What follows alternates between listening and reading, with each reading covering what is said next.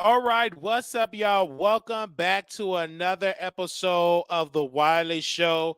When y'all come on in, make sure the sound is good. Just press one. When you come on in the room, just press one. Okay.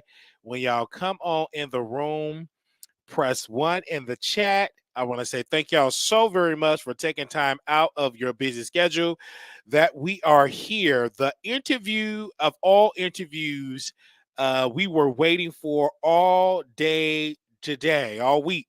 We've been waiting for. We've been posting about it on www.wileythetroll.com. I was receiving so many emails, texts, phone call, telegrams. Lady at the post office said, "Sugar, when that interview with the lady with the good coochie coming out?" I said, "Wait a minute, ma'am.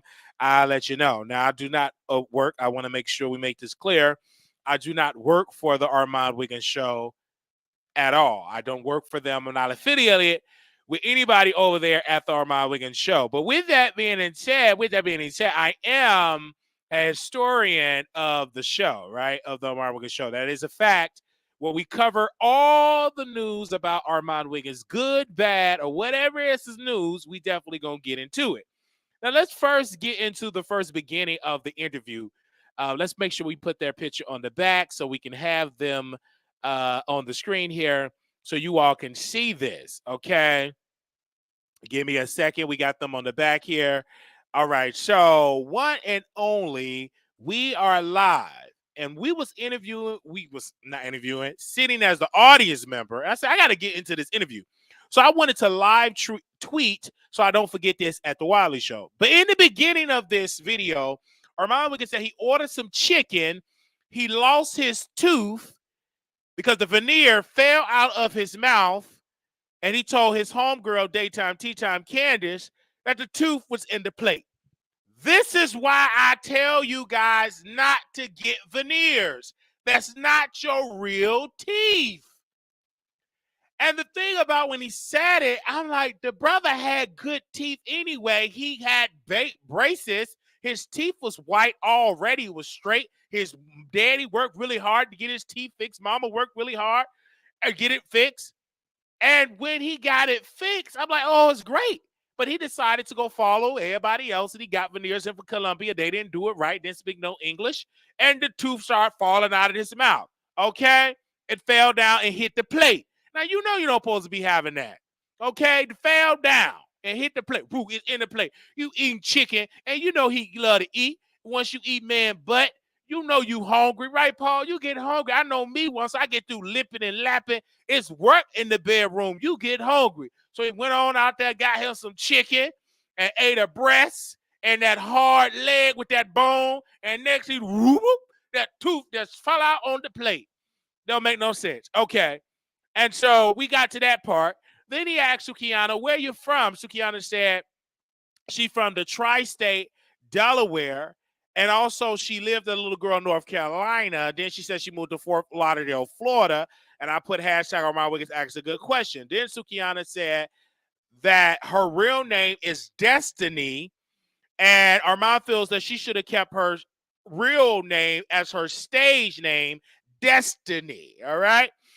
Also, Armon Wiggins asked Sukihana how old she is. She declined to do that. Let me get into that point.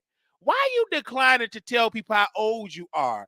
If you're 32 years, let's see how old you are, Sukihana. And let me go to Google because I don't understand why you didn't want to tell the people how old you are. I just don't understand that at all. Why you don't want people to know how old you are? You 31 years old, and you were born November the 15th, 1991. You 31. That's not old. You 1 year younger than me. Be proud of your age.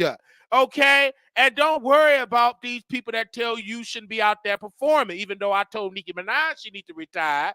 But no, she could be out there now. I think it's a problem. You 97 years old, still rapping about your yoni. But it was a wrestler, Young May. What was her name? She was in her 80s and 90s. She was getting body slammed in the table. She was pulling off, getting in her thongs, giving people a pie face with her yoni, putting that yoni, that crusty yoni in people's face. She birthed Mark Henry, a storyline. Mae Young birthed Mark Henry baby, and she was a senior citizen. I mean, she got power bombed through the table. There ain't nothing wrong with that. So ain't nothing wrong with that. Be happy and proud of your age. But she 31. She not old at all. I do believe she needs to start working on that face with plastic surgery. Stop working with that face. Leave that face alone. I see too much of that plastic. Leave them lips alone. Too much filler, in my humble opinion. So then they got into this, and I want to keep it real.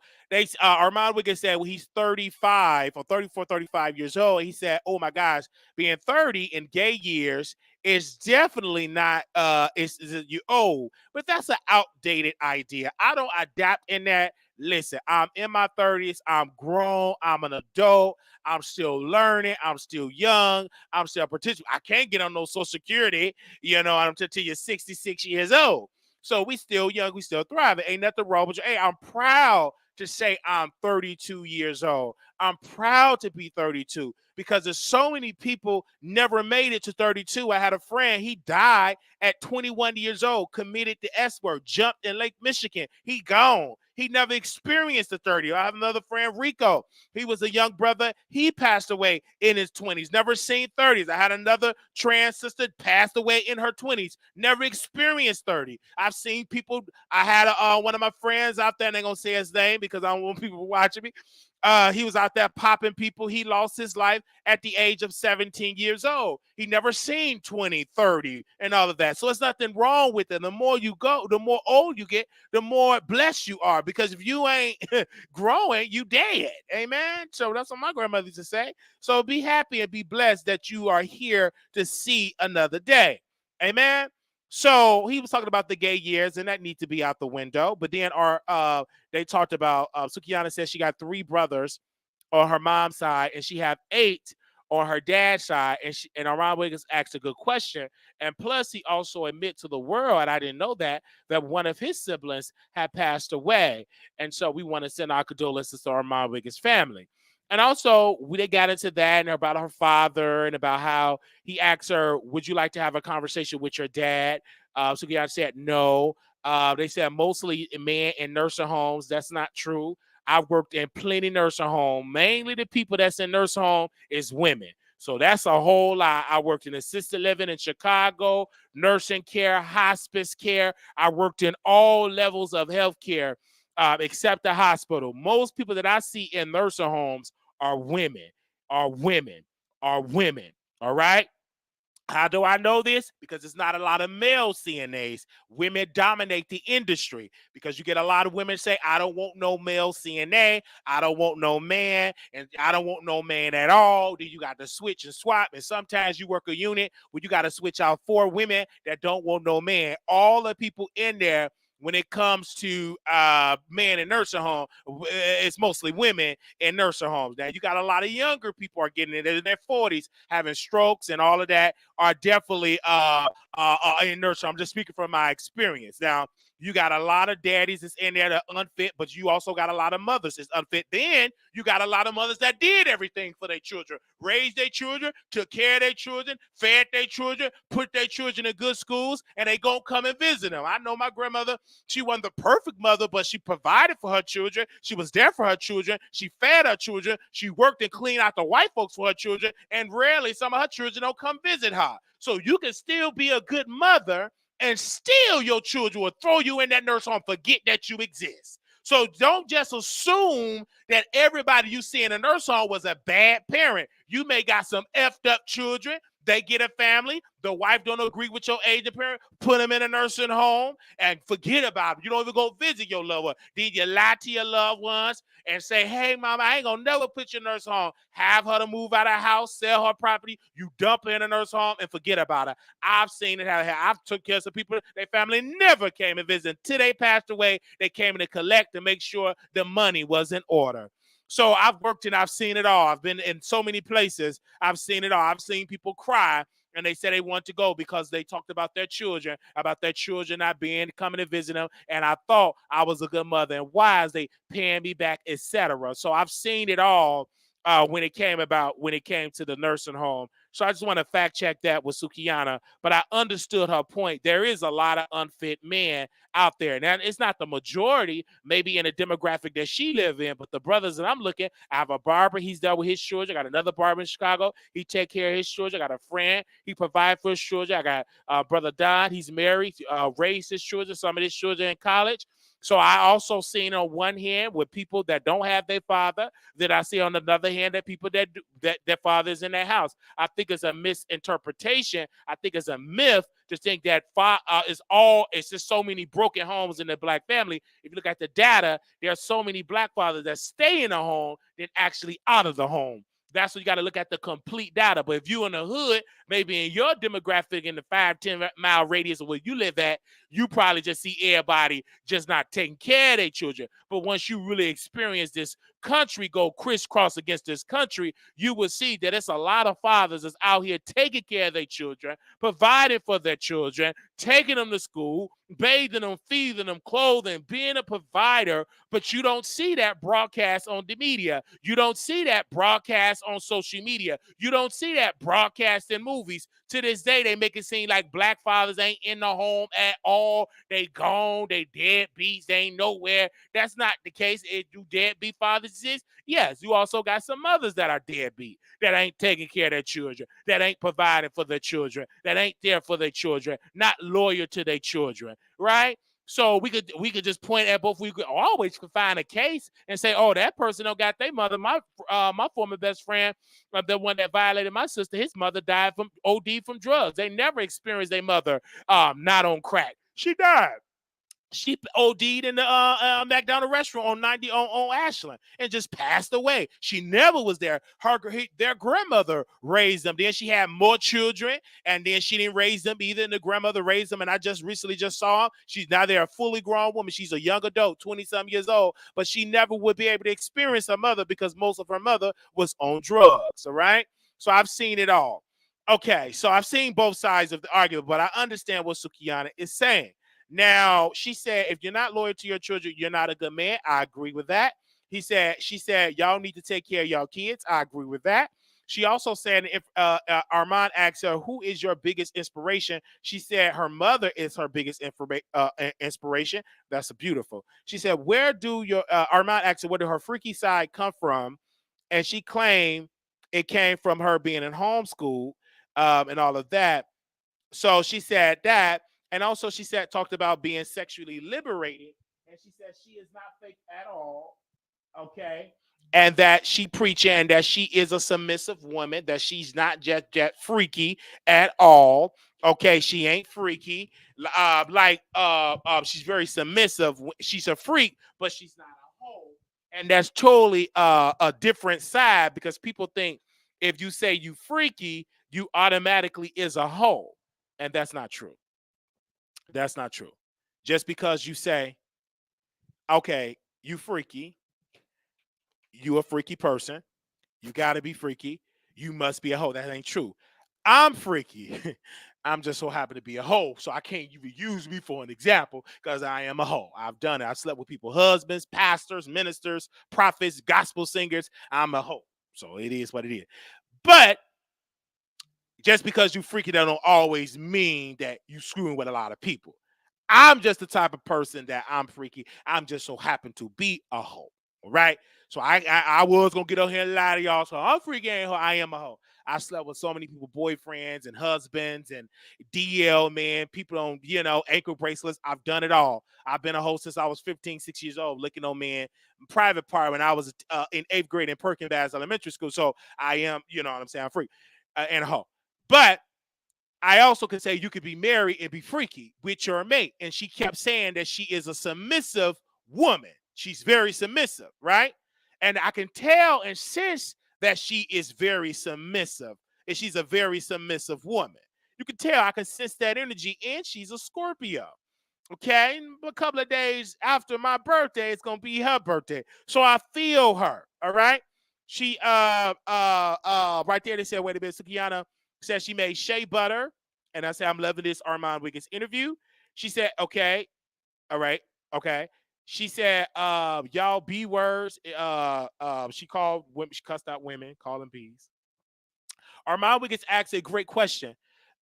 He said one of my favorite questions he asked. He asked Sukihana, do you allow your kids to listen to your music? And I put great question. She said no. Why would I let my kids listen to music? Of course not. I don't let my kids listen to music. My kids is with me right now. They're in the Sprinter. She said Sprinter. She got money. Okay, they're in the Sprinter with her road manager, right? They said, y'all make sure, and Sukihana said this to her critics. She said, quote, y'all make sure y'all kids don't watch me, okay? And she was reading. She was going in. And then this the part that gets me. Armon was hot in the studio. First of all, they opened up. They were hot. He said, it's hot in the studio. And I just tweeted. I said, where is the AC? You paying all this money to rent out this studio. Where is the AC? This is why producers matter. Ain't no way, Paul. You know I don't deal well in no heat. Where the heat? I mean, where the air? It's hot. It's Georgia. It's hot. Breaking numbers in Georgia. No AC? And y'all drinking? Armon was out on that hot jacket. That chain, he sweating. He chocolate. She sweating off that makeup. Them botch lips melting. It's hot. What air? I'm like, y'all couldn't afford the AC? Don't tell me y'all got a discount on the heat day. Pay a little extra, turn that air on. Hey, Hector, put on the air. Guagula, whoever is back there, you better put the air on. I ain't paying. All right? Have them hot in there. I don't want Armon talking about he lick, eat, butt, pussy, booty, all that sweat and funk. Man, put the air on. And they got the nerve to drink all that liquor. When you drink liquor, that accumulate heat. Talk back to me in this chat. They was drinking that Diddy drink. What was that Diddy drink they were drinking? That was shade towards Jason Lee. They was drinking that Diddy drink. They was hot. Man, I know they was hot and funky. I could just imagine the smell. Okay. So they was hot in the studio. Then they was playing, they got into YK Osiris, all right? They got into YK Osiris. And she said he was playing flirting. He was talking, and they were talking about the kissing scandal, the assault. And Armon asked her the tough question. Then she said, I just wanted to sweep it on the rug. When I seen the video, it was very triggering when I seen the video, and I was crying. Not because of what YK Osiris did, but because of the video. She said, I don't think YK Osiris should be in jail. And no, I don't want to press charges. That's what Sukihana said.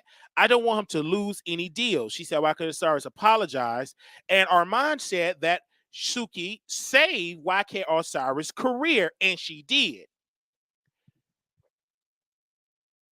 The reason why I'm still on YK Osiris' neck is because what he did was very treacherous and dangerous, because you don't play like that. You don't just go up and kiss somebody, up and slop somebody down. You don't do that. That's very dangerous. And thank God you did it to a queen that got some sense, that loved God and gave you grace, because you could have did that with Becky or Karen and they would have destroyed your career. So you better thank God that was a praying woman that believed God and gave you grace, because she didn't have to do it. She could have played in the narrative with Me Too times up. Did a press conference, got Lisa Bloom to defend her, sued you for everything you got, sued you for your future royalties, sued you for the 3 streams you get, sued you for everything you got, and got your high part locked in jail. But she didn't do it.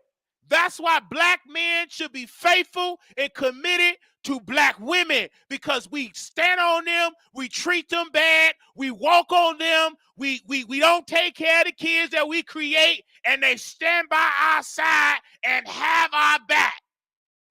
That's why we must commit and be faithful to black women. They have always, throughout history, black women have been taking a lot of mess from black men, and they still been there, still defending, still catering to us, still taking our mess. We got to be more faithful to black women. Because if that was a Karen, that would have went a whole nother way. That would have went a whole nother way. Oh, that Karen would have went a whole nother way. And not every black woman would have been that understanding. We got Brian Banks as an example. A black woman in his high school lied on him and said that he violated her. Instead of admitting that they both was inactive, he didn't want to continue to sleep with her. He moved on. She went on and lied, and he said he did it. Lied on him. He lost his football scholarship. And then years later, he came out. He was on the SO offender list and all that type of stuff. Could have been around children, just like Kenneth Petty. And then she hit him up on Facebook and wanted to apologize, and he had to record her to clear his name. And he never got his career back. No telling what Brian Banks' career could have been because a black woman lied on him. But not everybody lied.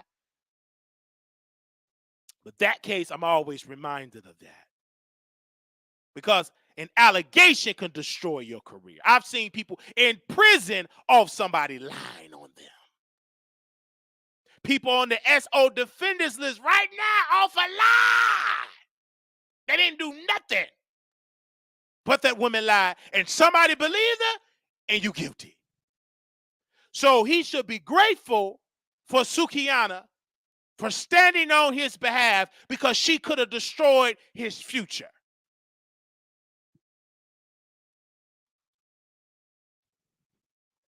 He should learn to be more mature and learn for what he did.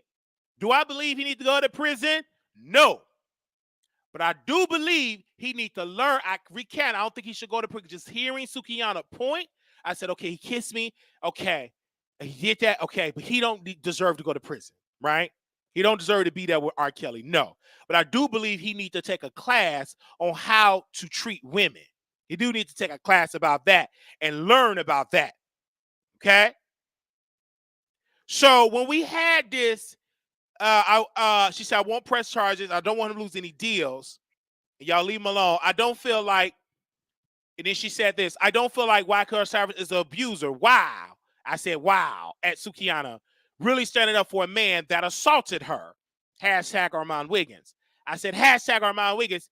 He asked about Lil Duval and Funny Marco, and he asked Sukihana, should they have stepped in? Sukihana said, it happened so fast, but they did check on her, and they said, oh my gosh, it just happened really fast. And they said what do you want to do? And she said, leave it alone.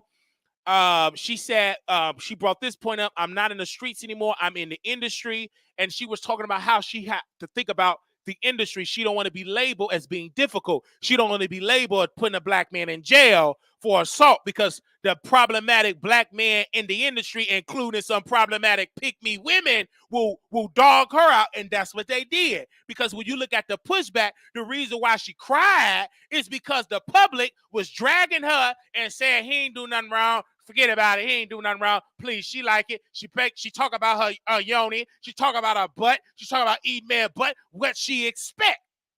So that's why she cried. Not for what he did, but the response of the situation. They were dragging her and dogging her out on the internet.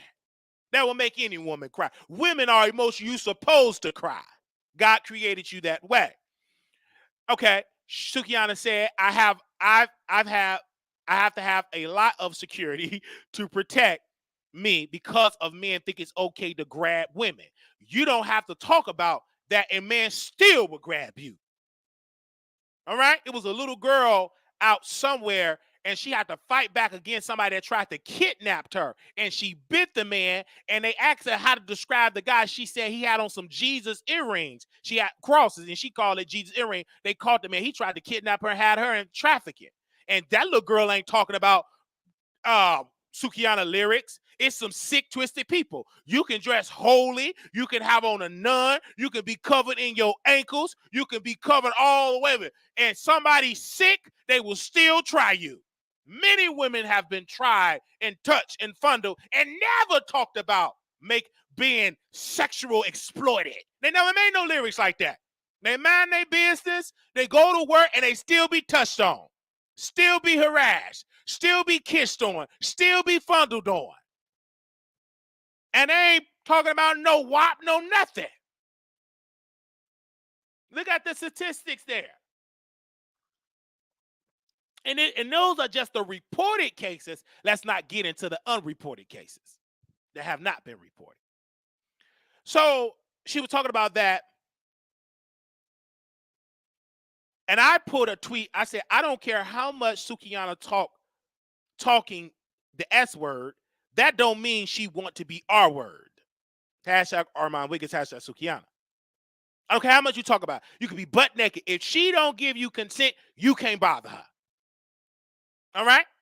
Now, with that being said, women have to understand you got to be careful on what energy you pull out.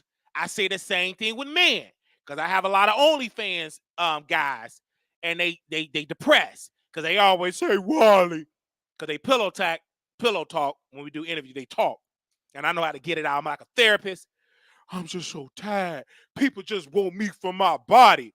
And I said, bruh, 99.9% of your IG is your butthole, your Twitter, your butthole, your butt cheeks on Facebook. What do you expect?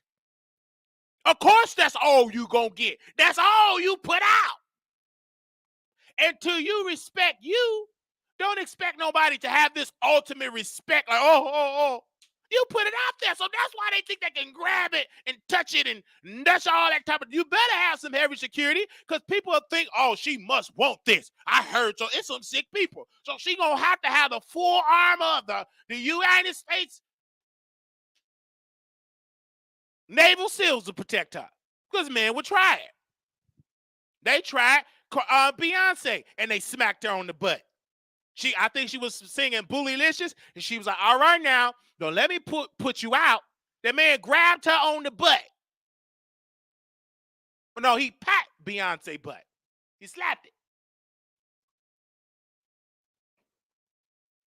And Beyonce, all right now, you're going to get put out. And so I put that on there. And then I'm going to say right here, gangster. And then she said, gangsters are sensitive. At Sukihana is telling the truth on Armon Wiggins show, all right? Then Armon Wiggins asked Sukihana about twerking on the 10-year-old boy, a child. Armon was asking, and then she said she don't want to talk about it. I was just dancing. I was just having fun. It is what it is. But she want to drag Tasha. Hold it, Sukihana. You out of order. Because you ain't going to push that across the side, dancing on a 10-year-old child. That is considered assault. You cannot be grinding on there. If a grown man let a 10-year-old child give him a lap dance, y'all will be asking for that person to be canceled. So keep that same energy when women grab on, fondle 10-year-old boys, twerk on them, put their butt and their crotch on the front. That's assault too. That's evil. Just like if a man get a lap dance by a 10-year-old girl, wrong is wrong. And you try to avoid the question. No, you can't avoid that. Yes, Tasha can't all of things, but she wasn't wrong what you said. You did dance on the 10-year-old boy. You got to understand that. You weren't like if a grown woman dance on your 10-year-old child or your 10-year-old daughter grind on a grown man and he just say, well, she just dancing. You would want him locked up. That's not be no food here. So that was the reason why people wasn't on your side with YK or Osiris. And I wish Armon Wiggins would dug deeper in that. That was a big piece. People said, well, wait a minute. Why should we cancel YK or Osiris? Why don't the mother of that 10-year-old boy that she was grinding on sue her for assault? He didn't ask her to put them cheeks on. He can't even give consent. Why? Because he's a child. You worse than YK or Osiris. Because at least you an adult and you can say, well, she wanted consent. A child can't give that defense because the law state they don't have the right to give consent. They're not of age to give consent. You know, different than R. Kelly. Because if you get to go away with that, then we might as well release I Believe I Can Fly. You might as well release the DPD officer that record Robert Sylvester Kelly, then open up them prison gates and let them free. If you don't see what wrong with you dance on a 10-year-old child, then you might as well release R. Kelly. Sit down. Stop all that crying. But that's the problem. It is a double standard when boys get assaulted and get fondled. They push that aside. They don't want to talk about that. And a lot of boys don't say nothing about that. When they get older, they brag about it, but that's still assault. No different when Danny Boy, when he was screwing Mary J. Blige, and he talked about how he was a minor screwing a grown woman. They didn't counsel Mary J. Blige. There is no surviving Mary J. Blige, but that's still statutory R-word. He wrote it in his book. He wrote that in his book, said they screwed when he was underage when she was on her period. It's in his book. Read it. He wrote it in his book. There was no surviving Mary J. Blige. Keep that same energy. All right, let's move on. It'll go deeper. Okay, mentioned she is being sued. Now, twerking, she didn't answer that question right. She gonna have to make a statement or do that again, because that wasn't right at all. That wasn't right at all. It's giving me pedo vibes. Female R. Kelly vibes. All right. Armon asks about Tasha K. And she said, oh, you know, Tasha K has been sued. Then she said about Bishop Whitehead suing Tasha. And then Armon Wiggins said Bishop Whitehead is a fraud. Then Sukihana was talking about the Bishop Whitehead piece about being sued. But this is the point of reason why producers matter, because you can't annoy that. That's an actual lawsuit.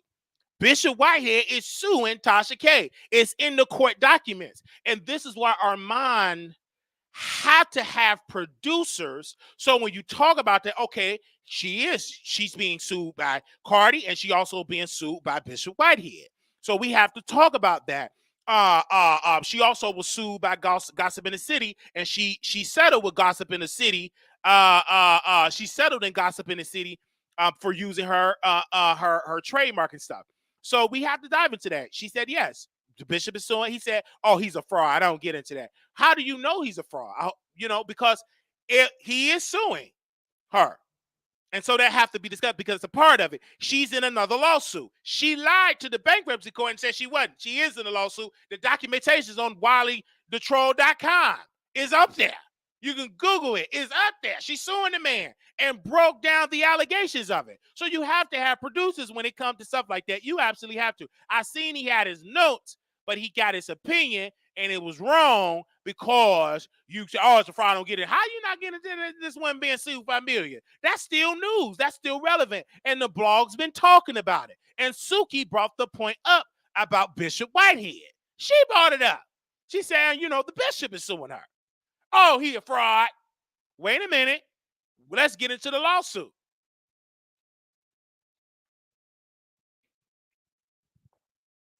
Okay? He sued her. But if you are subscribing to WileyTheTroll.com, you've seen the documents with my logo on it, of course. It's all up there of the lawsuit of her being sued. It's on WileyTheTroll.com. Let me see if I can find it so you all can be aware of it, because you probably think I'm lying. I don't believe you, Wiley. Show the receipt. Give me 1 second here. Excuse me. Let me bring it up here. Where is that? Okay. All right. We got it right here.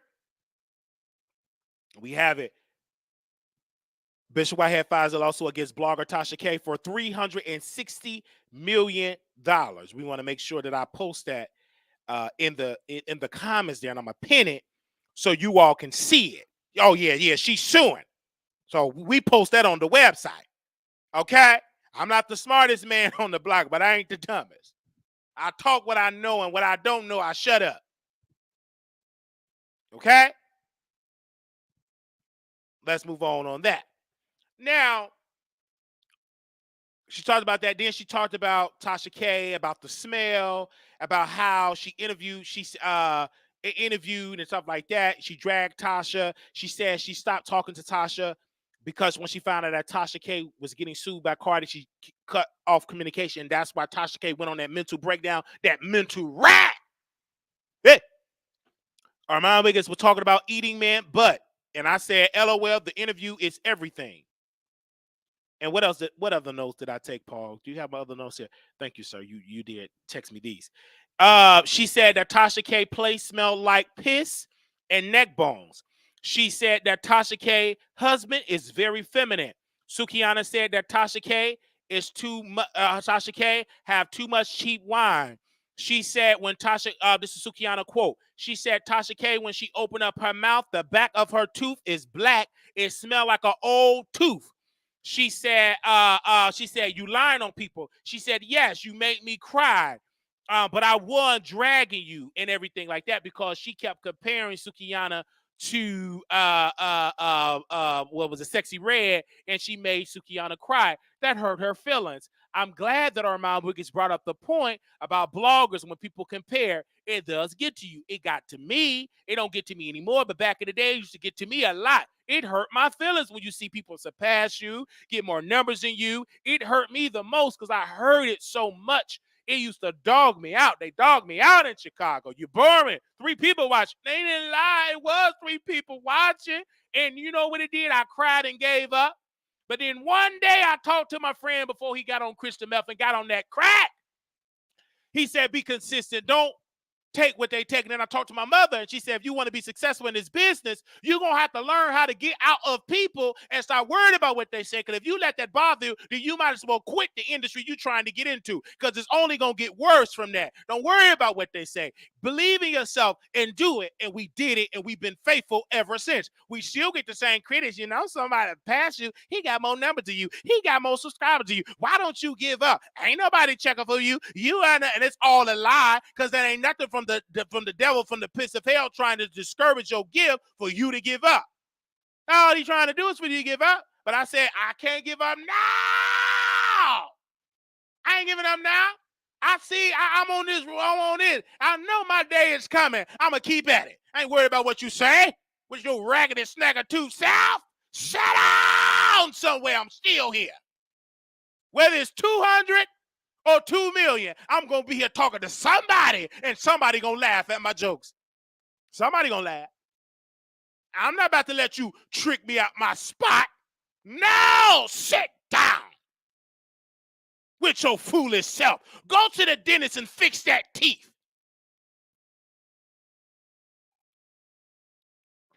I'm still here and still successful, and I still got people that love me. And you don't know where I come from. I used to have 3 people watching. Sometimes nobody was watching. 0. I'll talk to myself. Literally, that's how I talk to myself now. I had characters, just like I'm doing that. Hey, Pauline, can you send me the note? We got how many people do we got, Pauline? I will shuffle around papers. It wasn't nobody watching. I will make up tweets. Well, we got chicken bones from California. She said she's loving the Wiley Show. I would lie to the guest that was on the show. Wasn't nobody listening to the show. It was 0 listeners. 0. But I would pretend. So I came from seeing 300 people. If I had 300 callers, 300 listeners back in the day, woo, I didn't hit the lottery. So you don't know where I come from. I came from nothing. 0 people. Wasn't nobody listening. I was talking to my damn self. When we interviewed Ernest Owens, when he talked about Justin Timberlake, he went viral. We brought him on our radio show. We didn't have an audience, but we knew how to get gas. So he came on. He called into the radio show. I was upstairs in my grandmother's bedroom. I was upstairs in her house, in my room, but upstairs. And I had to use we couldn't afford no mics, so we had to use the house phone. So I used our cordless phone, talking and everything. And only all this, it was Ernest and my baby niece in the background crying. Because my sister went out with the homegirls and left with the child. You know, she snuck and left with the child. Snuck and left. because I was downstairs and blah, blah, blah. I just so happened to hear something. And I said, oh, I think she left it out. I said, where'd she go? And I brought her upstairs to do the show. You have her, Goo Goo Gaga, trying to calm her down and interview Ernest Owen. So about 2 people. That was it. So I know where I come from. All right? And we're going to get better and better and better. But I'm not worried about everybody else level and Sexy Red level. And Sukihana, don't you give up. Don't listen to Tasha. Got no liar. She been sued for millions. She can't even sell out no show. Don't let that woman get to you. She can't sell out no show. She's still trying to sell that show. I don't care how many commercials that women didn't put out about the all-piss pool party. They still didn't buy them tickets and sold out. It's still for sale. She doing all that talking. Lovely T can put it out and sell out in minutes. Why don't Tasha K give up and stop doing what she doing? She doing commercials. She up there walking around with a cordless mic, and she still didn't sell out that show. All that mess she created, all that stuff she talking about Blue Ivy, you still got 200 tickets for sale. Bringing Peaches, bringing your moderators over to troll me, they still didn't sell out. I have more winos in my DM saying, Wiley, what could we meet up at? Could we meet up at Popeyes? When you gonna do your event there? Where you gonna want to come to you and see you? That's insulting. We ain't got no camera team. We ain't got no husband. We ain't got no Chelsea with the long titties. We ain't got none of that. Only thing we got is a gift. No matter where I go, we gonna bring a little crowd. You got all that production and still can't sell out them tickets. You talked about Blue Ivy. She performing in heels in front of a sold-out show. You in some little crap theater and can't even sell out that. And hope and pray that they don't go in there and tell that owner, don't have that show there. Don't do it. She do this. She lie on Cardi. Don't let Cardi B team to say, listen, we're going to throw an event here, or I want to buy out the space. Don't give it to her at all. That's why your last show in Atlanta had to get changed at the last minute, because you bothering folks. You ain't got the juice. One phone call from Cardi B said, listen, I buy the theater for that day, and I don't need to do nothing. I just buy it. Wiley, do you want to come to the theater and just have a little? Yeah, I'll take it.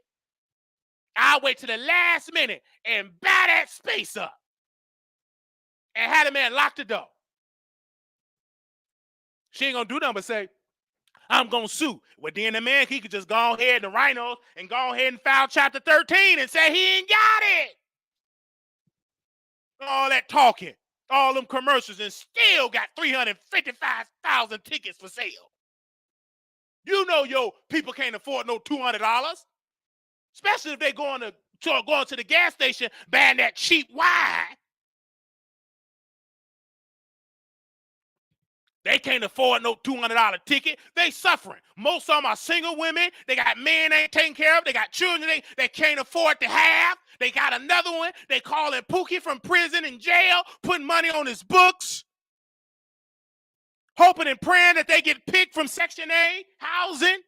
They finally got a voucher. Everybody turned them down because they don't want to rent to people like of their kind. And then the places that do want to rent from is a big old waiting list. They can't afford to go to your ticket, but they can watch you on YouTube for free. Everybody can go and you go to the library, watch for free. They going through. Even the ones that call my show, they couldn't afford to go to that show. Nah, I can't afford. Nah, I ain't gonna be able to do that. I ain't gonna be able to do it. I ain't gonna be able to go to the show. I ain't gonna be able to do it. They ain't going to. Worry about selling out that venue. Don't get mad at me because I'm going to go outside and I'm singing Sukihana records. I'm dressing up like Sukihana in the parking lot. You can't get mad at me. You can't stop me. Talking about you going to get a court injunction. Well, go get it. It ain't going nowhere. You can't get mad at me because I'm going to be out in the parking lot. You can't get mad at me at all. At all, you can't get mad at me. Hello. Mm-hmm. Mm-hmm. Mm-hmm. Yeah. So I'm doing a show right now, and I'm definitely gonna call you back in about 5 minutes. All right. Yeah. They always calling me. Because they ain't got nowhere to go. People broke. And I'm the type of man, I will entertain you. Because one thing I do like, I like when you kind of homeless, broke, ain't got nothing. You know, you do some things in there. I can take advantage of that. I'm going to feed you clothes, you give you drinks and all that type of stuff. Come on. We're going to have a good altar. We're going to bathe you, clean you real good. Man, please, I'm going to put on that Sukihana record. Or We Were Born. I love We Were Born. Put on some record. I love playing songs that you don't know, like Who Had a Vibe, right? You know, Smell Good, Shower. We're going to get it in. You know? And then bring you on the show as a guest and pretend like you something. I ain't going to tell the people we didn't got through screwing in my bedroom or my nice Sealy possibility. I ain't going to tell them folks stop. I'm a trick. Don't they call me? Yes, I'll trick in a second. Trick and treat. Man, please, you got to get in where you fit in. There's some good-looking people. They just a little dusty, but they still look good. Now, if they had some sense, pretend to be my boyfriend. I work triples and doubles, but I got to get a coin from this relationship. We can build it, but you too dumb, too stupid. You two look too good to be broke. I can understand you look like me with a cockeyed and yellow teeth. I can understand that, okay. I suppose to by how I look to be a little dusty, okay. But you got a whole six-pack, look good, all them followers, and you broke. You on all these web reality series shows and broke. I told one brother, I said, you need to quit chasing dollars. Ain't paying you nothing. You ain't got nothing. And you're here in my house. You don't have nothing. Why you keep doing stuff for free? You can't afford to do it for free. You too broke. If you can't lay down and rest in a place and you got to sleep on the bus, you need to get you a job instead of trying to go to chasing what? You need to chase you an application. Go to Indeed.com. Type in your resume. Go to Walmart. Go to David Buster's. Go to Popeyes. Beg them people for a job. Like you begging me for a cash app. Because I ain't going to give it to you. Not without you doing something. That man didn't give that woman nothing to pay for her schooling and set it off. She wanted him to go to school, go to college, and stuff like that. Jada Pinkett Smith sleep with that old sweaty man, sat with him. He wasn't going to do it. He said, well, what you going to do? I said the same thing. You coming to me for finance. Well, what you going to do about it? Because you ain't going to pay me back next week. You ain't got it to pay me back next week. So you got to do something right now. So once I get the pleasure, I got something from it. Boom. When I go to the movies, I get pleasure. I'm watching this entertainment. I get some type of pleasure. When I get an Audible book, it's pleasure in that. But you ain't doing that. I ain't giving you nothing for free. Sit down. You can starve all I care. You coming to me. So this is my stipulation. Get you a job. You come to me, ask me. Hey, can you add me to your? No, you cannot add to no cell phone. I ain't adding you nothing. You too broke. You don't like to pay. Why would I add you to my account? No! I feed you, but we're going to sleep together. Or you ain't going to eat. You ain't coming here. Can we stay together? Yeah, we're going to have to sleep 3 times a day. I get in the morning. I definitely going to need some more. And you know what? You got to eat your butt. I'm telling you what it is. You ain't going to be shocked though before you step in here. You already know what it is. You already know what it's about. So you ain't going to be surprised. I had a female friend. I said, you look too good. And I like to walk around this house with no clothes on. So you got to do what you got to do. Either we going to screw or you got to hit that door. And she hit the door. Bye. And now she want to come back. Too late because she got pregnant. I ain't baby with you because now you got pregnant. You gave that yoni to no good trifling man. You should have gave it to me. At least I would have took you to get your vitamins. I would have took you to go to the doctor's appointment. So sit there with that child in that homeless shelter. You didn't want to give it to me. Now you pregnant. You think I'm not Forrest Gump. I don't want you when you all cooked and battered up and beat up on your deathbed. Now you really want to help me out? No. When you was healthy, didn't have no job, you didn't pay me no mind. So now you all sick, going through on the sick and shut-in list. So be in the sick and shut-in list with Pookie and Ray Ray and leave me because you ain't coming here. Nope. The door is closed. I'm not Forrest Gump. Forrest Gump was real slow. Life is like a box of chocolate. Marlon, why don't you love boy? Ain't nowhere in the world. I'm not Forrest. No. I got some sense.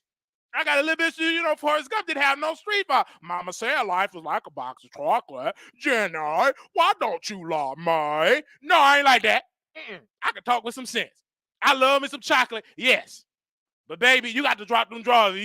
I don't want you in your deathbed. You spoil you. You spoil good. You're a rotten woman. I don't want you when you rotten. Get up out of here. You ain't coming in here. You too rotten to the core. You a nasty woman. So go to the homeless shelter or sit outside and bake. It don't make me no different. You ain't coming out of here with all this good old AC that I'm paying for and I can't screw. I got to see this beautiful body. I can't get it. You ain't coming in here. Nope. You can fry outside. You ain't coming in this house. It's rules and simple. You know what you got to do. So don't even hit me out.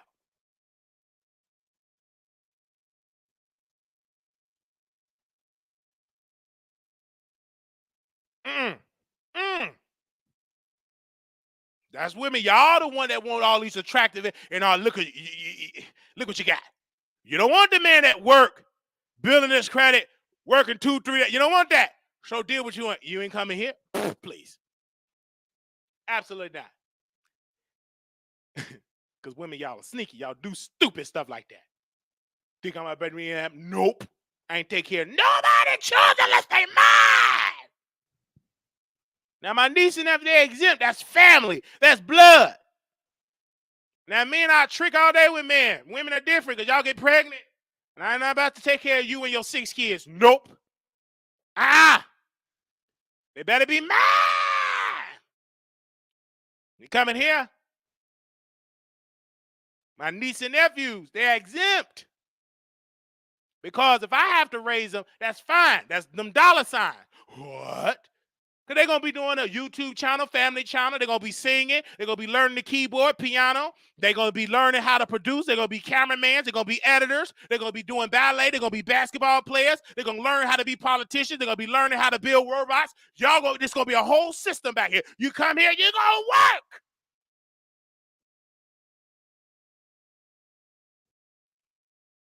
So if I have to raise them, this platform going to go to another level. We're going to have a family channel.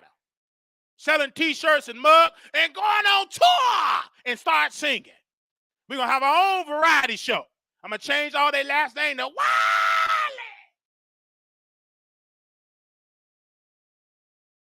We're going to have a good old time.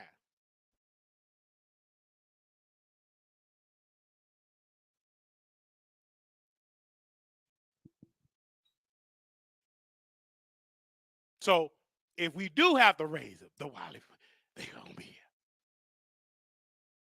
I'm going to wake them up like the Clark sisters' mother, Maddie Moss Clark. Do, re, mi, fa. We're going to wake up early in the morning. They're going to learn how to make thumbnails. They're going to be writers for the website. They're going to be working. Of course, I'm going to feed you and clothe you and all that, but you're going to be working. I already know that. You're going to be working. Baby Joe Jackson in the house. It's going to be order. So if I got to raise them, they're going to make sure they're going to be well taken care of, and they're going to thank me because they're going to be successful. All right. We're going to open up the phone lines. Armon Wiggins did a good job interview. Let's first start there.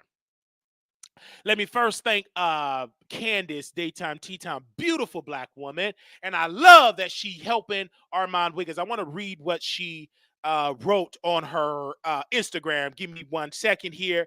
I want to read what I wrote on Instagram, what she wrote on her Instagram. Bear with me, people. I do want to read that if I can find it, because I did see it. Yes, you did tag me in that, Paul, but I want to make sure I saw it. And everything like that. Because okay, she said, quote, she said, "I'm so proud of you, Armon.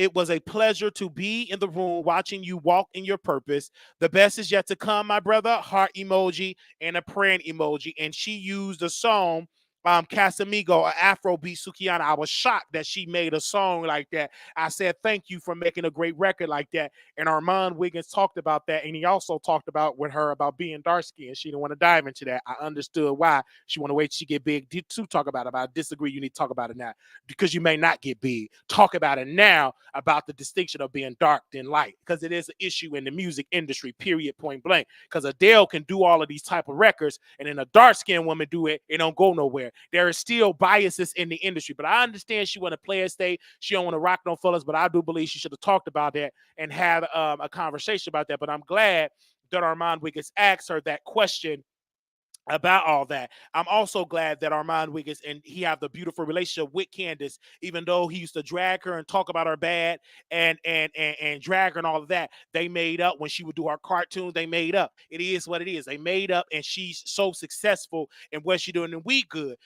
I don't talk to her about Armon Wiggins. She don't talk to me about Armon Wiggins. I love that woman. Are we friends? No, that's a beautiful colleague. Anything I need, any advice about editing, she tell me what editing stuff to get, etc. She's such a beautiful soul. She got a beautiful husband. She know when to submit. She's a true Christian woman. She ain't in no mess. She not in a $4 million lawsuit because she listens to her husband, and she got a real man at home. She got order in her house. She allowed her husband to lead, and she beautiful. And Armon Wiggins is beautiful. I'm not gonna hate on that brother. People take me critical. Oh, you don't like. I love that brother. I love him. I wouldn't talk about if I didn't love him. She stands for her man. I love Armon. He honor his man. He respect his man. He don't bring his relationship issues to YouTube. I respect that about that brother. I respect that he can go to Pops, and that ain't the voice in his head like me. And he can actually talk to Pops and somebody respond. I'll be like, Pops. One day I was looking at Armon Wiggins, true story. One day I was looking at Armon Wiggins. He was saying, Pops, bring me some water. So I decided, Pops, bring me some water. It wasn't no Pops. Man, I had to get up and get my own coffee. I can't wait to get a man, or there'll be a woman, because these men, I'm gonna have to give me a submissive Christian woman with a long skirt. Get out there, cook me my chicken. And why? My wife gonna know me, so she gonna be trained and raised up. She know when I'm thirsty. You doing like yelling. She know when to bring me a towel, etc. She know not to interrupt me when the camera's on, because she knows she's trained and she respect me as as her husband. So one day we will have that. I don't know what I'm gonna call her, Pookie Bake Bay or Baby, Sis Pookie Bear, whatever I want to call her, Sugar Lump, whatever I want to call her. She gonna make sure that she bring it. Make sure we well taken care of, because I gotta eat. Sometimes women gotta remind me to eat, because I forget. I'll be doing shows too much. I done left 2 chicken drumsticks in that air fryer. I'm so busy trying to entertain y'all. It's hard out here being an independent content creator. You gotta be your own editor. You gotta be your promoter. You gotta be the thumbnail. You gotta be You gotta be your producer. It's hard. You're doing 20, 30 times out. So when I get the money like Armon Wiggins, the first thing I'm gonna implement is hiring some people. I ain't gonna try to do that all by myself. No, it's impossible. It's too much. I can't think of everything. I'm trying to build a team now. I just need some working people. I got to get a team. I can't do all this stuff by myself. When we did a reality show, man, the only thing I had to do, Mr. Wiley, we ready to tape? Yes, we ready to tape, cut.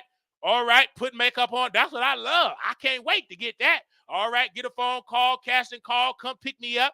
We go to the place, we tape, we eat.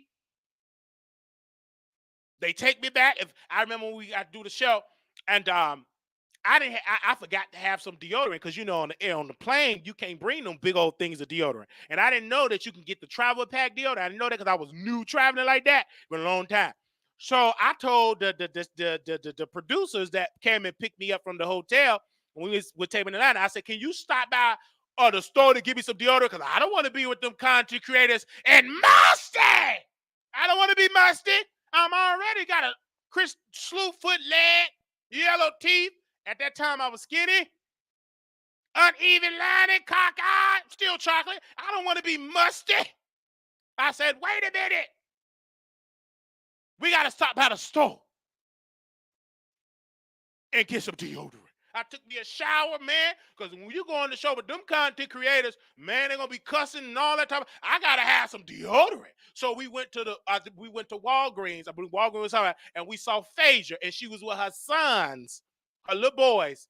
And I said, "Hey, Faith." She said, "Hey, I didn't go up in there. Oh, let me take a picture. You shoot with her family. I ain't ignorant." And I had to go tape and do my business, so I could end up like Phaedra and not the scamming stuff, but I could end up being famous. I had to go and do that opportunity. Get in the car. They came and drove me. They said, "Hold on, Mr. Wiley." They brought me on set, etc. And whenever it come out, you will see what I'm talking about. Then, okay, I can talk about this because it's already public. And then they had me to sit in my chair. I didn't even have an outfit. I was broke. I ain't pretending. Man, please. My credit was low, broke. I was broke. Thank God for the people that played for the hotel and the car service, everything. I needed that in food. I couldn't feed myself. I was broke. Man, but I just paid my rent. I need broke. So I went there and they sat me down. What they talked, they put on the makeup. I didn't want the makeup, but of course you don't own this. So I said, well, okay, put it on. I was casket ready. But before I didn't have no outfit. And so Sean was in his room. He said, "Come in here, Wiley. Come here, motherfucker. I got an outfit for you. Put that on." He had a jumpsuit on. He had no, it was still in the plastic. This was before Rip Me Out the Plastic. I was acting brand new. He had some from Fashion Nova in the plastic.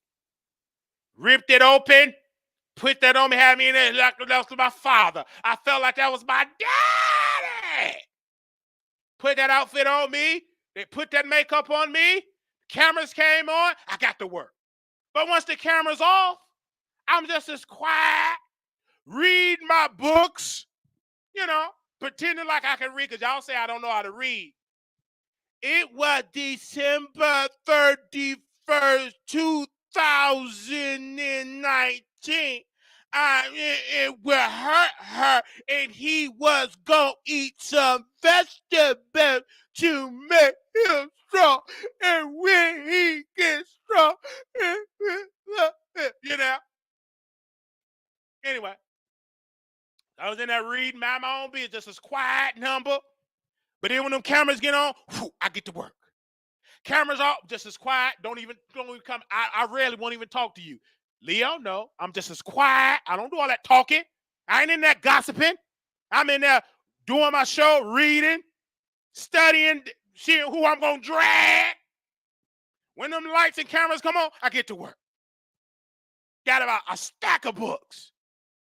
I ain't worried about your life. I don't care nothing about you. I'm here to work. I ain't here to build no friends. I'm too broke to have friends. I was in there reading. Well, when them cameras come on, I'm already plotting who I'm going to drag. All right. So whenever that show see the light of day, I know I'm going to be cancer. I get it. Because it was something I forgot about. But when them cameras come on, they say action, I already know I'm going to deliver. Because this is a once in a lifetime. Preparation, I'm prepared. I've been dragging folks for a long time. And the concept of it, we actually had real beef. It wasn't scripted. So we got it in. Yes, we did. I can only speak about me. And I didn't drag the people that did it. Because I understand the work that they do in their real life. Okay? All we care about is books, is producers. That's it. My artist, my producers, my books. That was it. And it was because of Sean Bradley and the producers there is what made me shift my content from the B sector to the T sector, right? Because we was in this beautiful mansion, and I said, if I want to go further, I just got to talk about more broader subjects and be more focused on that. And that one made me switch from just talking about those individuals in that house, and then talk more about Cardi, Nicki, and we still could talk about YouTube, but more bigger YouTubers that you can reach a broad an audience. And we've been growing ever since. So I was right about that, But I thank God for that opportunity, because I was able to experience Vegas. I've never been to Vegas. I was able to experience Orlando, Florida. Never been to Florida a day in my life, but because of the show, I was able to do that. And I was able to experience Atlanta, Georgia. At that time, that was my second time in Atlanta. But I never in a point had somebody pay for my hotel, pay for my flight, pay for my food, pay for me to get that, put makeup art. I just had to just show up. So it is what it is. I don't like to be around people like that for a little while. And so we all went to Vegas. And that what made me go and start doing my stuff at Vegas, because we went to Vegas and we weren't even taping in Vegas. The producers gave us a gift to go to Vegas. But those stupid creators, dumb, the creators, dumb, they start dragging the people that work in the industry, that got connection with a whole lot of type of people. They dumb, stupid. Breaking NDA, dragging the lady, doxing the lady, dumb. And I told one creator, I said, are you stupid or are you dumb? Huh? I said, you probably a little bit of both. But I said, I don't think you should do that, because this could help us all put the beef sector on the map. You're not thinking long term. I think you should keep quiet, because if this go on television, we all can eat. We all can be set. Everybody, the book can go up. You can write your book. Everything go up. We become more mainstream. So you need to shut up and leave it alone. Don't do that. They ain't listen to me. They just thought I was stupid. And the producers, they said, one of the producers came up to me and she said, out of all the creators, I thought you was going to drag us and talk about this show and drag it. And out of all of, you kept quiet. You didn't say nothing. And I said, because I understand business. It's a time and place to be messy and drag, and it's a time and place to shut up and be about your business. Those stupid people wasn't about their business. And you had one creator that was in his 50s. You know better. You 59 years, almost 60 years old. Don't you know about business? He started talking. Then there was another one in his 70s, went to prison, was on crystal meth, lost his teeth, cuddling up in that bed with his dog. He started talking. I said, sir, you out of order. You a senior citizen and you dragging this. You should keep some order about yourself. Why were you doing stuff like that? But you can't tell people they think they know it all. But thank God I did not burn that bridge. And we still talk to the people today. Still have conversations. Still do what we do. And I said, whenever it come out, it come out. But, and I told this person, I said, if it never come out, thank you for the opportunity. Because I would never forget what you did for me, giving me an opportunity for this show. You gave me an opportunity. And so when the preview came out, we already know who was going to be the star. It was going to be me. And I ain't trying to pat myself on the back or toot my own horn, but beat, who's got the keep to the G? Wiley! I was born to be a star. Just give me the opportunity. Come on. I was ready. My family already know everybody gonna get dragged. And it ain't gonna matter, because when the checks start rolling, they ain't gonna care. So I was ready. But people gotta understand business. And I don't share everything. Y'all think I share everything. I don't. Okay? I tell you what I want y'all to know. I don't share everything. I keep a lot of things private. Other conversations I have with some powerful people, I just keep quiet. Whew. And I thank God for the eye, because you can underestimate me. I thank God for that. I say, Lord, I know why you gave me that eye, because people, they underestimate me. Yeah. They look at, oh, he don't know. He's stupid. And then you get outsmarted. Get one underestimate. Oh, he dumb. He crippled. He walked with a limp. He got a lip, a cross eye. He dumb. Then you get me in the room, outsmart you. You didn't underestimate. You put all your guard down. Broken English. He ignorant. And get outsmarted. So, nevertheless, we want to thank them. Now, we're going to open up the phone. I just had to say that. We're going to open up the phone lines. And I want to speak more about Armon Wiggins for a second. This is our show. Armon Wiggins is one of the greatest interviewers that I know. And I love the fact how he broke down the show and the production.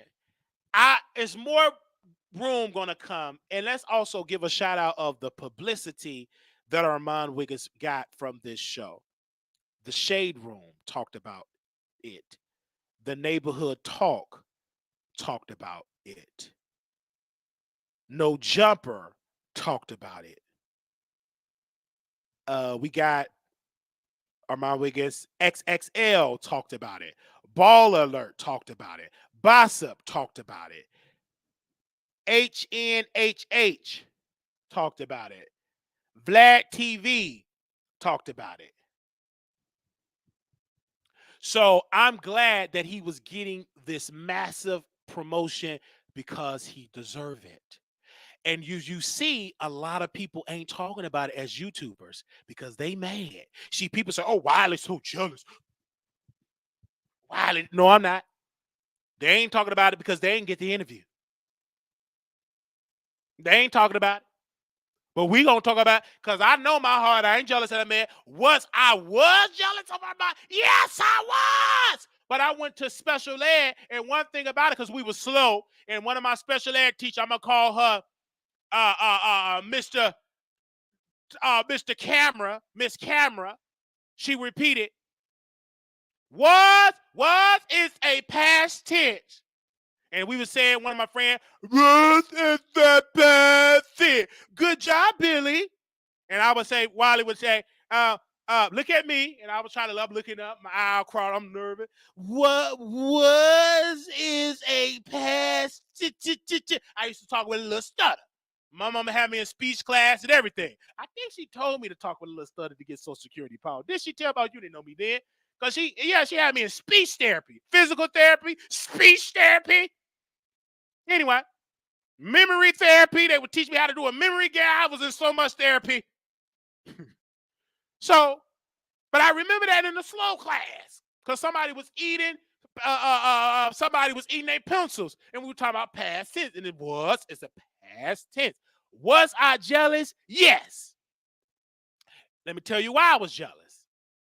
Because I was in a position where I was doing my show since 2011, and I really wanted to do this. I did radio. I had my own logo. I was doing my show. I was interviewing people, and it just never popped off. And then here go Armon Wiggins come through, and he just surpassed us. He was getting all this ratings, but it was other folks that would surpass me too. Sonny Monroe. Y'all don't know who Sonny because he don't do it no more. He would surpass me, get all the gays to call in. Nobody would call. He would trash me, dog me. This before I knew Armon Wiggins existed. I ain't going on the Wiley Show. He boring. He cockeyed. He's stupid. He's slow. And I would cry. Oh, they call me slow and stupid. I would start doing blog at radio. And Armon came, we worked together, we picked up a list, then we quit. And we got mad at him, and we got jealous. And then we finally admitted, I said I was jealous of him because I thought that, I was mad at him because he surpassed me, but I had to look within myself and believe in myself. And at least I listened to my friend Jonathan when he told me, you got to believe in you. You got to do it because you are funny. Do you believe in yourself? You got to be consistent. And then one day I took his advice and I became consistent of that. But I was jealous? Oh, yes, I was. I just got the balls enough to admit it. I was pressed, slighted, jealous, envy, whatever word you can think of. I was jealous. But when Jonathan stood me up and I was so depressed and hurt, bipolar, I was hurt, depressed, sad, cried over little things. I would cry. I was just a crybaby. Didn't want to eat, didn't want to wash my tail. I was thinking.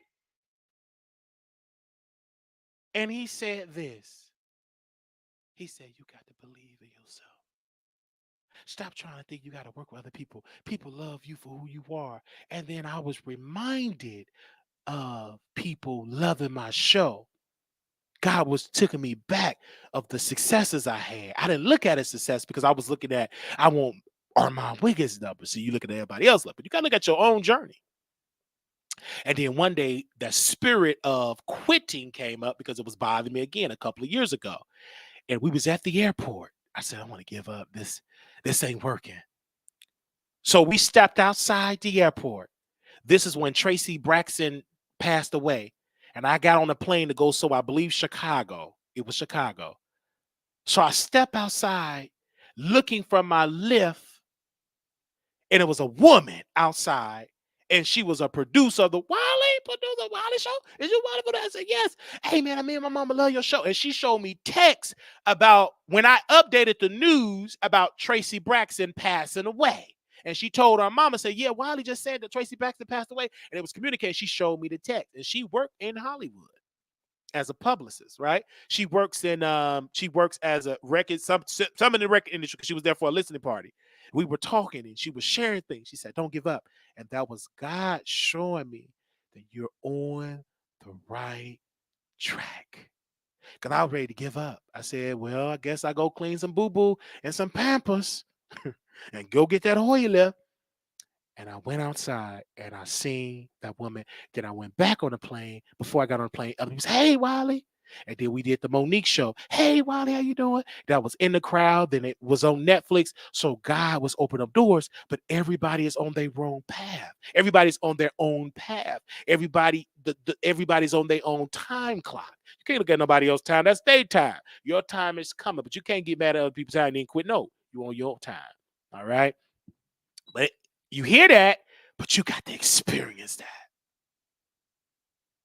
And your testimony from me will hit differently because I had to go through so many loopholes and trials and tribulation because of how I look. You don't have the straight eye. You walk with a limp. You can't stand for a long time. You got bullied. So you got to work twice as hard to get some respect. So when God bless you, it's going to send shockwaves to all the slow kids and the disabled kids that say, Briley can do it. So can I. So can I. So that's why I stopped wearing my sunglasses, because Prince L and Antoine, may he rest in peace, they had a production. They had a club, what do they call it? A club promotion company. So we was huge fans of Brandy. So we knew Brandy publicists. And so Brandy was going to be in Chicago for the Women's Expo. So I said, hey, we can have her come. I believe it's on Sunday. Let her do something, right? They didn't believe me. And I called her team, because we follow each other, called him up. He said, send me the information. They got on the phone and they booked her. And then he allowed me to take pictures. And that's when we met. I didn't know who Kendra G was. This is before she did the show and before she did Singles Ladies and all that. Single something. And it was all them people there. Then the guy, what's the guy name? Oh, he does that. He does all them dances. He didn't want to take no picture. He was around some white people. He didn't want to take no picture with me. That's I can't. I ain't gonna. What's his name? He like white man. He does all that Disney dancing. I can't think of his. He don't like to pay his background dances, they say.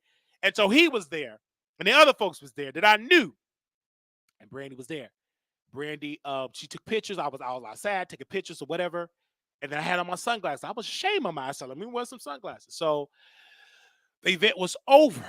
And so Brandy took pictures with everybody inside the venue, took pictures with everybody. And Kendra G said, whenever, Todrick Hall, yes. Yeah, Todrick Hall was there. He didn't take no picture. Maybe because I wasn't white. But anyway, he was there. And I still have the pictures on my Google Drive. So one day I may release them, all these pictures that I have. So, and it's so, I just thought of it's on my Google Drive. So we took that, we went outside. And Brandy kept taking pictures with people, and she took pictures with me. And she said, baby, you don't need your sunglasses on if you want it, blah, blah, blah. Don't be ashamed of your eye, whatever. I don't care nothing about that, your eye. God made you where you are. Be proud of who you are. So many words. And from that day forward, I said, well, listen, if I want to wear glasses for stylish, yeah, but I'm just going to not keep wearing glasses. I want people to see who I am. I'm not blind. I could see, and I can understand if I was blind, if you want to wear it. But, hey, I want people to see me. How God created me. He didn't create me with no glasses. I'm be me. I'm going another way. So that was really what instilled in me to do what I do. And I thank God for it. I thank God for that. I thank God that I'm still here. And there's so many stories I could tell of my journey of being here in this media space. It's been challenging, of course. It's a very challenging business. It's not easy. But I love how Brandy, that's why I love her so much. I cater to her. Anything that Brandy does. I remember Brandy was on Power in Philly, Power 99, something like that. She was on some radio show. And I remember the day she followed me because she was on the radio show and I was updating what she said on Twitter. And she followed me that day. And so I just will never forget those moments for Brandy. Brandy is the only artist that I drove and did a road trip for to go see her perform at the African Fest in Baltimore, Maryland. And that's how long away it was. It was the summer of the year I could have filed Chapter 7. I went there, got a new car, my debt was cleared, got a new Sentra, Nissan Sentra with the similar trims on it, drove fresh off the lot. And about a couple days later, we drove to Baltimore, Maryland. I drove to Baltimore, Maryland. Of course, we got some broke people. I always been around broke people, Paul. I gotta stop that because they was broke. They lied to me. They were broke, and then I had to leave them in Baltimore. You remember that, Paul? I told you that in the meeting. I had to leave. I left them in Baltimore and got in an accident because I didn't sleep. But I left them in Baltimore. Yes, I did. They was broke. They lied to me. I had to spend all the gas, all the tolls. They ain't have nothing. I left them in Baltimore. I wouldn't have left them. Now, if we did a nasty threesome, then we could have stayed. I would have went on, but we didn't do that. So I left them in Baltimore. Anyway, and it was mean to the fans, to my supporters, because I used to be in the Brandy group to this day, and they say, "Hey, Wiley, hey, how you doing?" I was meeting friends because I was telling them we was there to support Brandy. It's like Brandy have a fan group. It's a community that we all keep up. Hey, Brandy doing this, Brandy doing that. So we all came together, and they were saying, and then the people that I brought, I don't shake strangers, saying they was being very mean and nasty. Anyway, so I don't even know. I can't even remember their name, but they were there. So they said, Wiley, you are so real, and I respect that you are honest enough to admit some of your insecurities, etc. Love to say, yeah, I have to admit that. Yes, I'm human. I have to admit that. And so I have to thank God. And so when I seen Armon interview, and people look at him now, but I remember him on Facebook. I remember before he couldn't afford equipment and all of that. I remember he covered the story in a Post nightclub when that situation happened. He interviewed one of the victims, and he couldn't even. It wasn't no StreamYard, right? He didn't know how to use OBS and any of the if that exists. He didn't know how to use it. Didn't have the infrastructure, so he would put him on Uvu, not on Skype, on Uvu, have a flat screen and turn and pan the phone on Uvu so you can see the man on Uvu, right? I remember that, him being in the garage. I remember those moments. So the reason why it hit differently when I cover him, because I remember the come up. And it just so happened that I'm able to witness his come up in real time. I remember our prophet size over him and said he's going to be very successful on YouTube. And he said, I don't want to go to YouTube. All these King of Reeds, all the people, they ain't ready for me. I get more numbers on Facebook. I said, YouTube, where is that? Because you could be monetized. I knew that much about the business on YouTube. Didn't know a lot. I knew about the business. When he was on Gossip Girl XOXO, before it was Gossip Girl, the dead name was Jacob Kahainu. When I say dead name, that's their original biological name. In the trans community, they call it their dead name. But when he was a man, Jacob Kahainu, now she's a she, Gossip Girl XOX, he did a show with Jacob Kahainu called My Shady Rainbow. He did it with My Shady Rainbow. He did My Shady Rainbow.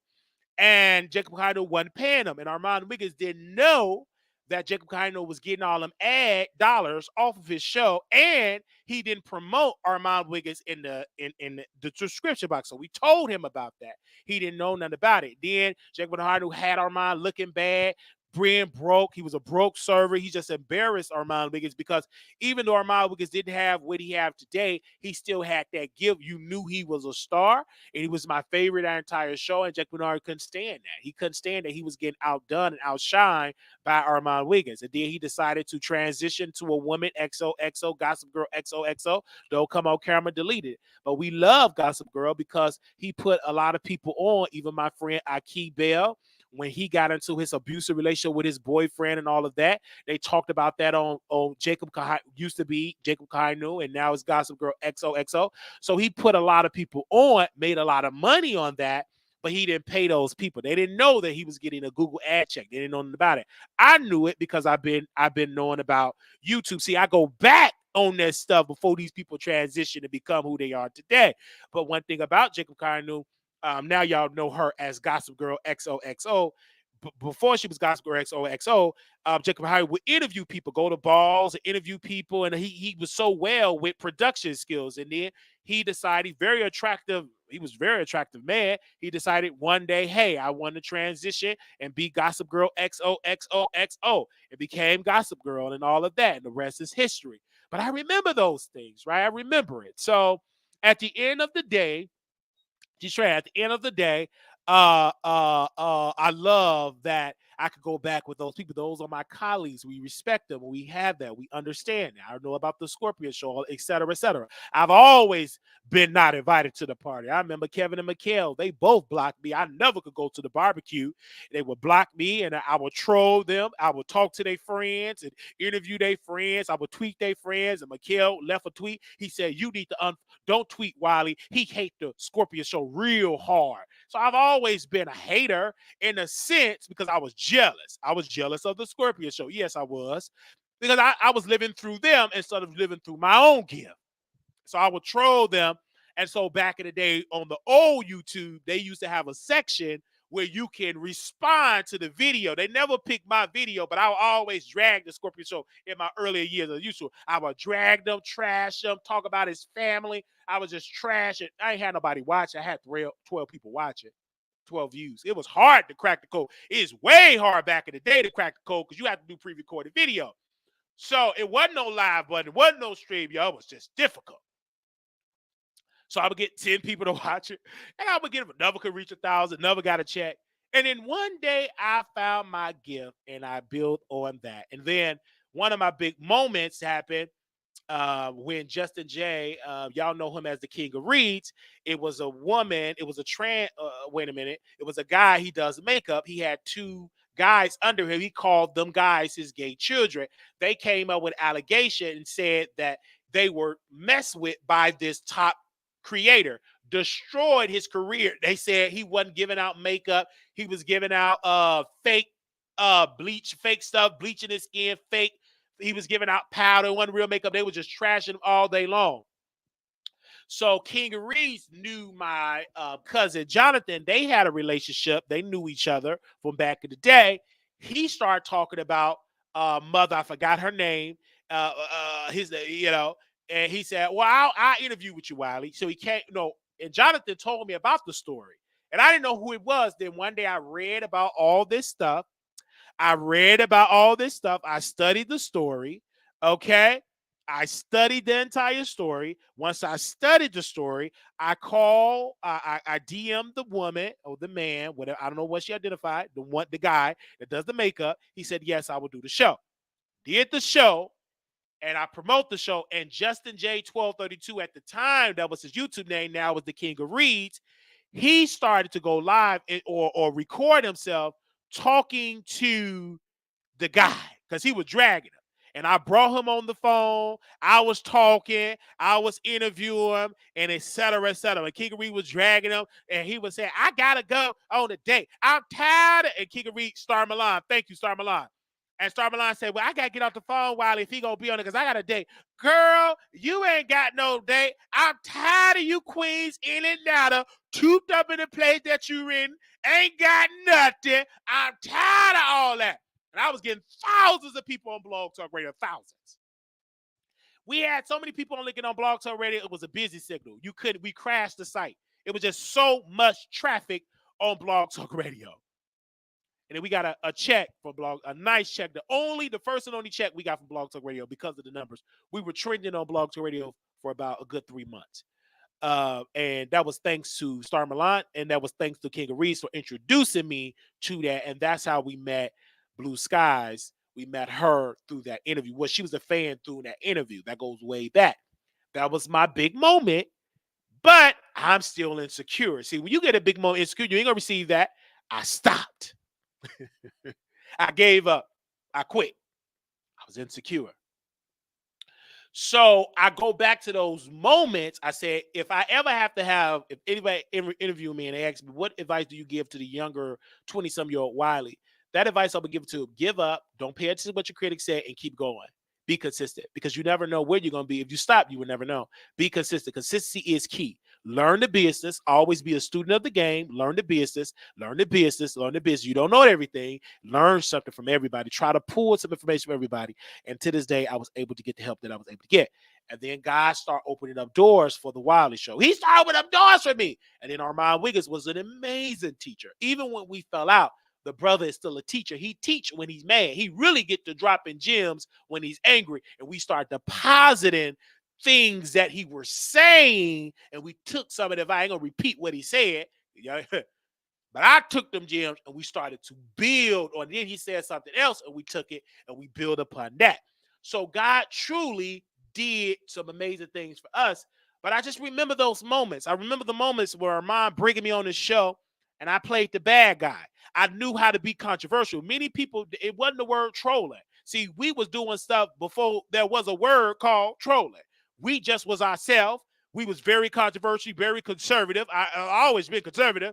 I was been conservative in high school. I was telling folks, don't come across the border. Go back to your country. And those people were telling me, but what about your people? Y'all here in this country, y'all went. I said, first of all, my ancestors, we didn't cross over no border. They stole us from Africa, and we built this country. We didn't flare that they came and got us. You different. Your people crossed the border. You snuck in this country. You wasn't snatched here like my people was. And Sergeant V, which was Hispanic, he said, Brother Wiley's white. And that lady called me a puto. I didn't know what a puto is. I said, what did she call me? A Pluto? Puto? I didn't know what puto. Puto is the B word. She started cussing me out in Spanish. I didn't know what that was. I'm live right now on YouTube. Okay. Okay. Bye-bye. I didn't know what she said. She said puto. That's what that woman said. The whole Hispanics of Chicago Military Academy, they was ready to beat my tail. Baby, you don't know the whole, they wanted to fight me. I had to run from my, I couldn't do all that running. They wanted to beat me up. They got mad because they lost the argument. But we were talking about immigration. And so they wanted to beat me up. But of course, they didn't. They forgot about it. They forgot about it. But that was before the word trolling came through. And I remember that. So hearing Armon, seeing his success, you would look at him now and judge him, but I understand where he came from and how hard he worked for it. And I thank God for him for helping me to become a better creator. Thank you. Now, that don't mean I'm going to always sing his praises. Some days he going to get dragged, and he knew this. He knew this back then. So he shouldn't be shocked. And we would do a show in my clothes. We open up the phone because y'all don't like to call in. So y'all like to just hear me talk. If you want to call in, press 1. I open it up for you. We get 12 people to press 1, then we open up the phone line. Today, I'm not going to try to open the line. You ain't going to call in, beg y'all to call. Just sit and hear me talk. So Armon and I, we would do shows. He would bring me on. People said, get him off his ideas and blah, blah, blah. So we would play the bad guy. He would play the good guy. He would play the baby face. I would play the evil guy. Sometimes I would play the baby face. Sometimes we play the evil guy. We knew our roles. And so we did one particular show, and this is when I was at my worst. I was really sick in the head. This before the library situation, maybe about a year before the library situation. No, it was a couple of months before the library situation. We did a show because Armon Wiggins had the bell. He was always creative. He would put a bell and bing, bing, bing. And so me and him came up with a name. We still got the Facebook page up to this day. It was called the Bullshit Bell Show. So the Bullshit Bell Show. So me and him, we did our first episode. And I was an improv. I would put blow up condoms. I would put lube on my face. I put a whole bunch of water on my face. I was loud. I was extravagant. I was getting dragged. I was talking about my cousin. And then Armon Wiggins said, so iconic. I said, well, show me a picture of your cousin. And I showed a picture of Tank. That don't look like you at all. I put my cousin. And then Jonathan was getting all the messages. Then he went on his IG talking about it because they was calling him. It got thousands of people to watch it on Facebook, but it was just magic. And people were calling in. They were cussing me out. I was dragging them. It was a lot that was being discussed back in 2015, 2016. It was back. It was right before the library situation. A couple of months before that. It was called the bullshit Bell Show. And so it was great. It was a good show. It was a really good show. Like, we were entertaining. We knew each other weaknesses. We knew each other's strengths. I've always liked to talk about politics. That's just what's in me. I just like to talk about it. I'm not a genius. I'm not an expert in politics, but I know a little something. I know more now than I did back then, but Armon didn't like to talk about, but I would talk about political stuff. Then we would talk about female rappers. At that time, Dream Doll was hot. To me, she was hot. And the only reason I got into Dream Doll is Tawanda. She's a trans now, but now back in the day, her name was Diddy, Marquise Diddy. She transitioned Tawanda. This is her name, Wanda Tawanda. Something her name is. But back then it was Marquise Diddy, and he put me on to Dream Doll. And so when he put me on to Dream Doll, okay, I used to be okay. I remember one song, Dream, the way how she talked, and she said one of her lyrics said, "He give me dick and lies." She said that. I remember that, and I remember Funeral. She did a song with Lil Kim. Okay, so I just love that, and I was still attracted to Diddy. He put me on to her music. And he kept tagging her music, and he's good looking, and so he's a friend, attractive. So I'm gonna see, and I start falling in love with Dream Doll. So me and Armon went live, and Diddy was in the room with Dream Doll. We had Dream Doll as a conversation. And then Armon Wiggins said, I still have the video. Armon Wiggins said, "You only take it up for Dream Doll because she listening. She would never happen." He dragged Dream Doll. I said, no, she's very talented, etc. It just worked in our favor, right? It worked. It literally worked in our favor. So we worked together. Now, as my younger self, I was very immature. Okay? Very immature. Somebody said your grammar and run-on sentences for me. Yes. Okay, baby, we a little ignorant here. We ain't gonna talk about no big rock. Please. Donald Trump had broken English, became the president. You ain't said nothing about that. You voted for him. All right? Or didn't vote at all. Not for your food stamps been canceled. Anyway, so we were talking, it was connecting very well. But if I could be critical of myself, I tell people, be honest. If you feel like if somebody asks you a question and say, "Hey, Wiley, I want you to work with me, come work with me, and then when I put you on." Instead of me saying, "Okay, man, I'm down with that," and I said it, but in my mind, I wasn't down with that. I didn't want to do that. I didn't want to do it. But what I should have told, what I should have said is, no, I want to go my own way. I want to still do my show. I don't want to give up my dream to support you. I just don't want to do it. But I didn't say that. Instead of me saying that, I just dragged. I dragged her. I was jealous. Oh, and what I'm doing now is very mild. Baby, I went in back in the day. This is very mild. This ain't the Facebook Wiley Show days. Very mild. And me and Armon Wiggins, our relationship started to shift. In the beginning stages, it was perfect. It was good. But then when the voices started creeping up, it was destroyed. I wasn't the same person. And it was Armon and Jaquez. I turned on Jaquez hard, and me and Jaquez knew each other. We knew some dark secrets about each other. I drove him to work. He drove me. We got into some things as brothers, as friends. I turned against him, cussed him out like a dog, just flipped out the blue. And so with Jaquez and I, we were able to make up because he understood when that library tape went viral.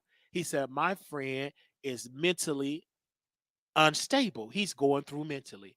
And then once I was able to get well, I was able to make up with John, with Jaquez. I was able to make up with him, and we was able to do a show. And before he died, we went to Chicago, and we went to Chicago, and we went in his home because he was doing his own YouTube show, Fat Belly Fella. We sat in his home. He lived up the street from my mother's house. We went there. He came and picked me up. No, I'm sorry. I took a lift. He dropped me off, took a lift. And he sat there. He was so shocked because he saw all those comments. He said, oh my gosh, you got a lot of comments, because he remembered when he was the only caller calling in. So he would be on Blog Talk Radio. He won't hardly call in. Sometimes he would call, but he would listen. So I would see his number. He would be the only number there in the chat. He would be the only one listening. And sometimes it would be just him just listening and me talking. And then back in the day, I found something, a niche for me. I started talking about gay artists, the Freaky Boys. This is before Little Nas X, Sukihana. She not a gay artist. Little Nas X and what was the other guy name? The other guy that was eating Popeye chicken and Red Bull. This before all of that. This for Sam Smith. This for all of that. So I will talk about the Freaky Boys, Akee Bell, Pretty Boy Rich, Brian the Rapper, Damian Crawford, an amazing singer, your boy Nunu. He was a good producer and friend. Swanee, DJ Swanee. So I would just interview these people. Milan Christopher, before he went on Love and Hip Hop, he came on our show. We used to do a list on our website, the top 10 LGBT artists. And I will put the Freaky Boys as number one. Jaquez got into music, and we started being there with Jaquez. Uh, uh, uh, uh, yeah, we Jaquez, we helped him and produce his music. When I say produce, we paid for the studio time, and we he did a show called Frame, and it was missing something. He needed a rapper, so we got one of my Chicago friends got on the record. And he got on the record there, and it was great. When the studio was awesome. So everything was going through, and God have truly did some great things. And the reason why I say I don't get a pass with, because you own on to it. You had illness, you apologize, and I don't own it. I owned up to it and I apologized to Jaquez about it, and we also apologized to Armon. So when me and Armon, when I said to have to tell my younger self, I had to tell my younger self that I should have been honest with him and with the family situation. I told him to interview the family. I did. Yes, I did. I told him that. And he did what I told him to do. My family called, did.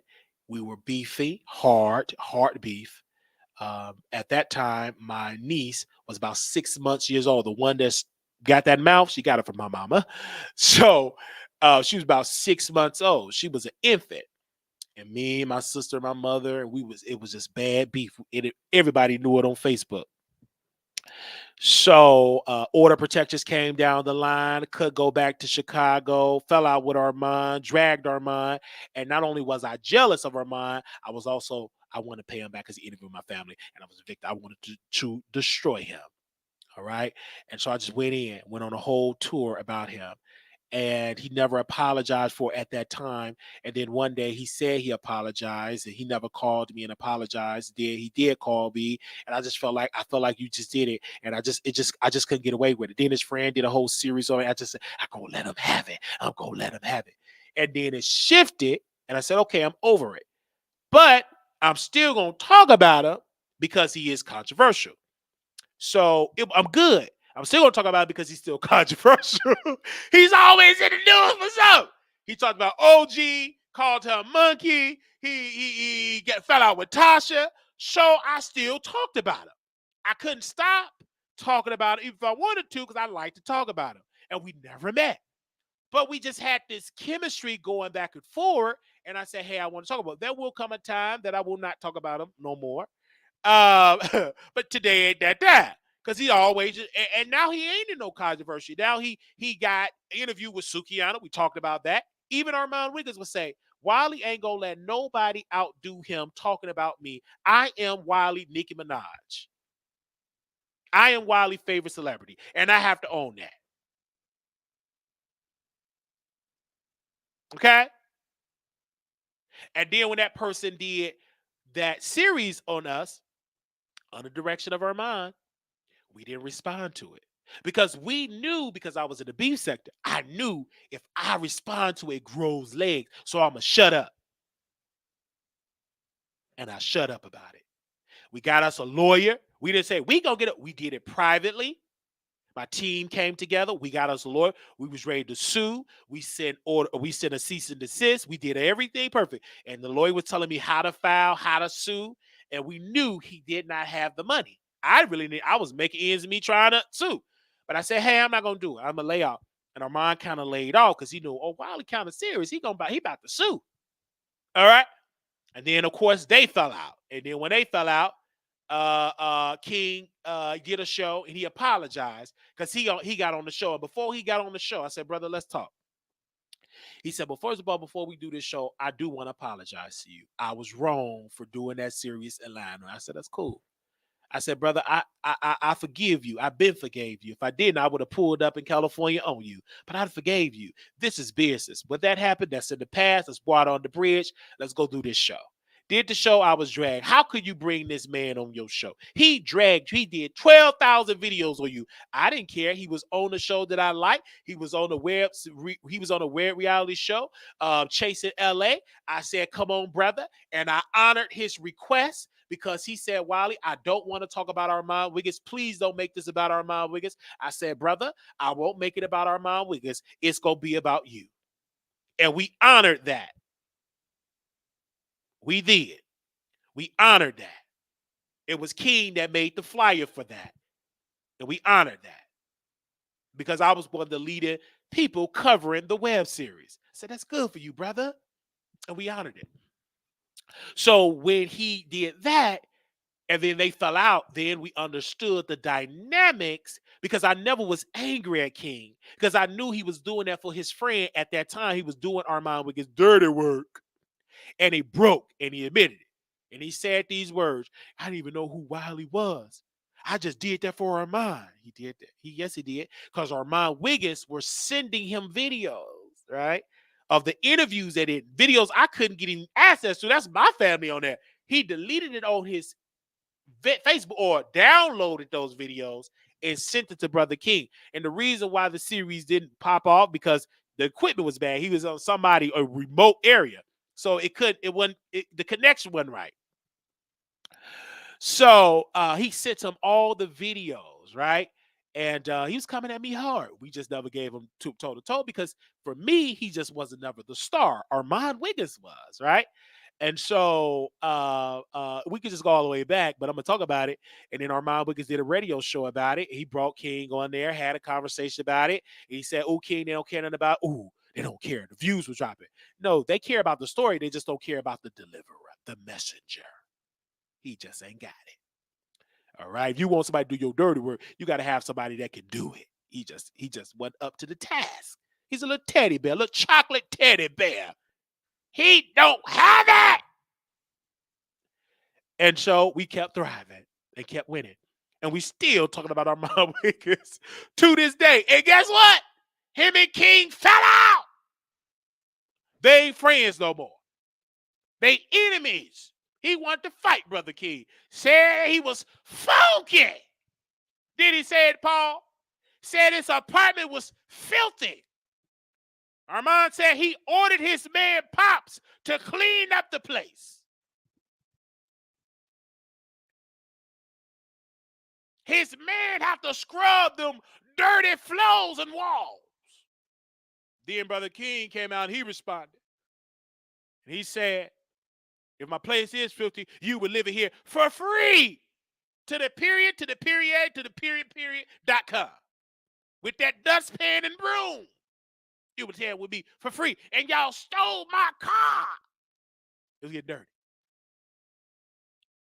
And then Armon, he kept saying, I don't fall out with my friends. See how God do? That's what you pray about and you watch. I don't fall out with my friends, Wiley. My real friends, we don't fall out. Me and King, we don't fall out. We don't fall out. Well, back in 2023, they didn't fell out. Your friend, Then they start telling the truth. You know, when you fall out with your friend, you start telling the truth. Oh, he ain't nothing. That's Armon on the show. He was always jealous in me. I was always the star. I was the head cheerleader. I was good in entertainment. They always wanted me to be the class president.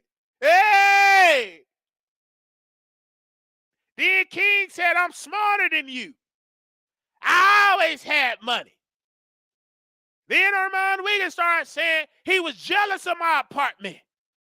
He was jealous, saying, is it a heated pool? I don't want to go in if it ain't heated.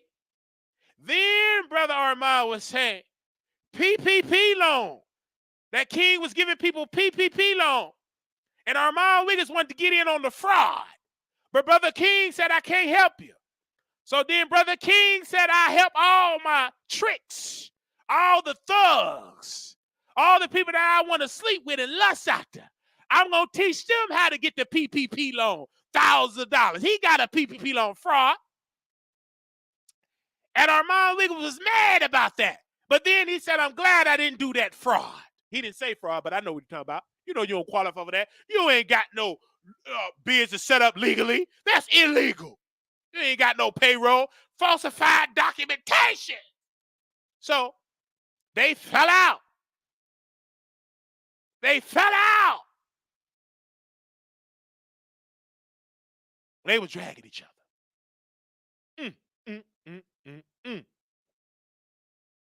So he shouldn't be bothered with what Wiley is saying. Because I never was in your high school eating lunch with your family. Then he was saying, my mama can't stand his mama.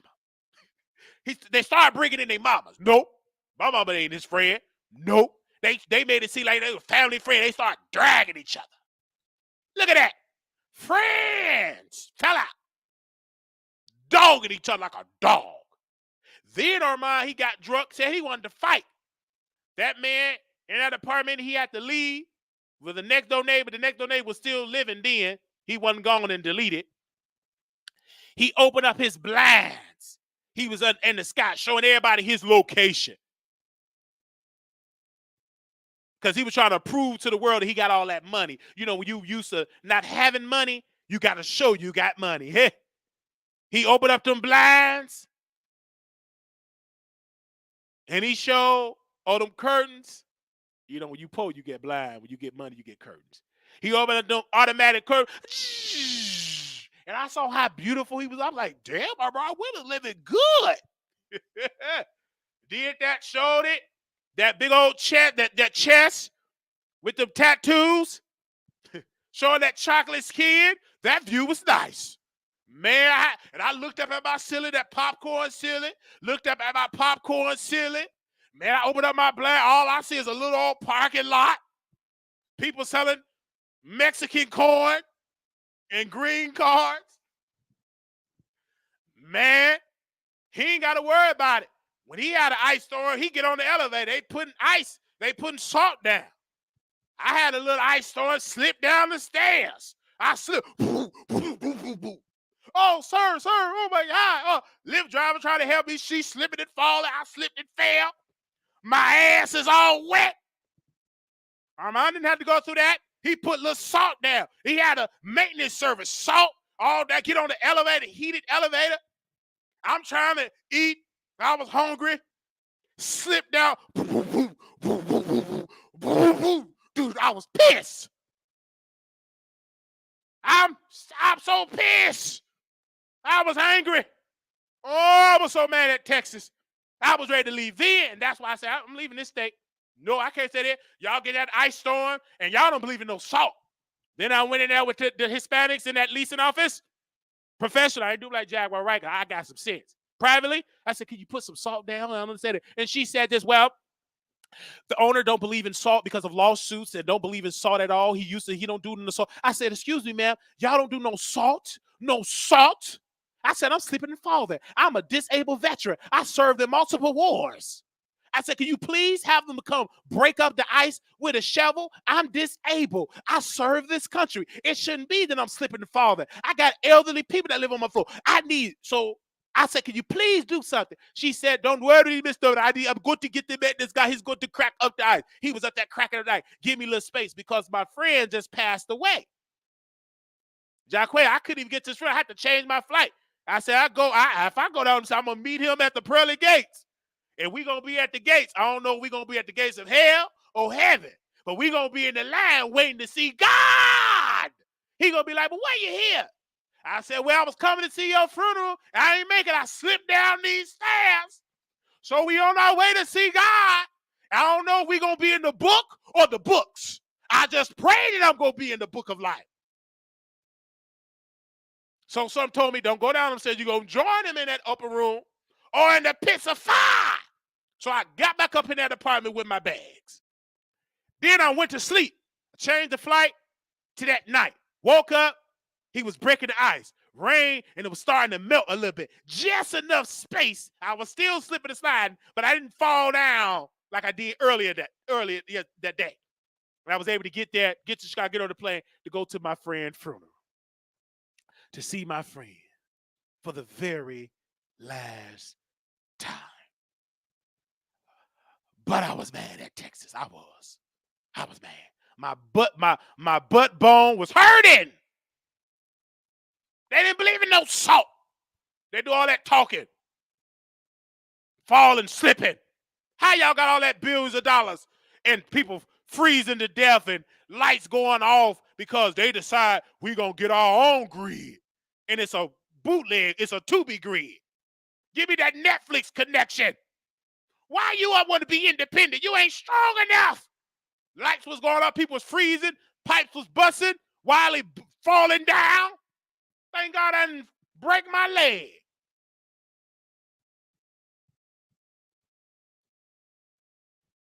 I would have met my friend in the line. You know, when you process and you waiting.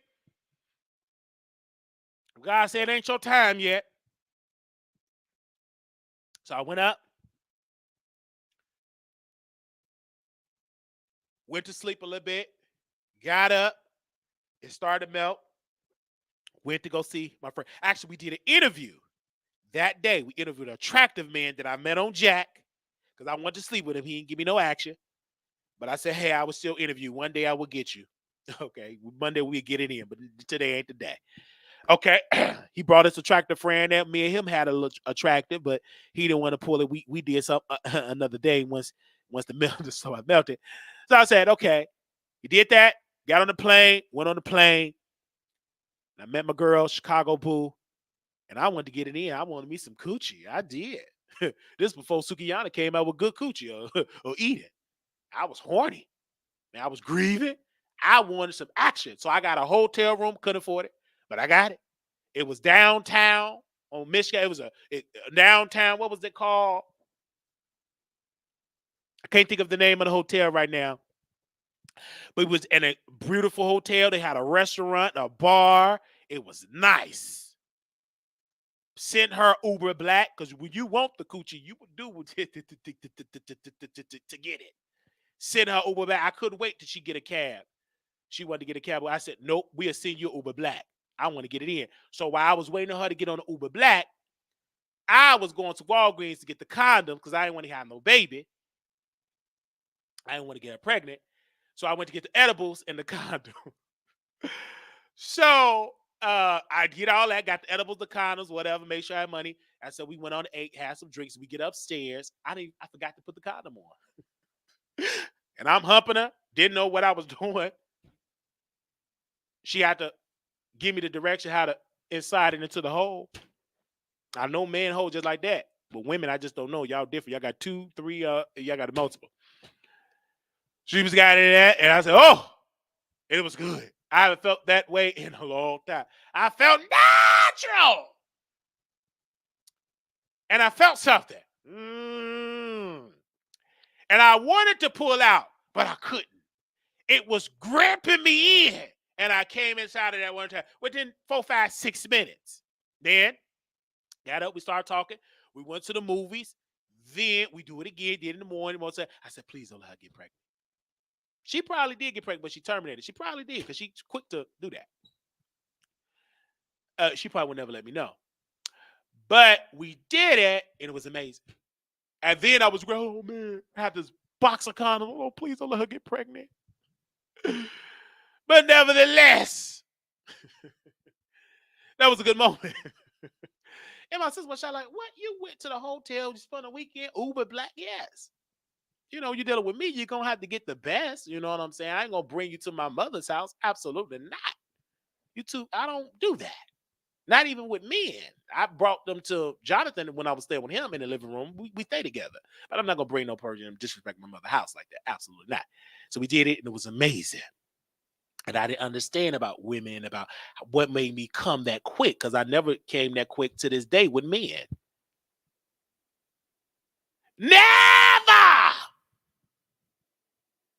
Never came that quick with guys. I've been with plenty of them.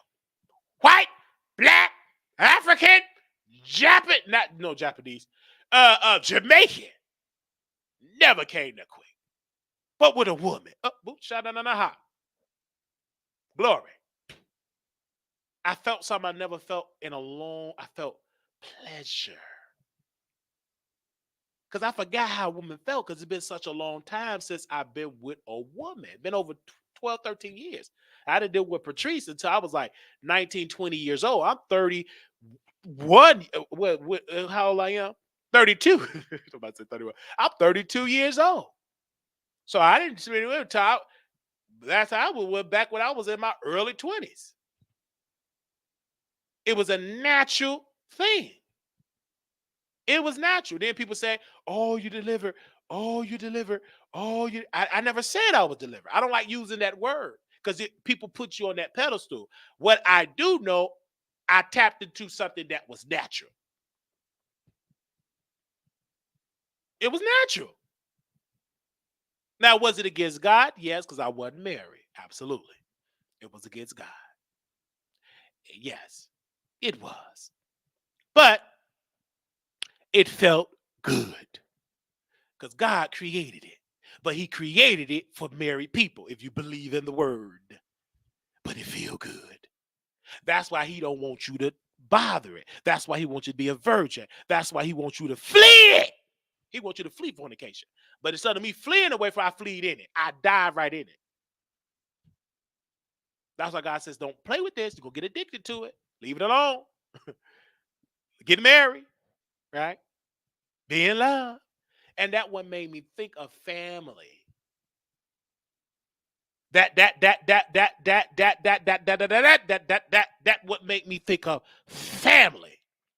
And so when I experienced that, and people kept saying, it's my environment. All I was around was gay men. When I left my grandmother's house on 65th and Justine, I went to the gay headquarters on 77th and Jeffrey. None but gay people, gay preachers, gay everything. Everything was gay. The dogs was, they was gay. The cats, meow, they was gay. So that's all I do. So I adapt to my environment. I think if I was in an environment with a bunch of women in the hood like my brothers, I would have had a whole lot of babies. I would have. Yes, I would have. But because I got out of Inglewood, went to South Shore, a bunch of gay men, I was accustomed to that environment. I only can speak for me. I ain't speaking for you, Free. That's your experience. This ain't no blanketed thing. This is Wiley experience. So I was adapted to this. That's why when they brought that trans woman in that women prison, she still got that man equipment. And guess what she started doing? Screwing the women and getting them pregnant. You're going to adapt to your environment. That's why it's good for men not to be locked up with men, because you still got a desire to get it in. And the enemy can work with that. Well, you still got that desire. Get it in with a man. And most men will do it. Never thought about that. But you stuck for 30 years. You still want to get a release. You're tired of looking at the magazines. You're tired of looking at the magazines. You're tired of hearing about it. You'll do it with each other. And they have done it. Or do it with it's the truth. Your man getting it in. And in his mind, I'm still straight. But they adapt to that environment. That's you got to be careful what environment you are into. You got to be careful with the environment. So, I wasn't around a lot of women. But it was a bunch of men. And then once I started working, I met Crystal. I was in love with her. I liked her a lot. She followed me to the church and she wanted to get serious. We were trying to date, but I knew I liked men. And I didn't understand the whole thing with bisexuality. I didn't know that. I said, what is that? That wasn't even in my mind. I just said, gay, you gay forever, I didn't know it. I thought something was wrong. I said, but why do I like women and men? I didn't know the word to describe. I thought I was slow. So my uncle said, what are you going to do? She really like you, blah, blah, blah. And I said, you know what? I wasn't really to submit to that and give up what I was doing with men. So I just pushed her away. Thank God I did. I pushed her away. I did not play games with her because she was a little older than me. And I wasn't ready to play those games because I seen my friend at the time that violated my sister. We're no longer friends because of that. I see him play games with women, knowing that he liked men, but he was playing games with women. I didn't want to play that type of game because they don't deserve for that type of hurt. So until you're ready to submit and be committed to her, then do it. But that was that point. Yeah, Sherman. Yeah, you know who I ex. You, whoa. S.O. Blake Marlowe. Sherman Blake Marlowe. S.O. Blake Marlowe. Okay. So, but then my mind shifted and say, hey, you bisexual. It is okay to be who you are and live your life. And you can find a woman that will respect who you are. We was on our live show. Thank you, Wayne X. You whoa. We was on members only on a Zoom call with our members. And a black woman unmuted her mic. She said, and I wasn't recording at first, but it was getting so good I had to hit that record button. She was talking. She said, while he was talking about bisexual, but my husband is bisexual. What? She said, yes. My husband is bisexual. He's a top. And before I married him, we went through counseling. Because at first he didn't want to tell me. He told me after we was engaged. He didn't tell me before. But I loved him. So they went to counseling. If some of y'all was in that room, some of y'all was there. We went to counseling. And they got married. He bisexual. And she said he was teaching me some things about the gay lifestyle and how he had to pray and how he fought to stay committed to her in the marriage. And she said, and I said, well, how do you go through it? She said, to trust, believe in God, and tell him to keep and be honest. The brother started to be honest and the woman respected. And now they have children. He's a nurse, making money. She's a nurse, making money. Her son is successful. He in college, working out here in this world, surviving and thriving out here in this world. But she shared her story. And I said something, I don't know if I shared it to her, but it's a lot of women that are with bisexual men. Only different with your case, he said what he said that he was bisexual. A lot of women are sleeping with bisexual men. They just don't share it. And then someone posed a question to me in the email because they were seeing the conversation. And the lady said, why don't you think more men are honest about being bisexual? I said, I'm glad you asked me the question. Some men don't like to say they bisexual because they gonna get judged for both sides, the community and the heterosexual community. From almost both communities gonna judge them. Because when I was telling Jacquez at that point, we were driving to work, and I was saying, "Hey, I'm bisexual. You confused? You need to pick a side." I said, "But why do I have to pick a side if I like what I like?" He said, "It is what it is. I ain't with that. I don't like no fish. I don't like fish at all. I like pig. It is what it is." I said, "But I like both. I like women. I like men." So we just had that disagreement, and so he never understood that. He never fathomed he was gay, and that was his life. But that wasn't my life story. I like both. I wasn't one of those type of guys that just only like men only.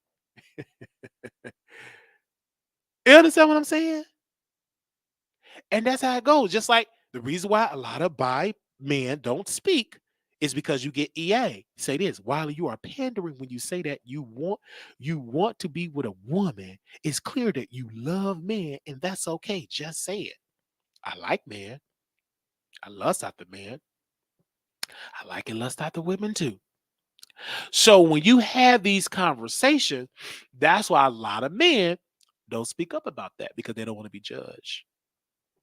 Women can say, I ate some coochie and I love it. And I'm still straight. I still straight.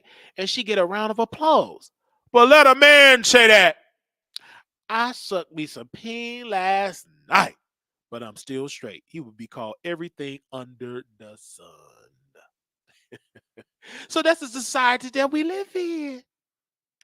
But I'm going to say this. If you're honest, you will find a woman that will and love you for who you are. But not all women are going to receive that. And that's okay. Because a woman will deal with you and be with you and love you for who you are. You just have to find the woman that honor whatever you are. Every woman not gonna do it. That's fine. But you will find a woman to do it. So this woman that was bi, when she was talking about it, I said it's the truth. I said it was the truth. She was talking about it. It was a movie. I can't think of the name of the movie, but I remember watching. I just can't think of the name. The woman was bisexual, and her college roommate was her girlfriend, but her family wanted her to get married. And so her roommate started to come back for the wedding, and they started messing around with each other. But she was keeping a secret from her husband to be that she was a closeted gay, lesbian woman. And so finally he called up and it hurt him because he didn't know that his wife to be or wife, if he got married to her, that she liked women. She loved women. Her family knew, but they didn't want her to be a lesbian. They wanted her because it would mess up the family name. They wanted her to be with a man. And I said, wow, this is a good movie because we never hear from that side. I just can't think of the name of the movie, but I remember watching it. They said this is true. We don't give women that type of static. Yes, bi people should just date other bi people. Maybe, yes. And also you have straight women that will date a bisexual man. A lot of women are open to that. Some women, I can't put a lot, but there's some women that are open to it. All right. It's a woman right now dating him. You know your man feminine like men, but you can change him. You think. So you already doing it. And I can't think of the name of that movie. So when it happened, it happened. Because there's some women that will lay down with you being bi. Because if you start listening to people on the outside and get to know him, he might be the most best king ever you had in your life. Because I know I'm a good man. Number one, I ain't got all these children. That's good. Working on the credit, good. Working, good. Got my own car, good. Got my own place, good. 2 streams of income, check. I know I'm a good man. And I ain't gonna settle for nothing. You got all them baby daddy drama off the list. Get out of my face. I make get in it. You ain't gonna be no Mrs. Wiley. You off the list. Baby daddy drama. You ain't gonna do it. You off the list.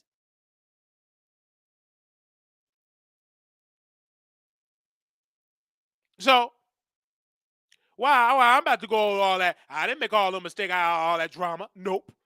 I was talking to one woman. Yeah, now she texting me right now.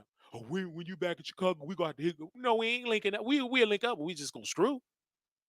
We ain't gonna be together. You ain't mature enough to be with me. I'll make you feel good. That's about it. You ain't gonna be no Mrs. Wiley. I ain't putting no ring on. I don't care if your finger's a size 6. It could be a 16. You ain't getting that. Because you ain't ready. All right? You ain't ready for no good man. You ain't ready. You got too much baggage. Well, I got to date with you out there back giving one without no baggage. No. So now you want to hit me because that other relationship didn't work. Mm-mm. Nope. So nevertheless, we talking to y'all. We telling something real. So I don't know her dress size. She's in, she ain't the most fit woman. She's all right. She not obese, but she ain't no Holly Berry type person. You know what I'm saying? I don't know her dress size. Nobody asked me that dress. I don't know her dress size. But she gonna give you the Wiley 5 so you can take them on tour. That's probably it. They said, jokes aside, you're right. I think people must be equally yoked. You just know when you know. You know. They said, do you prefer women over men? I prefer women over men. Yes. I prefer women over men for one reason. I got multiple reasons. The main one, family, natural, family, natural, and building a legacy. I cannot build a legacy with a man, not in a natural sense. I'm talking about natural sense. I want to be able to come in her. She have my child. I don't want to have to date a dude. We got to go adopt. That ain't my blood. I want to have my bloodline. Okay. Are you more attracted to men and women? That's what's your definition of attractive? Because I came inside of a woman in 6 minutes. And when a man, it took me longer. So what is your definition of that? I'm just saying, when you say attractive, well, I don't know. That was a monkey wrench in that. Because before that, I would say men. But coming to her in 6 minutes versus a man, I mean, they look good, but I didn't come in on 6 minutes. It took me a long time to come. So, well, all right. I don't talk about a lot of women like that. I don't, because I honor them. I don't talk about a lot of women. They said organized or attractive. Okay. Wow. All right. I see. That's a good point for me. They say organized or attractive. So no, it have to be women.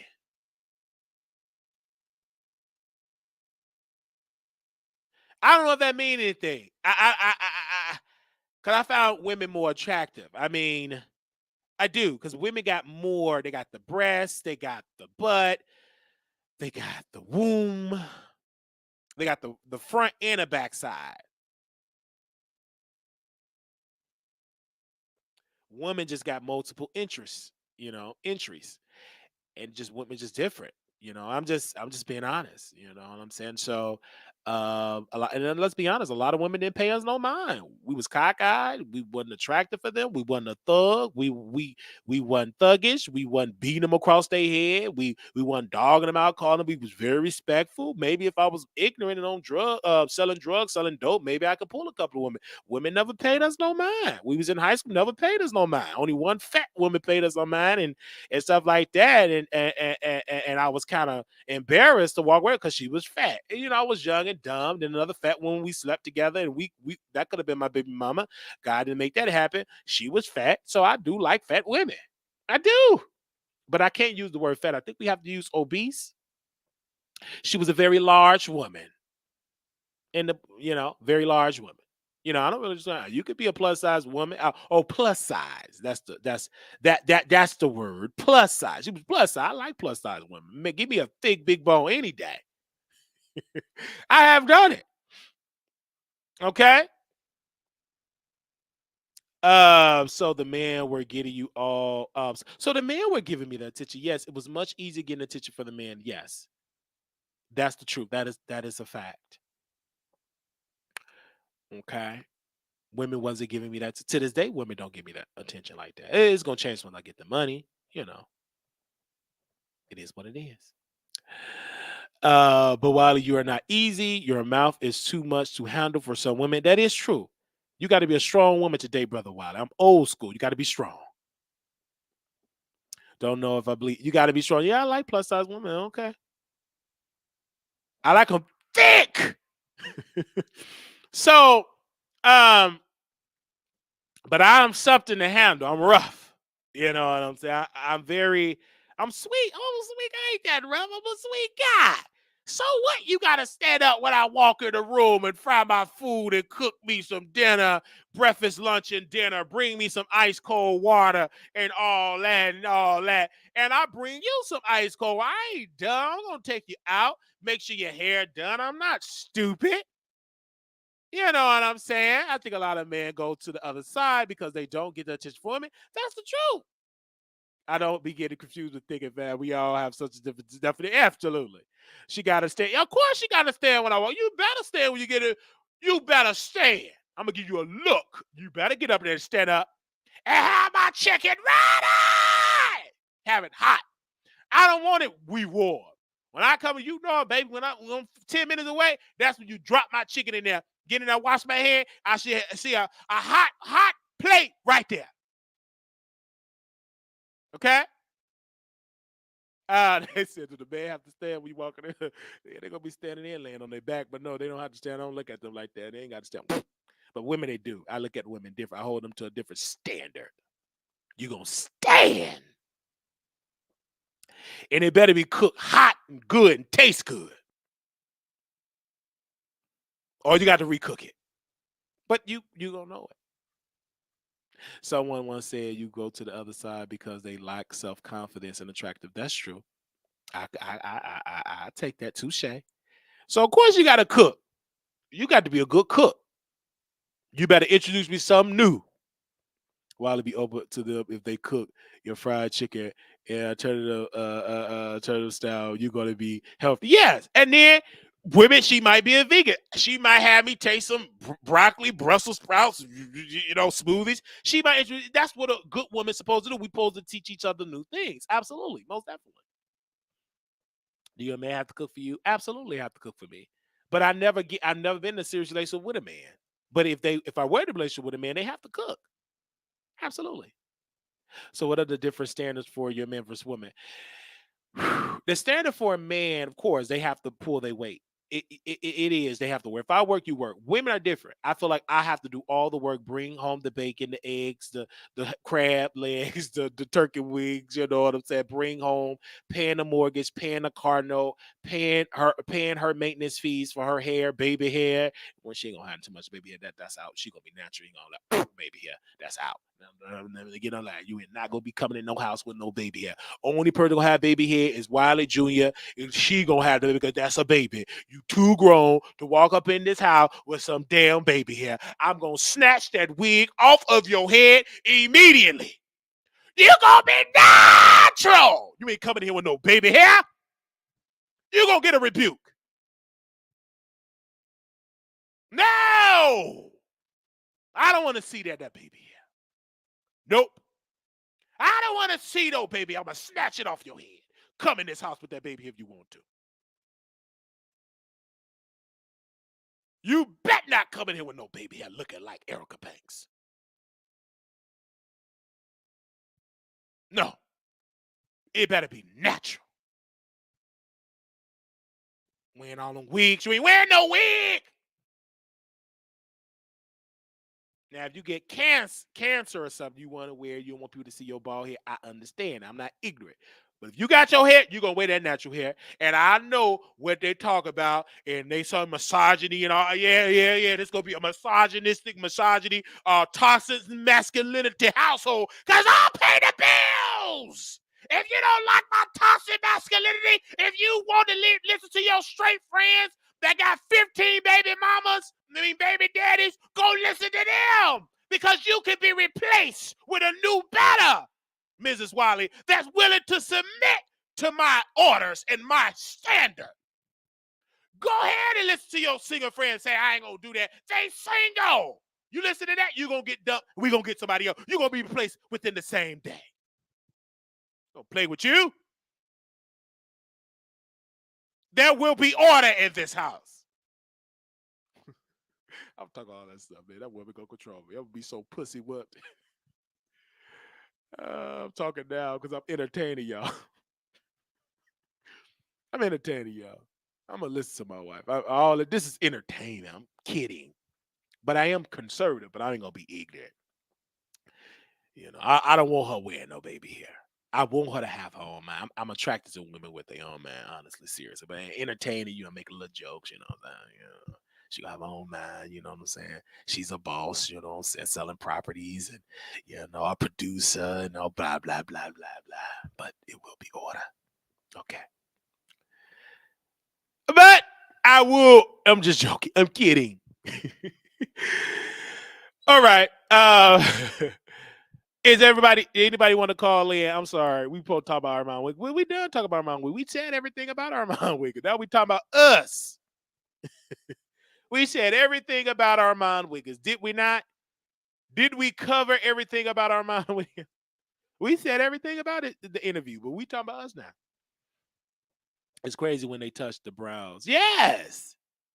Let's put the number on the screen if anybody want to call in. My apologies for holding. I told y'all didn't want to press 1. Did nobody call in? Let's see. All right. The phone lines is open. The phone line is open. I love it. And I'm going to get married one day, but I'm going to take my time. I'm working on me. I'm a work on me. Continue to work on me. And I'm not going to worry about nobody else.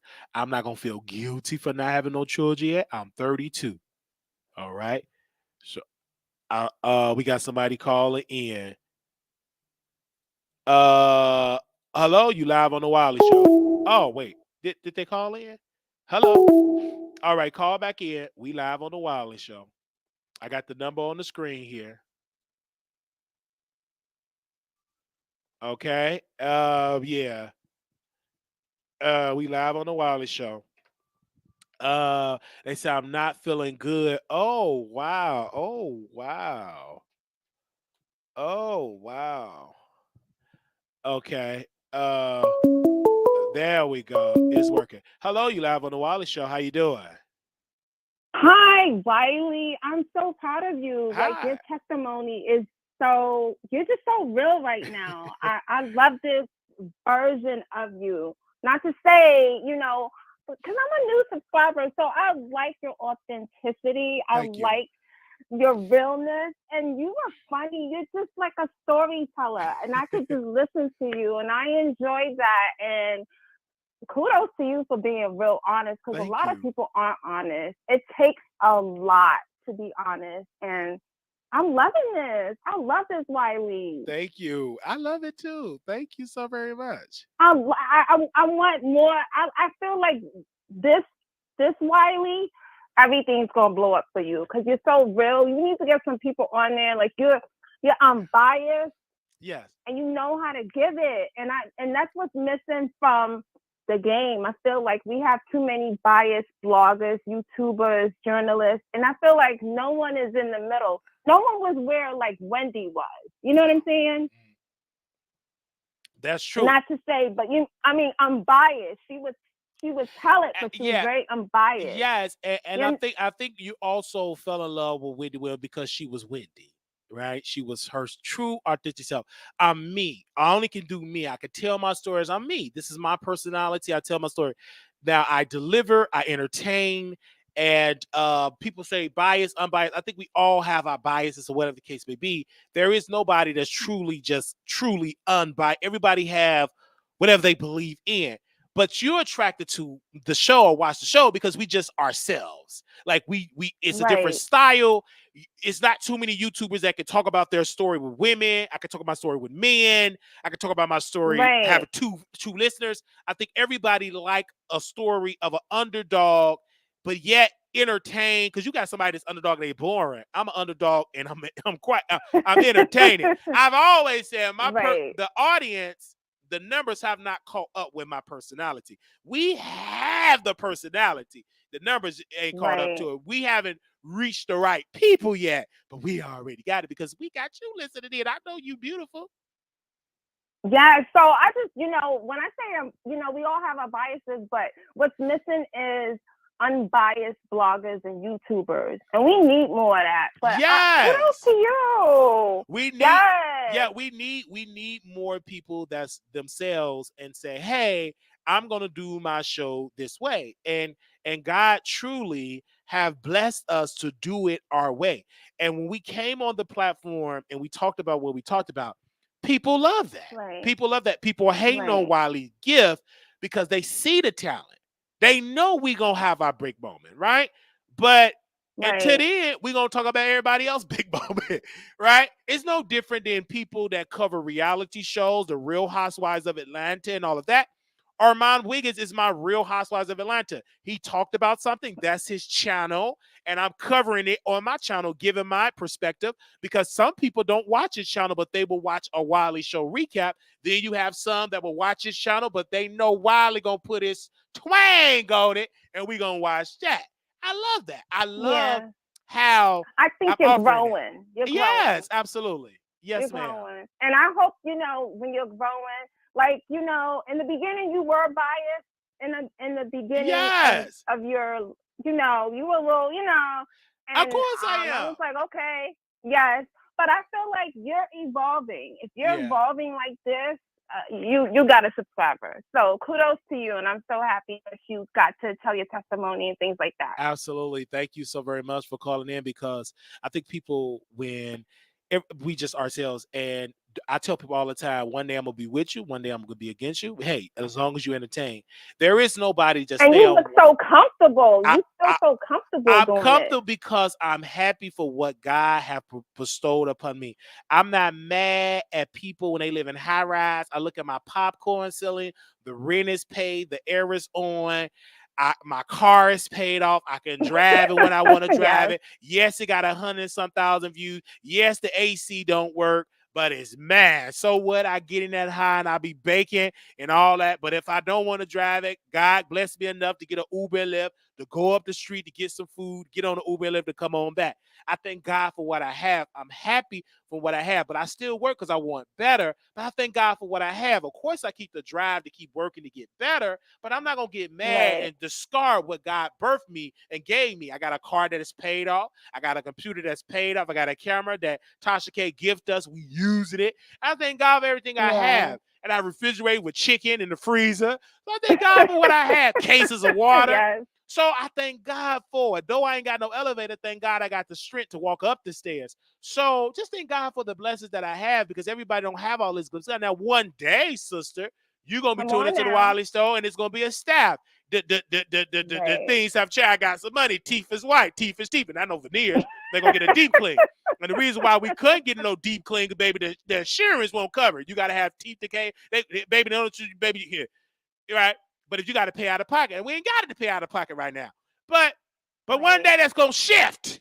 And when it shifts, you're going to see it. You're going to see the shift. You're going to be entertained. Wiley got some money. And see, when you got money, you ain't got to wear it. You're going to tell by my standard, he got some money. And a real woman that know money know when a man got some money. Yeah, you're not new money. You're not new money. Yes. You're old money. The old money. You're going to tell the come up. You're going to see it. One day you're going to see it.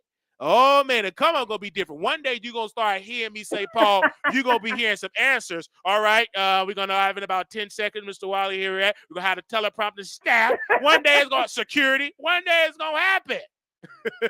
So until then, I really want to see you interview some of these stars, like, because I feel like you would ask the right questions. Yes, one day I would love to. And my thing is this: I want to interview the stars that ain't no mainstream star. Why we got to wait till they become a star? I want to have the Oprah That's effect. true. I want to bring D-Raw and who were the other Kate Lisa, Kate Lisa, whatever they, some people that's unknown and they become known because they on the Wiley Show, right? I want to be able to break stars. You know what I'm saying? And interview people. Yes. And I've already done it. Interviewed a lot of people that you don't even know. Like, who that? Who that? Let me subscribe. Let me talk to them. Let me, because I love the underdog. I love people if I'm a fan of these people. When we brought Nicole Coleman on the show, he's an actor out in Chicago. We brought him on. He got a show that's going to be on Tubi. I'm not going to wait till you become successful because I may not get access to you and connect with you. But I'm going to talk to you now before the masses talk to you. I'm not just that type of brother. I would talk to you if you got 10 people. I don't discriminate, but it will come a time where I just can't do that anymore, but I will still try to help those coming up, but I ain't gonna be able to help everybody. But I thank God for people because people took an opportunity for me. But I want to be what Oprah did, make people famous. You see an unknown rapper, he was unknown, came on the Wiley Show, he's the #1 seller. That's the type of power I want. That's right, Wiley. Because I watch too much of Oprah. I come from the school of Oprah. Oprah would be like, all right, we have this lady. She sells these cakes. This is my favorite. Okay, let me use this lotion.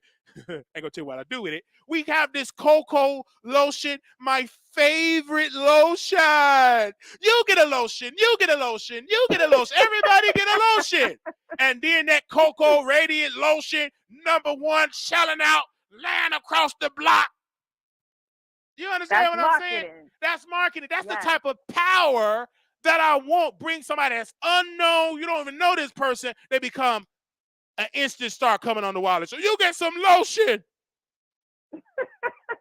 But you know what? You're in between because with Tasha K being very negative and then the others being messy. I think you right in between. It's so a balance. Right. Yeah, it's a balance. And God truly gonna bless and we just being consistent, being consistent. Yeah. You know what I'm saying? Being consistent. But the thing I love about us, like when we drag the people, they can't handle it. Riley, they get angry. And we get a lot of people pissed off.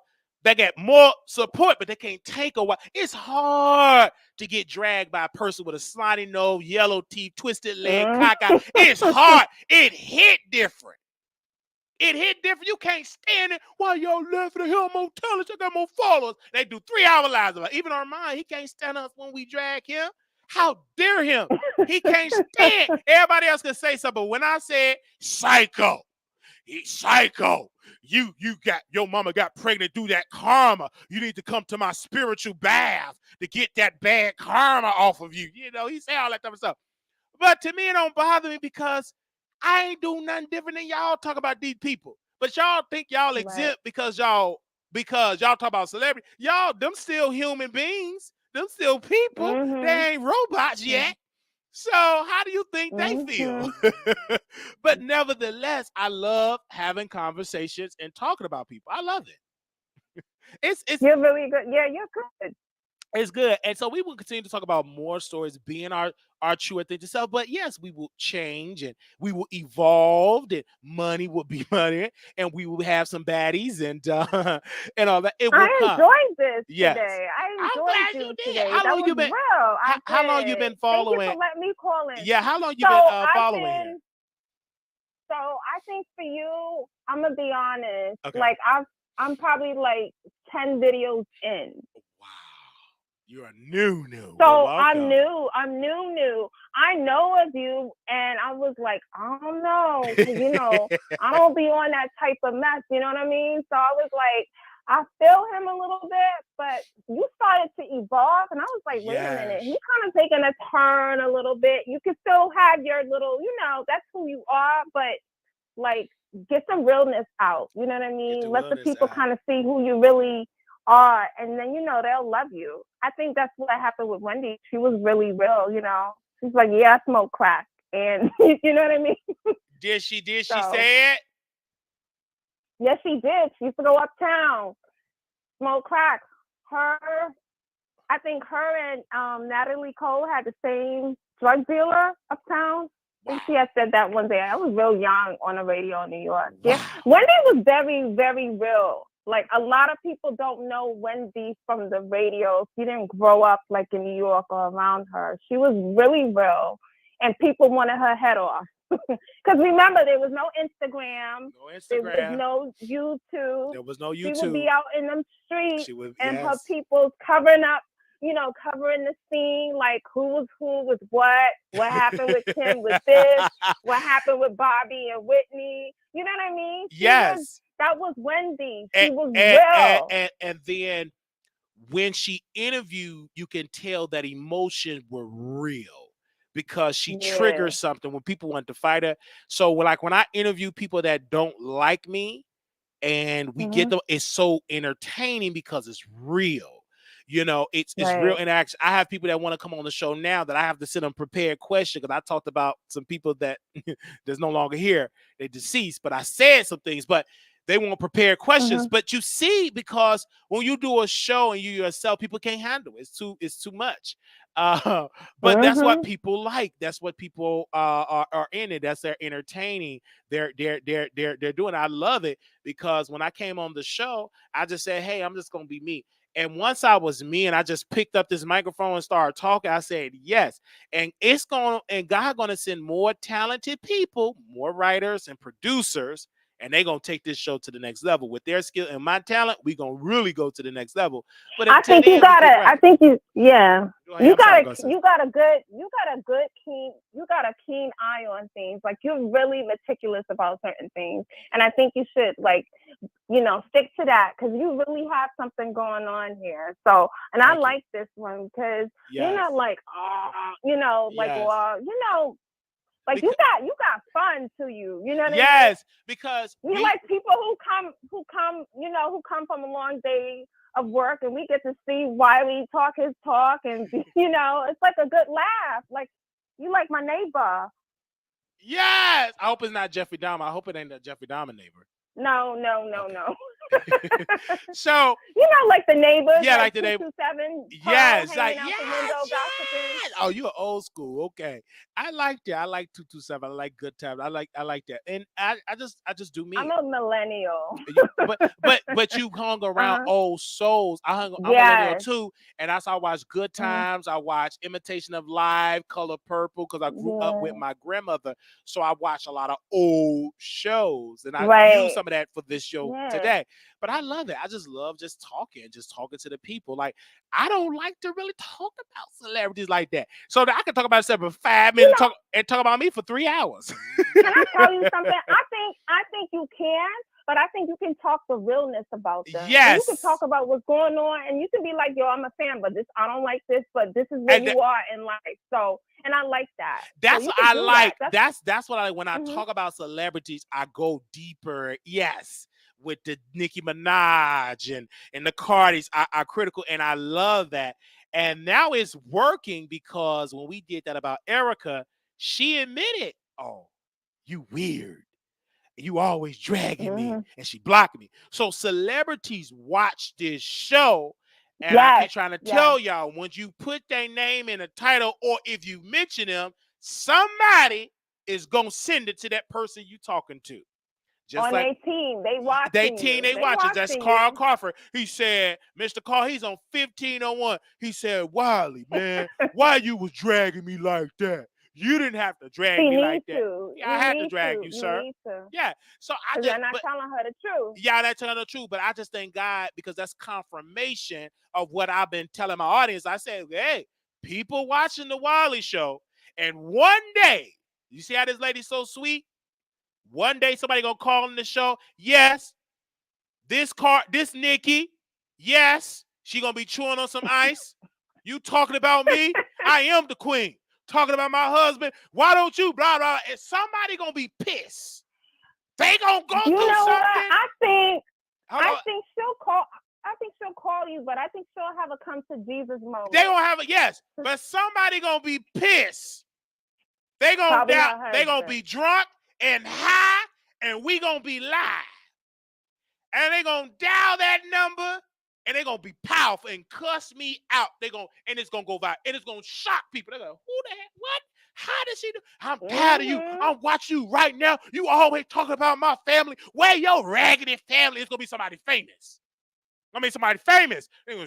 And it's gonna shock everybody. They're gonna be like, what? The Wiley Show? Shh. Maybe it'll be JT. It's gonna be JT. It's gonna be somebody big. And I know it's gonna be somebody because this phone gonna ring. You know how y'all say, "Ooh, Wiley, somebody calling through the show." This time it's gonna be mainstream media, the New York Daily News, the Chicago Tribune, CNN, MSNBC, powerful people. I'm the producer of Entertainment Tonight. Can you come on and do a 10-minute interview? It's gonna be somebody big because somebody we gonna talk about. We probably talked about. We ain't on it yet, but I feel it in my spirit. We're gonna be live, and I'm gonna drop that number. They're going to call in either private or they're going to show their real number. You're going to know who they are. And one day, I'm going to start doing it because the Spirit is leading me. I'm going to start dropping this link on StreamYard. Let me just drop it today because maybe somebody want to hit it. And one day, I'm going to just drop the link on StreamYard. They're going to come on camera with no wig on, no baby hair, and they're going to cuss me out, and it's going to go viral all over the world. Yeah, let me answer something. Go ahead. For those for your for the people who are watching and everything, Wiley, he knows his history of who he wants, who was who back in the day. Yes. So if you guys don't know the TV shows from your mothers or your grandmothers, because they're asking what 227 is, go look it up.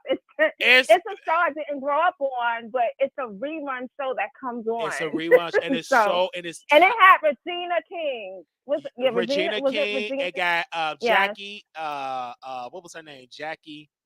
That's all I know. Yeah, and then Pearl, the old lady. Yeah. Oh, yes. And it's one that she's still living. The one that played the maid in the Jeffersons. All right. So y'all don't know, baby. That go way back. Yeah, y'all gotta know y'all history. Just like y'all want to know music history, go back then. Go back. Thanks, Wiley, for having me on the show. Jackie Harry. Yeah, Harry. Yeah. Miss Jackie. Mary. Go ahead. Thank you, Wiley. Thank you. Care. Love you. All right. Bye-bye. Bye. Okay. Bye-bye. Okay. So I know when people said stop showing your hand. No, you can show your hand when you believe in yourself. I don't believe in that theory they would show it. No, you can't do that once you serve God. Because Jesus showed his hand. He showed it when he was going to get crucified. He told Peter, you're going to betray me. He said this. He said all of this going to fade. He said this, I'm going away. I'm coming back. He showed it. I don't believe all that stuff. You can show what's going to happen because you know what type of God you serve. Just like I said, that is people in this show that watch this show and y'all didn't believe that. Then when we tag Erica Banks, she said, you weird. You always dragging me. And y'all kept saying, no, she don't watch your show. She don't know who you are. And she admitted and blocked us. Then 1501 responded. So yes, you can put it out there. You ain't got to worry about that. Talking about your hate, they ain't going to do nothing. Your haters, and they going to sit there and hate. They can't updo God. We can't do that. No. So you can put it out there. You can talk about your vision. You can put it out there. You can put it on a piece of paper. You can talk about it on YouTube channel. Can't nobody stop that but you. They can't stop what God destinated you and decide for you to do. No, not the God that I serve, the God of Abraham, Isaac, and Jacob. I serve a powerful God. Come on. Is that a celebrity calling in? Hey, you live on the Wiley Show. How you doing? Can you mute me in the back? You calling from Chi-Town. I hope you ain't in that tornado. How you doing? No, you know what? That was yesterday. I know that was yesterday, but I was just making sure you ain't in no flood. Hope your basement ain't flooded. No, you know this your Inglewood girl. Yeah. I do got you muted in the back, but yeah, yesterday was a mess. It was a mess. It was tornadoes like everywhere. It was. And then a couple of weeks ago, the 290 flooded. The 290 flooded, and then the people on the west side, where our Mayor Brandon Johnson, he let a load of people, but they flood multiple times. Yeah, it's terrible. Terrible. Yeah, you know what the west side do flood like that, like Oak Park and around the area. Like so that because of the infrastructure. They got it bad. Because how they set it but up no, with the sewage stuff. But amen. Go ahead. I'm in Inglewood. We was dry. Yeah, Inglewood always. I don't care how it rained in Inglewood. I never experienced a flood on 65th and Justine. I mean, we were in the hood. We never experienced no Yeah. flood. So I would say that. So whoever did the infrastructure on the south side, they did it well. We never had no massive They floods on they out did in it the Inglewood. right way. Yeah, because my basement never flooded. My basement never But you know flooded when what I I was in wanted to Inglewood. ask you, Wiley? Go ahead and ask. That reality show with Sean Bradley. Yes. When is he gonna release that? Because you are so funny in that clip, and I'm just like, when are they gonna put that out? Because I want to see Wiley at the Yes. food. Yes. Well, at due time, I don't know, just pray on it. I pray that it come and I pray on it. But it's in due time. Some people, they have reality shows that we see, they didn't tape that like 2, 3, 4 years ago. And we finally see it now. So things get taped. Sometimes it don't come and sometimes other stuff come, but I'm just gonna be patient. I can't rush it. But when it do come out, I know I'm going to be successful and be a star. Because you saw it in the clip. You saw that little piece of clip. Yeah, I'm You like, knew who the oh star my was. God, I want to see this reality show because that clip was so damn funny. I'm like, when is he putting it out? Yes! So it was funny. And then they didn't even really show you thought that was good, other good stuff. So I just can't wait. I'm just praying on it, that it comes out. Because I love it. It was such a good experience for me doing that. I will never forget it. It was an honor that I was doing it. And mind you, I had that opportunity before I had 31,000 subscribers. So it's not about how many numbers you are. It's about reaching the right person. I had 5,000 people subscribe to my show. We had 31,000 now.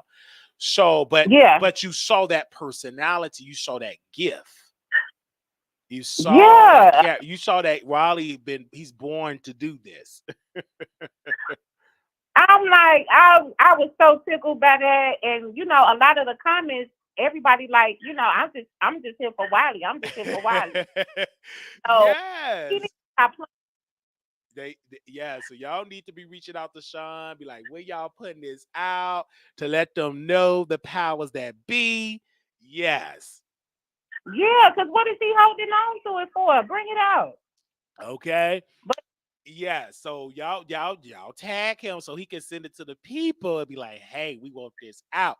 And so when I released it, I've gotten so, like, when I played it on my show, I got so many DMs like, when the show coming out, I want to see more of this.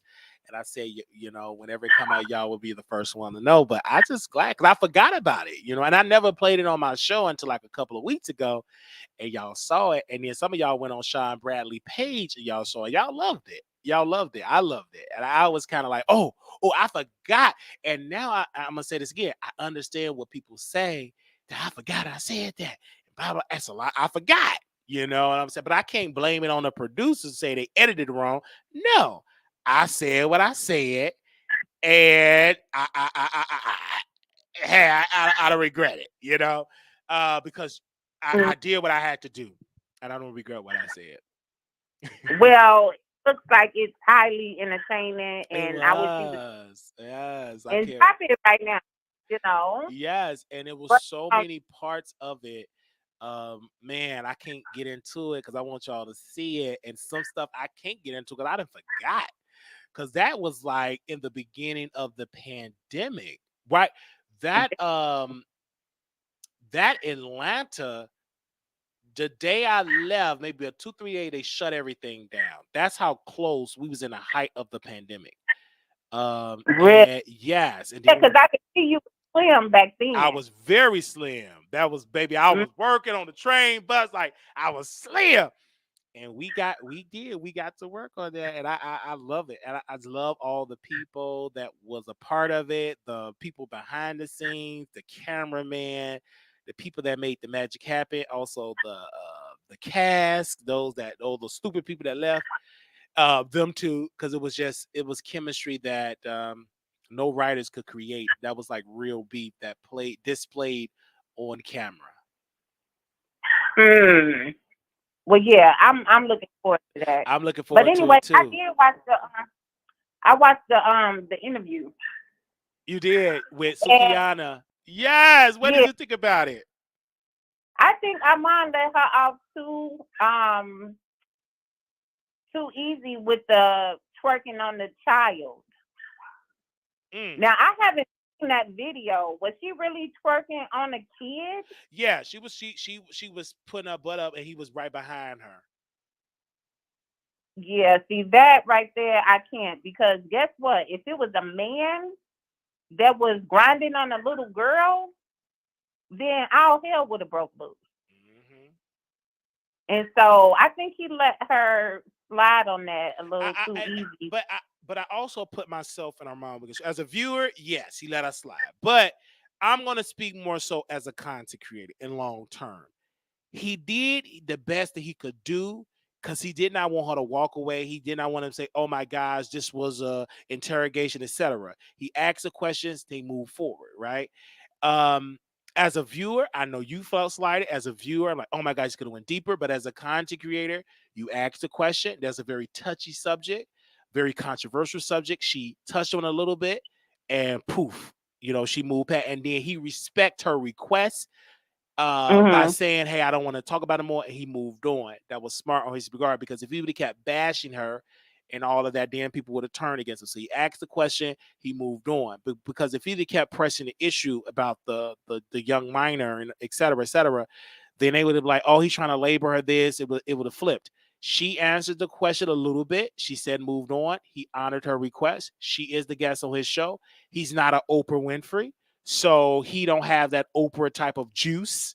Only certain ones that can press the issue. That is Oprah, Gayle King, and rest in peace to Barbara Walters and Robbie. What was that? Robbie Williams or something from ABC. Right? Those are more veteran, and Tamron Hall, more veteran people that put in the work. Armon Wiggins have not put in that type of work to go deeper in those type of questions. He's not that type of brother to do that. Okay, well, I can see where you coming from with that, but Yeah. that is disgusting. But one thing he did say that I believe is true. Sukihana is actually a beautiful woman. She has very like different features. I think she's a really pretty girl.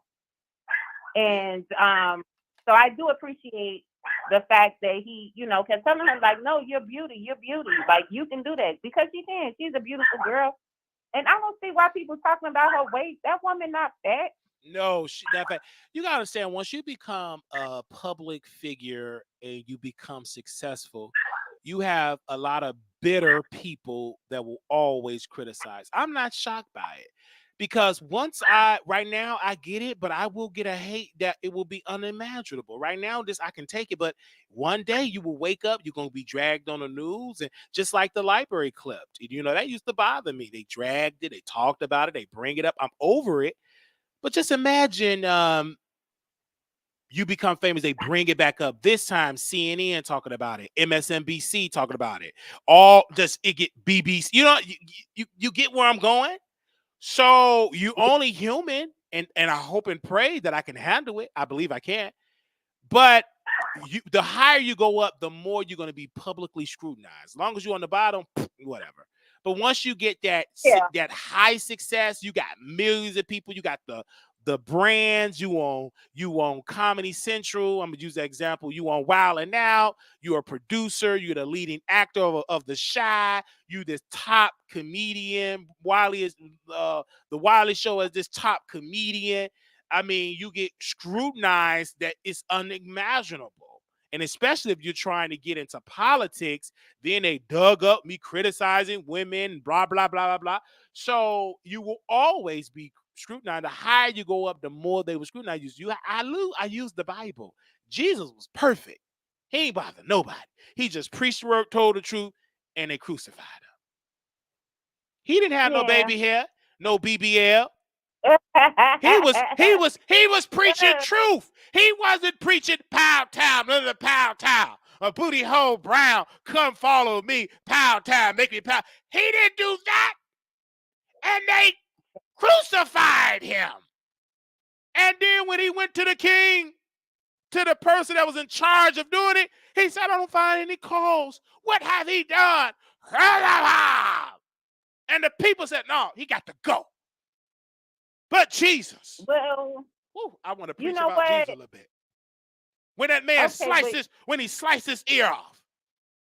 Because you get the way he said, we're going to slice his ear. And Jesus Christ, picked that man ear up and Okay, put it before you back. go- He before you put go on the tangent. hold what did that? He Before you played. go on the Hold on, wait. tangent, I know what Wiley, this let last me- point. let me I know finish this what I last. gotta say. I know this last point. Right. He put that ear back on that Right. man ear, and that man was looking like, "Good God Almighty!" But go ahead, that's Jesus. Okay, go ahead. You talking about Jesus? Make me go to preach. But go ahead, lady.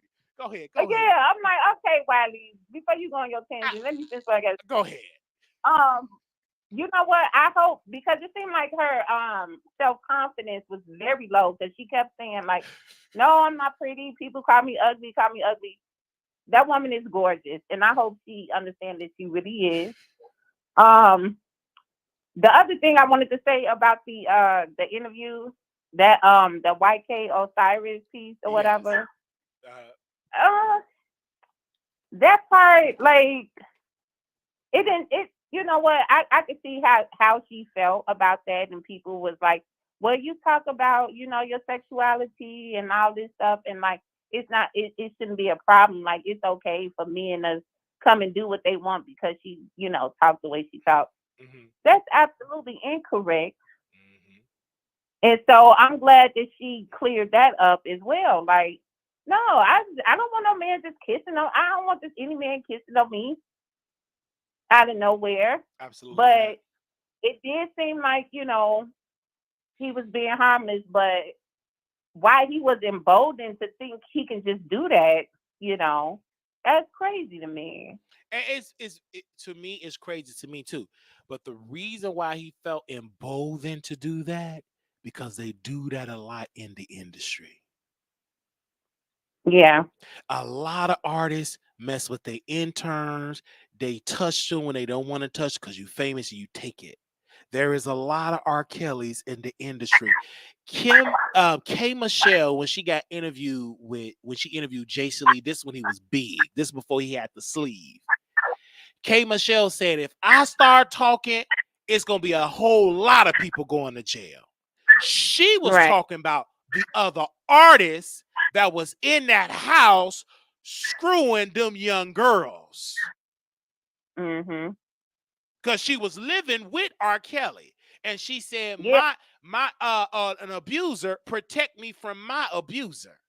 And she said, if I start talking, it'll be a whole lot of people going to jail. I ain't going to get into it. Because she witnessed other powerful producers, celebrities, and directors that was letting girls eat boo-boo and peeing on them. R. Kelly wasn't the only one. But he know if I start telling on these powerful people that were doing it too, I ain't going to survive long in this prison. So only thing R. Kelly gonna talk about the DPD officer, because my girlfriend, because the DPD officer sent it to Tasha K and my girlfriend, and she started working with the family. That's the only thing he gonna tell. But he could take this, and you know why they ain't talking about it? It ain't juicy. But R. Kelly could talk about other artists that you still dance to and connect with, and he can snitch on them all. But he know if I snitch, I ain't gonna survive behind these bars. They gonna wipe me out. You better go ask Jeffrey Wise. Was it Jeffrey Epstein? They took him out. Yeah. And my last thing I wanted to talk about was the colorism thing. Yes, go ahead and talk about it. Okay, so I'm pretty like fair skinned or whatever.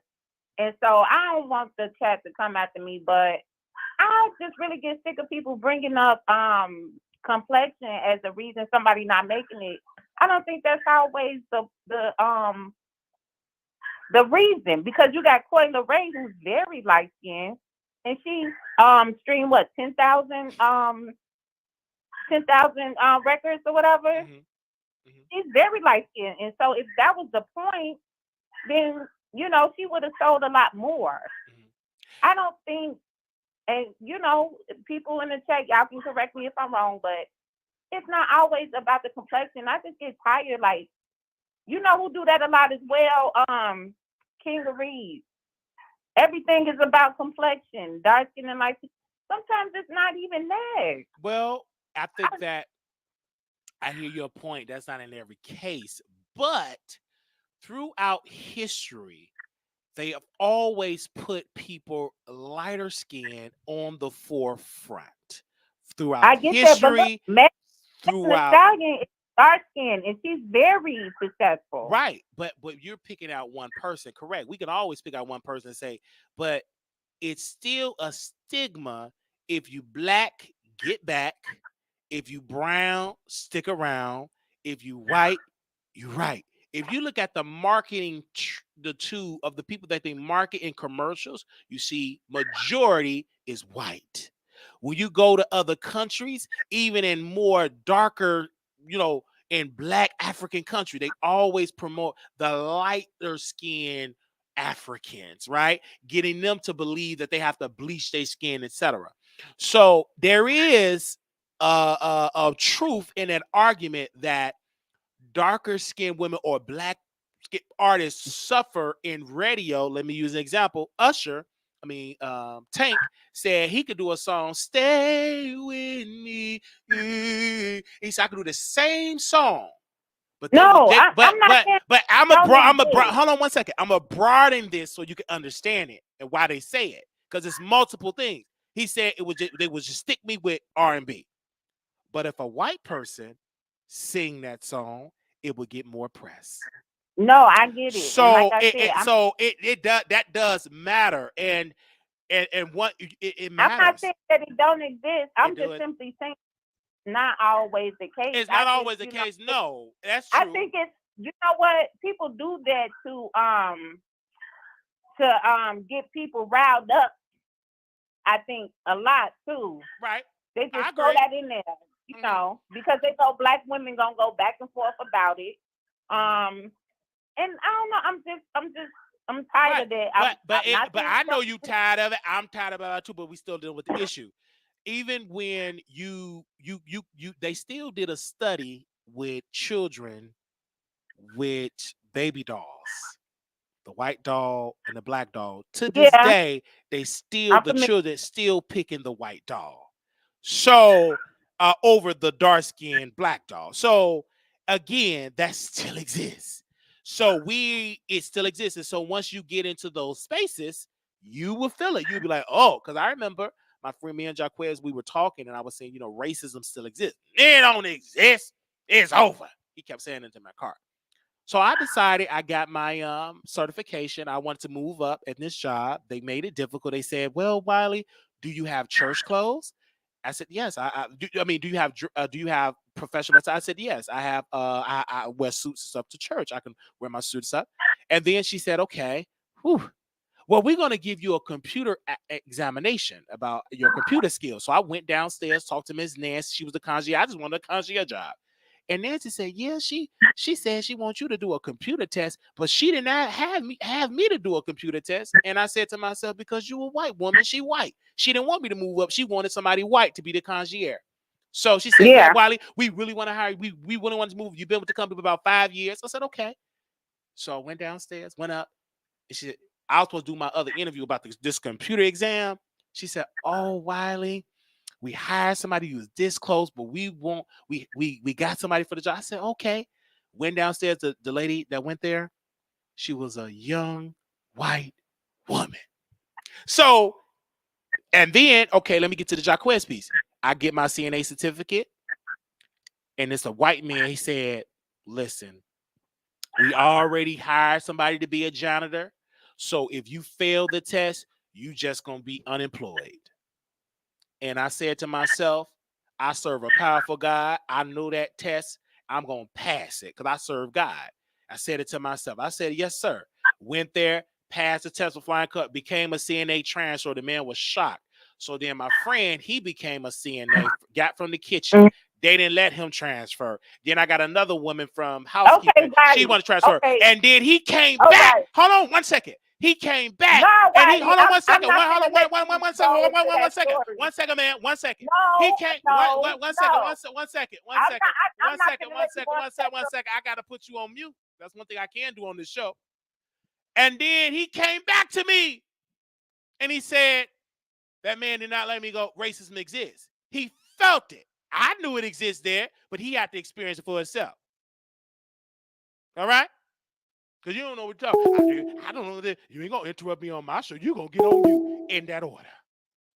Told you, women. Some of y'all like to talk and try to overtalk me. I'm gonna tell you what type of husband I'm gonna be. It will be some. You will be muted. You ain't gonna interrupt me when I got my train of thought. So how's that cousin went there? He wanted to transfer to become a CNA. They didn't want that to happen.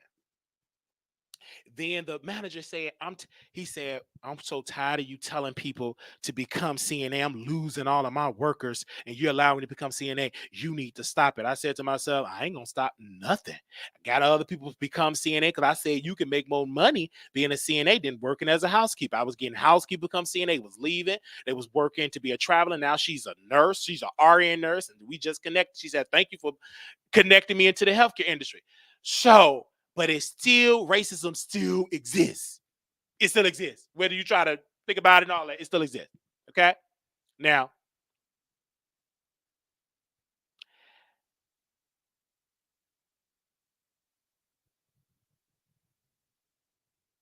and when we go back to being light skin and dark skin, that still exists.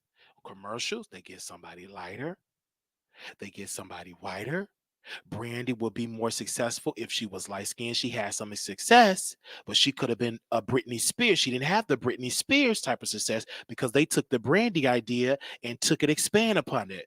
Boys to Men was very successful. It was dark skinned, but they didn't get that crossover success like the Blackstreet Boys. They took that R&B type of style and took it and worked through. That still exists, whether you want to admit it or not. And Sukihana was sitting there. She knew it exists. And what did she do? She shut up about it. Because she knew if I really expose this, I'm going to get blackballed. Actually, we need to stop saying blackball. Because the blackballs ain't in really, well, you got some blackballs, but they ain't, people with the power, they got white balls. Okay? You got a couple of blackballs, but they're in the minority. But you're going to be whiteballed. So what did she say? She said, I talk about it more. Once I get big, then I will talk about it. You might not never get big. But I understand why she didn't want to talk about it. Because she didn't want to get canceled. I understand that. She got some media type of training. And she knew what to say. Now, when you're talking about sex, yeah, go ahead. Go. But then, just like Little Richard, tutti frutti, good booty. Tutti frutti, good booty. I got a girl named Sue. She knows what to do. I got a girl named Sue.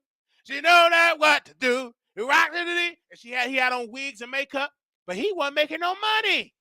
Soon when he tried to talk about the industry, they labeled that man crazy. He weird, crazy, lost his mind. But he said they allowed me to perform in the white clubs, because I was wearing makeup. I wasn't a threat. So it exists, child. You do your homework. It exists. You live a little longer.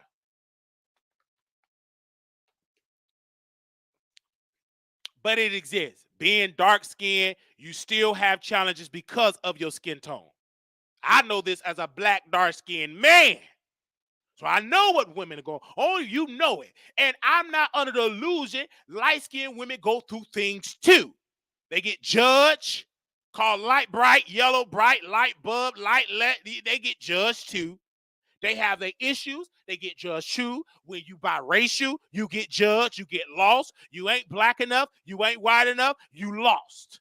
They get judged too. You go down the line, all way down the line, all day long, all day long. Yes, we will all love to live in a colorblind society. Yes, Dr. King wanted to live in a colorblind society. He wanted people to judge me just by my character. But people will look at your character and deem you demonic because of your dark skin.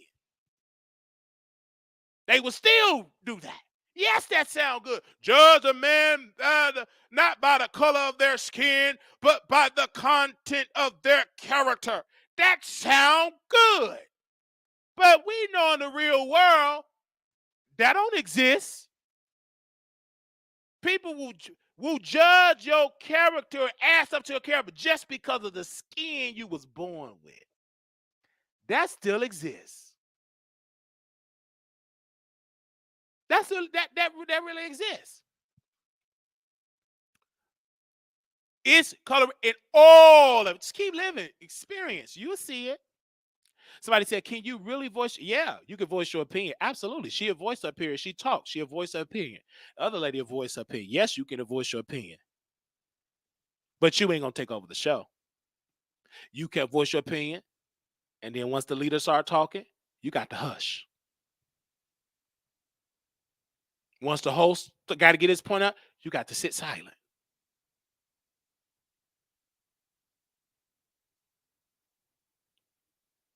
You can't take over the Wiley Show. Nope. You ain't going to take over the Armon Wiggins show. And I'm polite.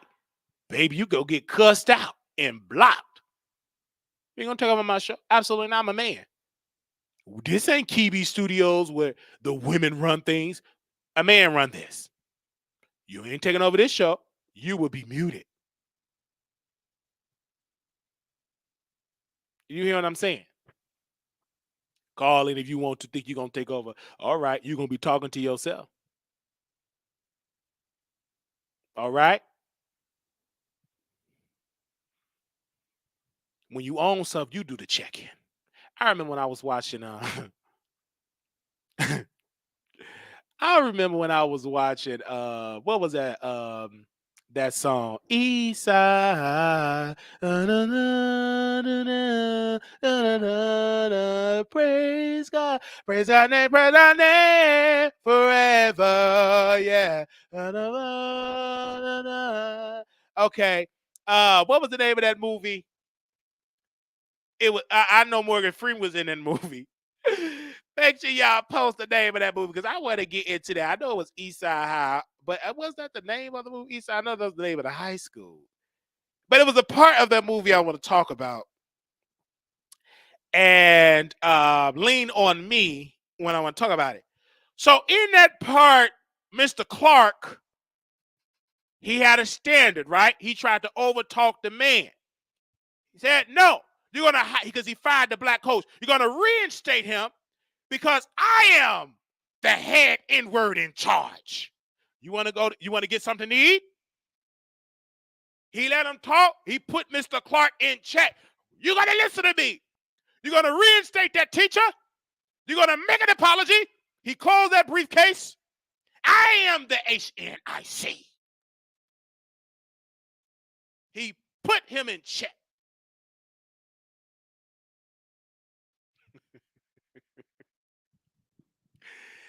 Did he do it? That was one of my favorite part of that movie. And then he said, you want to get something to eat? Wait a minute. He told that man, he walked over that thing, you want to get you something to eat? That's my favorite part. Maybe that was some good acting. Contrary to popular belief, I'm the HNIC.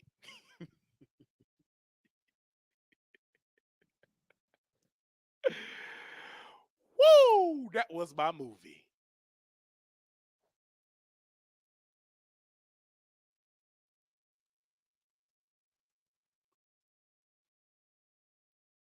Everything is I. The teachers are working 2 hours for the children, but they're not ready for that test. I don't watch that movie again. Everything is I. That vice principal got Mr. Clark together. You are sick of it, and I'm sick of it. And so am I. That woman got mad at Mr. Clark. She stood up to Mr. Clark. She put Mr. Clark in his place.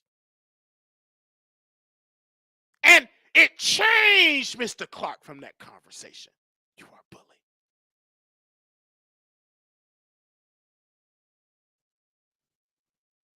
They changed since they on strike. We're going to talk about the old movie. They on strike. Ain't nothing new coming out.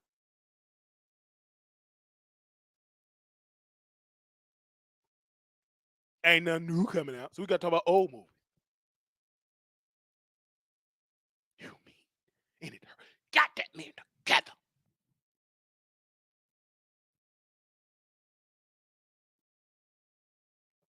Prepared. You know what that means.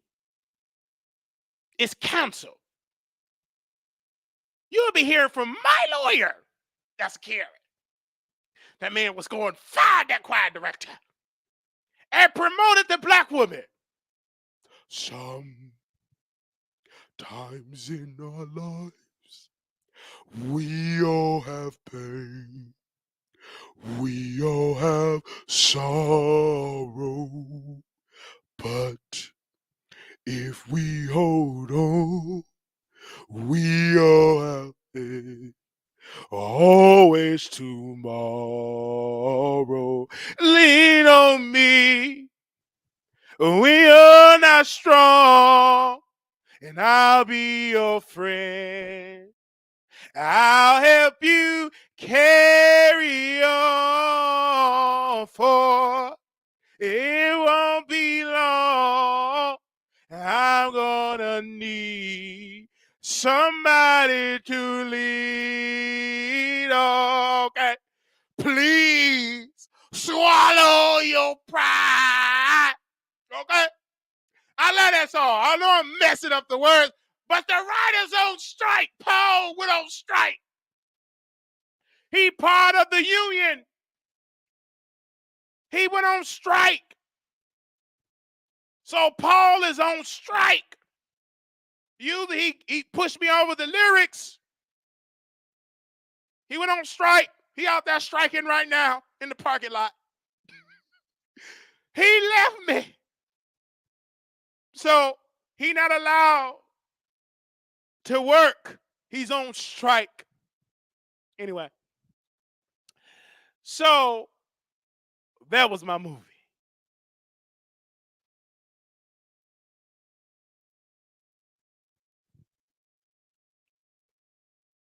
Okay? He went on strike.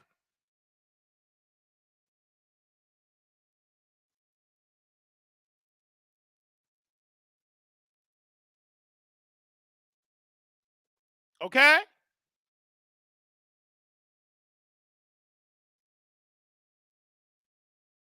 He went on strike.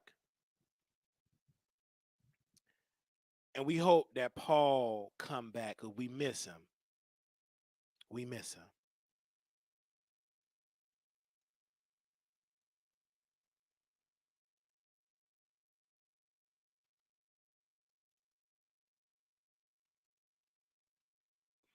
He miss him.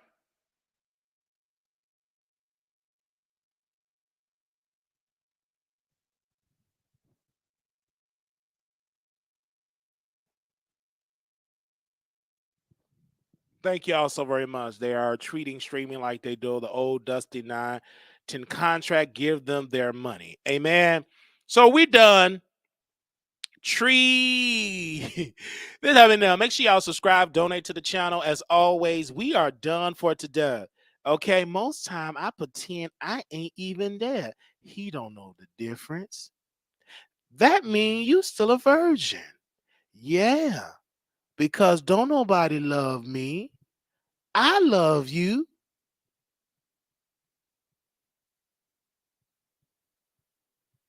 Okay? Silly confront Albert. Nettie and my kids be coming home soon. And when they get here, we're going to sit around and whoop your ass. He just climb on top of me and do his business. Do his business, you sound like he going to the toilet on you. That's what it feel like. Why then, Miss Seeley, that mean you still a virgin.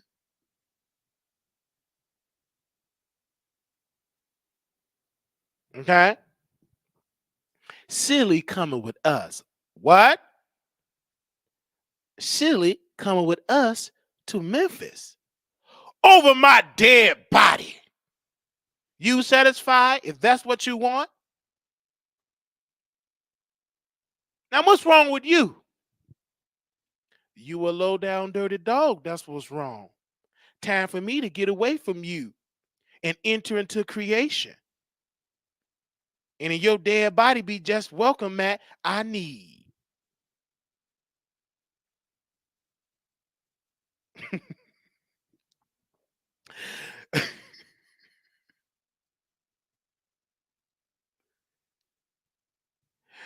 He beat me when you ain't here. Who do? Albert? Mister. Why he do that? He beat me for not being you. Sugar like honey. I now is just like a bee. The jail you plan for me is the one you gonna ride in.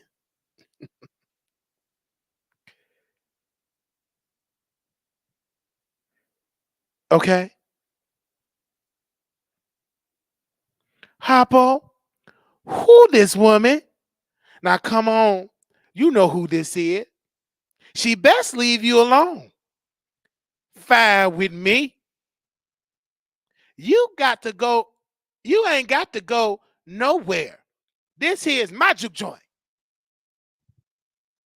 You said this here is our juke joint.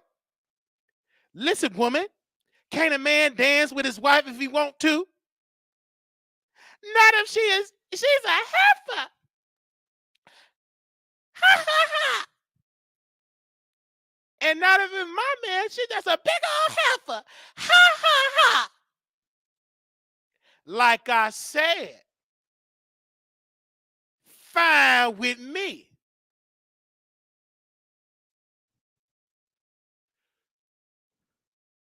You told Hoppo to beat me.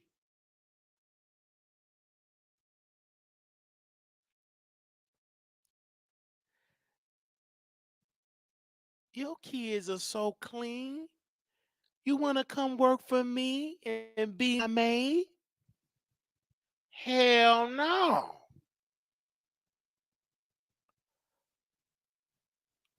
Oh, Sophia home now. Sophia home. Things gonna be changing around here. Pass me peas, boy.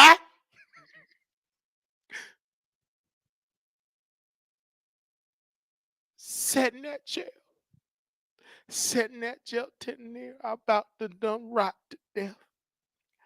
I know what it's like to want to go somewhere and can't. I know what it's like to want to sing and you have it beat out of you. I want to thank you, Miss Seeley, for everything you've done for me. I remember the day in the store with Miss Millie. I was really real down. It's been feeling really down bad. And when I see you, I know there's a God. I know there is a God. I curse you until you do right by me. Everything you think about is going to crumble. Don't do it, Miss Seeley. Don't trade places with what I've been through. Come on, Seeley. Let's go to the car. He ain't worth it. He ain't worth it. Who you think he is? You curse nobody. Look at you. You're black. You're poor. You're ugly. You're a woman. You're nothing at all. Until you do right by me, everything you think is about to fail. It's been a pleasure meeting all of you. Goodbye. I love Hopper. God knows I do. But I'll kill him dead. Boy, let him beat me. All my life I had to fight. I had to fight my daddy. I had to fight my uncles. I had to fight my brothers. A girl ain't safe in a family of men. But I ain't never gonna have to fight in my own house.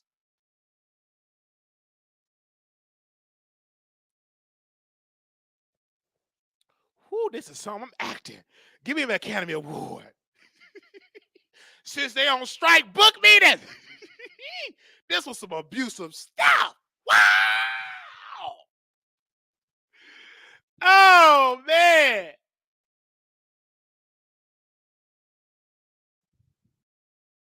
I'm going to do my last one. Give me a second here.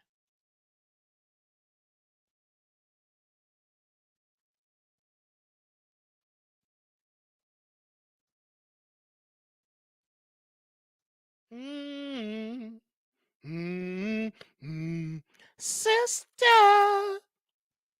you've been on my mind. Oh, sister, we're two of the kind. So, sister, I'm keeping my eye on you. I bet you think I don't know nothing. Been singing the blues. Oh, sister, I have good news for you. Something. I hope you think that you're something too.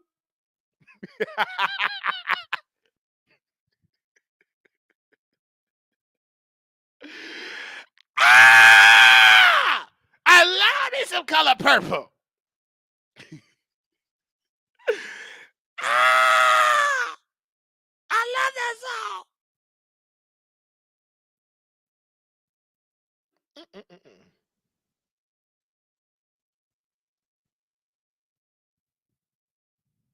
Speak, Lord. Speak to me. Oh, speak, Lord. Speak to me. I don't know that. I got to think of that. Man, I got to brush up my skills. Thank y'all so very much. I don't know about the remake. I noticed the musical, so I'm gonna watch the musical. Another day, I gotta study this. I'm brushing off. I wasn't prepared to do this. It's improv. I ain't got no writers. Improv. If you enjoy this show, like the video and subscribe and donate. Now, we sung to you, we preached to you, we prayed to you, we did all these things for you. But God telling y'all need to give to the show. And God don't have to tell you. You know what to do, right? You ain't got to tell Pookie and Ray Ray you want some. You can sense that energy, right? Go in your pocketbook. Go in your cash. Go in your Venmo. Whatever you got, help us out if you can. Amen. Because we preach to you, we sing to you, we prophesy over you, we entertain you for hours, we do movie improv, we tell jokes, we cry with you, we yell with you, we scream with you, we go low with you, we flirt with you, we your therapist. And you can't give $1, something wrong with you. Good God Almighty. Whew. But God is good, because I love doing it for free. I love doing it for free. I love entertaining for free. I love it, but I don't want to do it. Pay me. Help me out. But I just love talking. I can talk for more hours and I'm just going to quit. All right? But I love entertaining and talking. But God is so good. He's wonderful. He blessed us today. Did he do it? He is a blessing God. He said entertain. He said laughter work it as a medicine. Is that in the scripture? Give me a second. Oh, Wiley, wait a minute. Let me see it in the Bible. Let me go and Google it.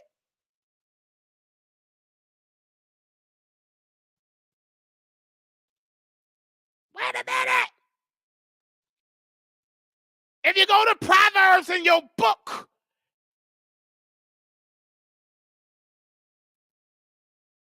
hold a minute.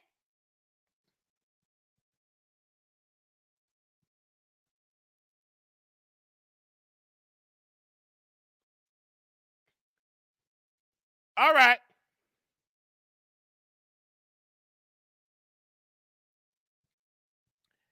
But it's in there. And laughter is good.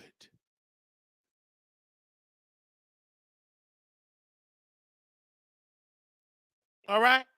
So I love it that y'all laugh and enjoy you. Bringing Mary to you.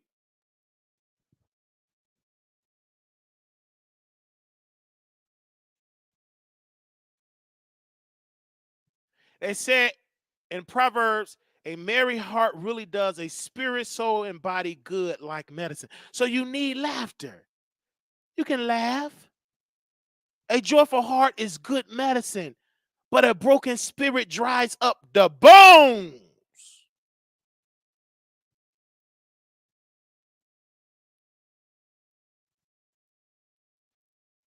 You can bring joy to people. He don't want you all stuffed and upright all the time. You can tell, you can make somebody laugh. I'm still going to entertain y'all. All right?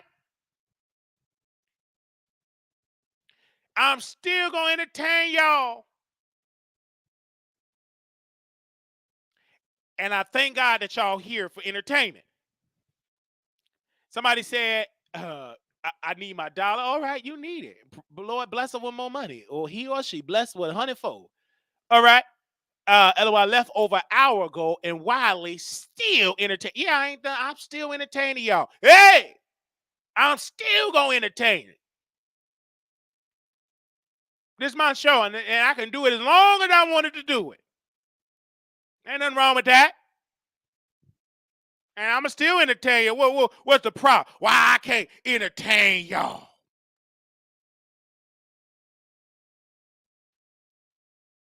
What's the problem with that?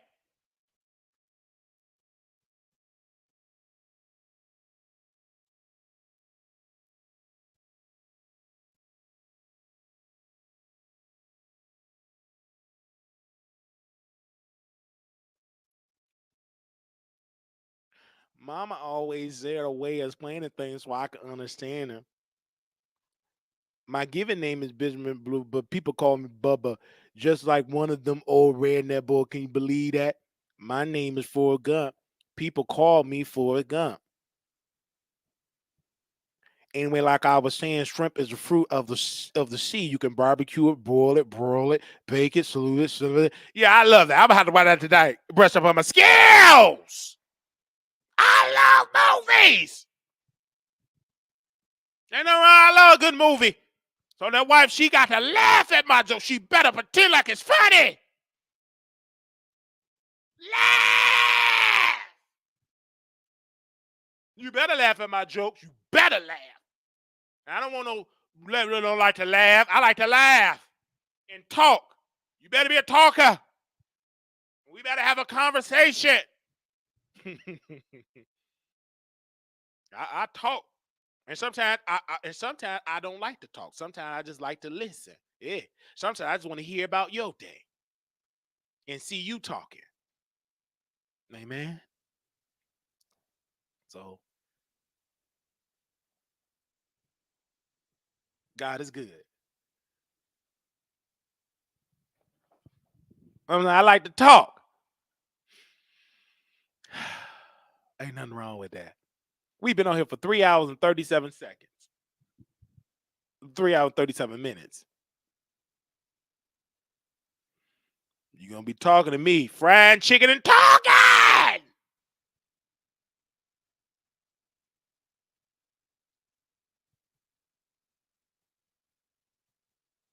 Of course so.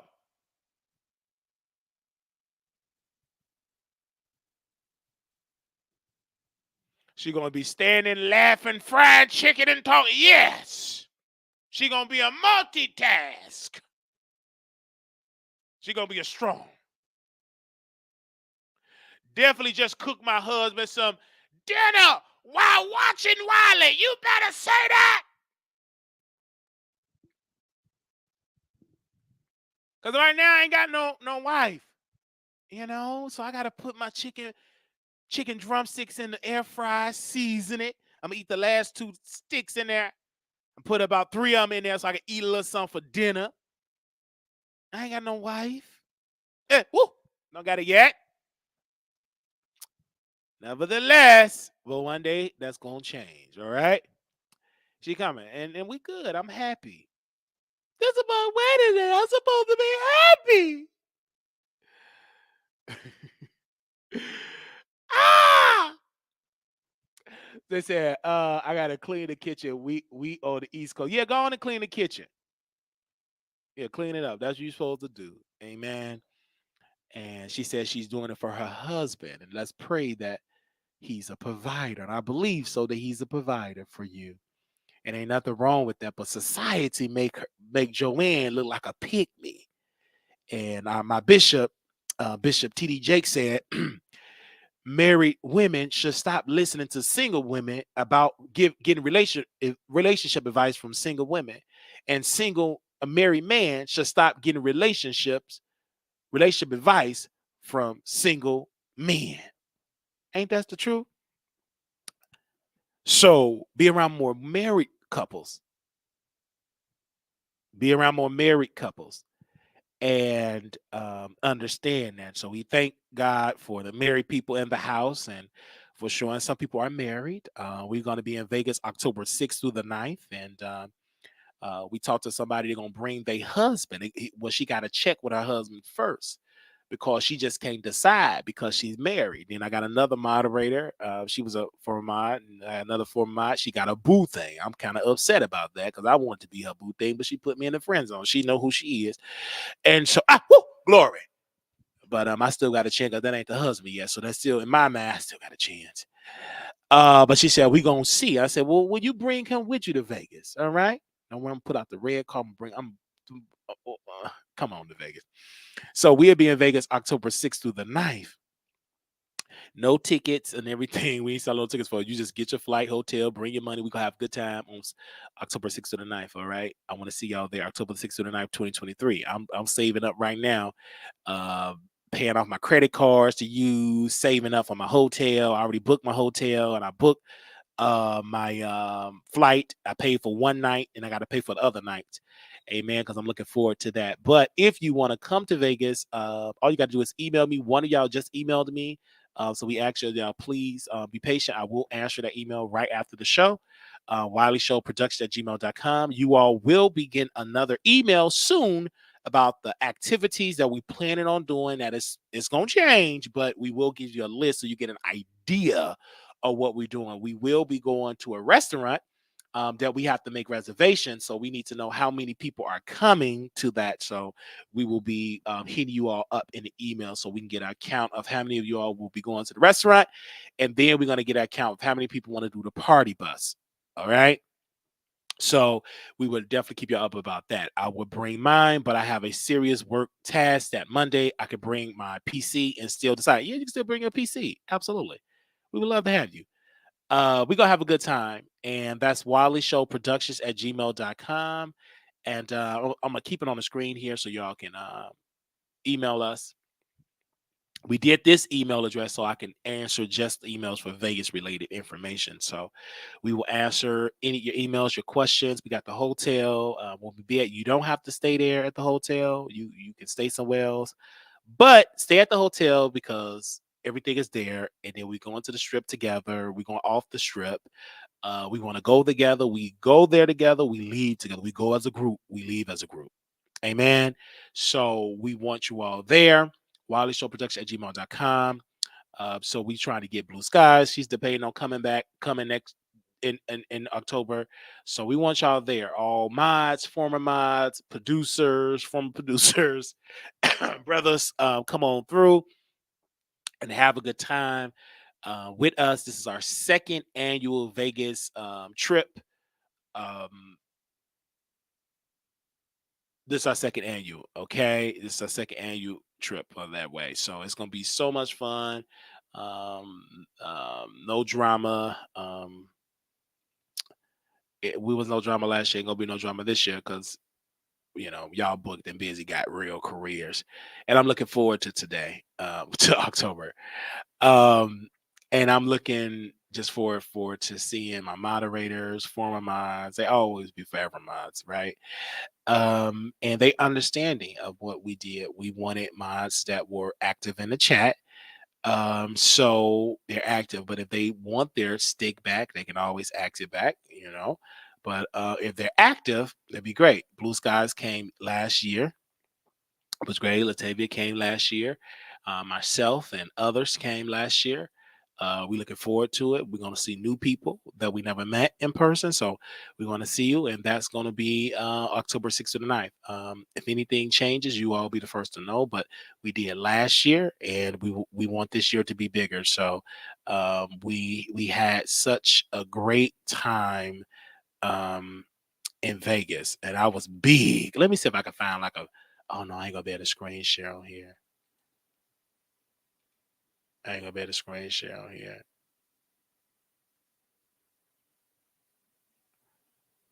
Okay, hold on. Let me see if I can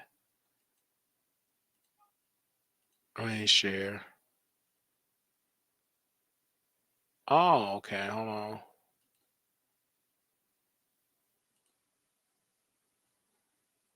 I want y'all to see.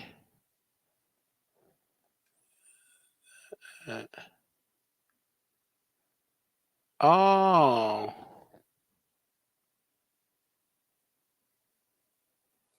It's gonna be so much fun.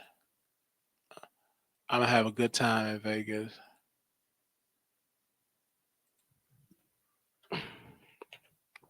I thought we had the video in here. Give me a second. Let me see if I can find it.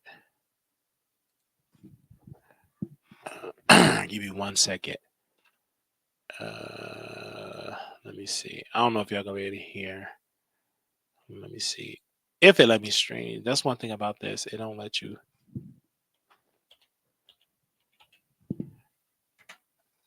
Let's see. Okay. All right. Let me share. Why in the world is doing that?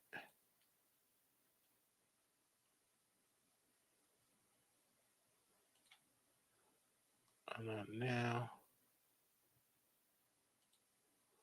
Okay, I wanted y'all to see the video. Oh, let me see. Because I'm doing it on this one. I don't know how to do this one. Okay.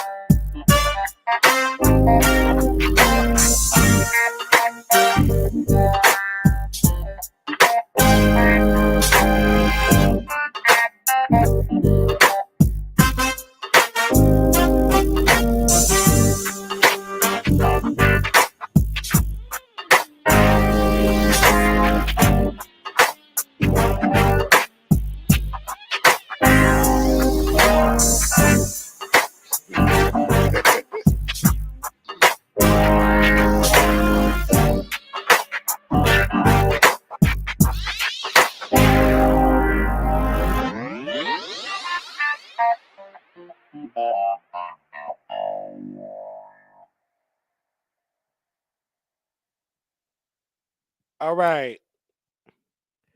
All right. So we had a good time last year. Of course, I was heavy. I lost COVID. I gotta lose some focus, baby. They was dragging me last year. So this time, man, we gonna look a little better. That was our first one. And when I took a picture, I was dragged. And it didn't bother me at all. You know, I'm a public figure. Let me get dragged. So when we had all this stuff and had that conversation and had all that stuff, it was so entertaining. You know what I'm saying? When I tell you I had such an awesome job and it was so much fun in the chat. I'll be there with the audience. I just had a ball. Like it was everything in Vegas. Like I can't tell you, man. It was just so entertaining. Like we just had a ball. It was so much fun. It was great. It was just great. And yeah, I had such an awesome time in Vegas. Like I would I'm looking forward to the next time. So many great stories I can share. Um I think Burna Boy performed, Usher was performing this before Kiki Palmer and stuff. So we wanted to do Usher again, but we're gonna be going the first weekend. So and them tickets kind of pricey. So them tickets are kind of really, really, really pricey. So we overdue. So it was great. So we going again this year. This will be our last. We'll probably do Vegas again next year, but we're gonna do it this year. We're gonna have a good time. Um, we don't want any drama. Y'all not gonna bring no drama to Vegas, because you ain't gonna do that. Well, we ain't worried about that. That you We have a good time because it was so good in Vegas. I had such an honor and it was such a privilege being in Vegas, being around my supporters, and it was just so good. I had such a good time in Vegas. Um, my people was just there loving the Wiley Show. They came and visit us in the Wiley Show, in the lobby, at the bar, at the karaoke place, and one of our subscribers got up there and sang. um it was just amazing. I just had such a good time, and women, it's good to have them. And of our brother, thank you, Jill, for supporting the Wiley Show, for holding it down for the brothers. Came there. He was the only brother that came, and he was supportive. He bought me some pens and some Vegas stuff, and I still have it in my home. And it was just good. It was just all around so good. From the people came from Virginia. We had people came mostly from Virginia, from Maryland, and also our Vegas um, community. So I just love meeting the supporters. They was just there and having an awesome time, and they came and saw me. And then people, when I came on the show, people were saying that, yes, let's say you sang down that night. You sang down that night. It was just amazing. I just like, oh my gosh, it was just so good, meeting the people. And Blue Skies will definitely inform me. She said, "Hey, Wiley, your other fans is there. Somebody else want to meet you." And I go to the lobby, meet them, and it was great. When I looked at it, I said, "Oh my gosh, I want to slim down a little bit for health reasons, and I want to look good, so I want to have my shirt off on the strip." You okay? So we putting in work, and shout out to Blue Sky. She was in the chat earlier, and shout out to her. She's just truly a blessing. And we're good. We are cool. Like Blue Skies, Almond Brown, Day, Mouth Open, all of the mods that, like my day one mods, Nurse Nicole, I still talk to them a lot. Not like every day, but I can still pick up the phone. We can still talk for hours. You know what I'm saying? So I love having that relationship, and they still watch. They still watch. They're booked and busy. They don't argue in the chat. They don't go back and forth because they don't. They too grown. They all got successful careers.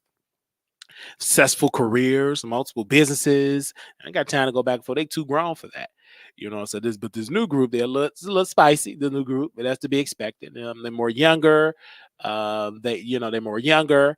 I understand it's a different type of group, but and they're a different type of group. But I love anybody, they come in the show and show love and support, and also just showing great love. I love them all. I love everybody that show love in the chat. Proud of me. She's very successful in her personal life. She's a little spicy. That's to be expected. Um, she's young, but in her personal life, she got a career. You know what I mean? So awesome. We got people all around do all amazing things in their personal life. I mean, Nate, very successful young man in his personal life, very successful. A viewer of the Wiley Show, have his own mind. Proud of me, have her own mind. Whether we agree or not agree, we are a family, and she's a little spicy. That's to be expected.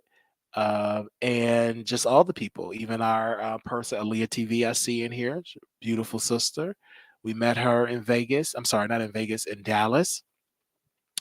And so, shout out to our new moderator, La Maria. Very faithful, very supportive. Not just on YouTube, but everywhere. She's on Threads with me. Shout out to our other moderator, Miss Moore, very successful. I call her my Threads buddy, and just it's amazing. Just like Latavia, an amazing singer, can really sing, and it's just amazing. It's just amazing. And when I meet my supporters, I met some in Vegas, I met some in Dallas, and most of the people that we met in Vegas, in Dallas, they weren't in no chat. You don't see them. Even the people that I met in Dallas, none of them be in the chat, but they came and support us, because they watch the show. It's a difference. You got the people that's in the chat, maybe about 10 of them in the chat. Because if you count, because somebody count how many people in the chat, it's about 10 people probably in this chat. But we had about 300 people watching, and then you're gonna have about 10,000 people, close to 10,000 people watching the show.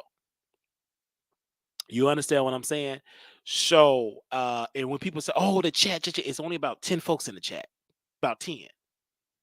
I'm gonna say 10, about 10 to 15. That's the minority. The majority of the people is in the bushes, and those are the people. You may get a couple that's in the chat that support, but the people that you don't see, those are the people that gonna be there. Okay, right? And I don't get involved with what stuff goes on in the chat. I don't. As long as you ain't posting nobody address on YouTube, then you'll be gone and all that. But other than that, I don't mind that, because you get a bunch of women involved.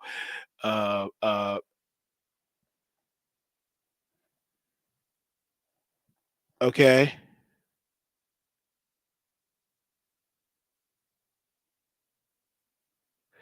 We get a bunch of women involved.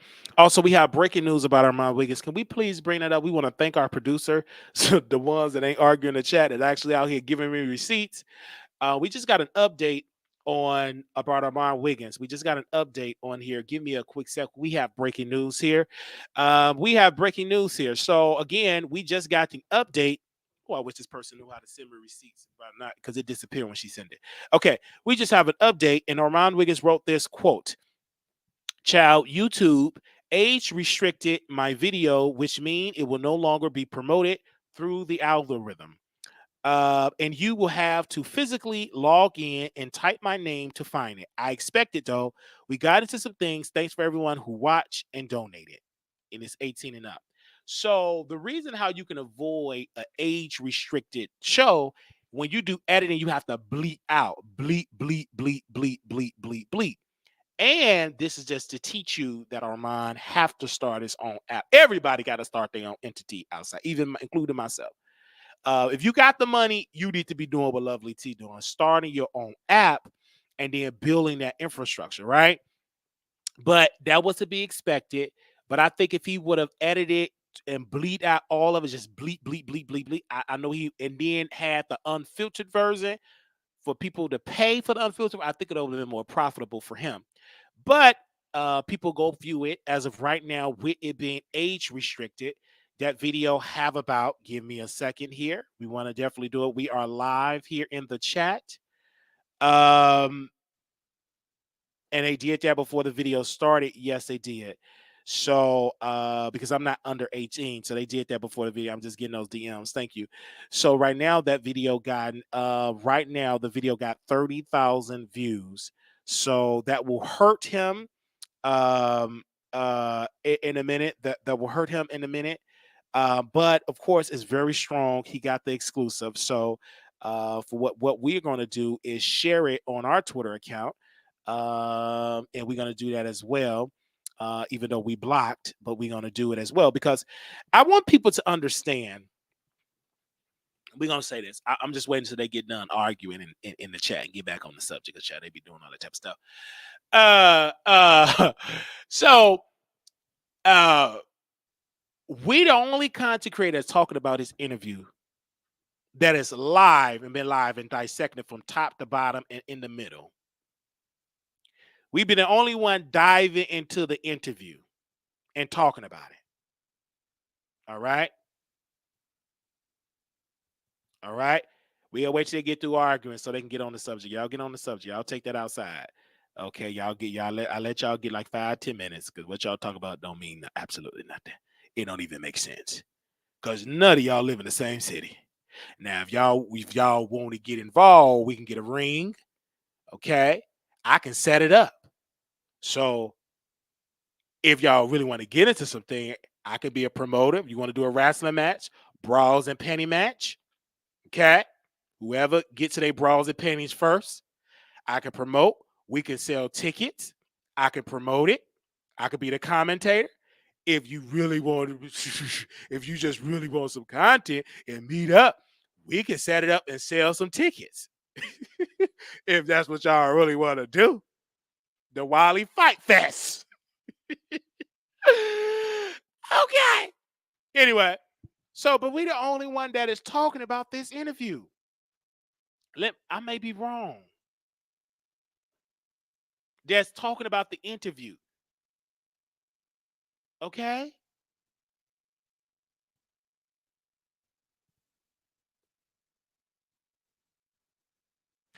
One person talked about it. Thank you. We're live. I'm talking about it right now. We had another person, 2 people talked about it. Okay? They ain't getting no views. That's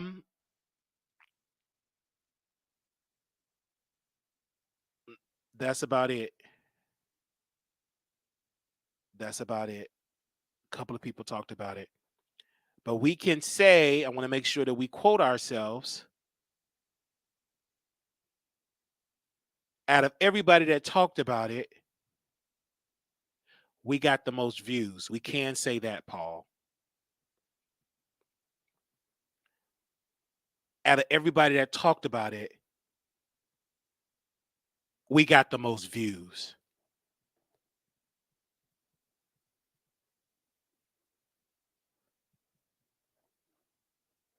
Out of everybody that talked, we got the most views. I can't say that without a doubt. We literally got the most views that talked about it. We are the #1 show covering Armon Wiggins. We can't label us that. We're the #1 show. We still with 200 people there listening. Okay? 200 people listening. Because we love Armon. But people were so quick to criticize Brother Wiley. When they ready to criticize us, oh, baby, they was dragging us. But we stayed on our course. One of them was raggedy teeth dragging us, snagger tooth dragging us. We covering Armon Wiggins. We didn't get off course. Hey, whoop, they did all that dragging for a while. They thought we was going to put their name in the title. I said, go on here, you too late. But once my favorite celebrity, he said he was going to drive it on Thursday, And Paul, before he went out on strike, man, he gave me the notes to do the dragon. Once my favorite celebrity can just ball up the roast and just going in the garbage. That's old news now. My favorite celebrity is back. Man, please. Think I'm about to waste time with you in that raggedy mountain? No. My favorite celebrity here. The star is in the building. Coming to the stage. The one and only. The talented Armon Wiggins. He here. And I'm talking about my star and talking about you. You had a little crack little window. We did a little tit-tat. But once my favorite celebrity come there, he already know I'm here. Talk about me. You got to say that. Well, hey. I'm talking about my favorite celebrity. I don't get easily distracted. He thought his name was going to, I'm talking about Armon. The star is in the building. Come on, Armon. He woke up the streets. He know one thing about Brother Wiley. He going to talk about me. They can call him Psycho, Booger Booger, Sugarfoot, Sugar Looger, Sugar Sugar, Boogie Boogie. Whatever you call me, I'm still going to talk about Armon Wiggins. I'm still going to talk about him.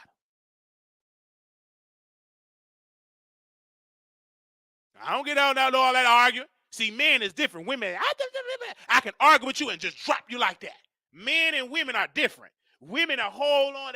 Men, we argue a little bit, we can drop it and move on. Because I'm a man. Men and women are different. Women are whole.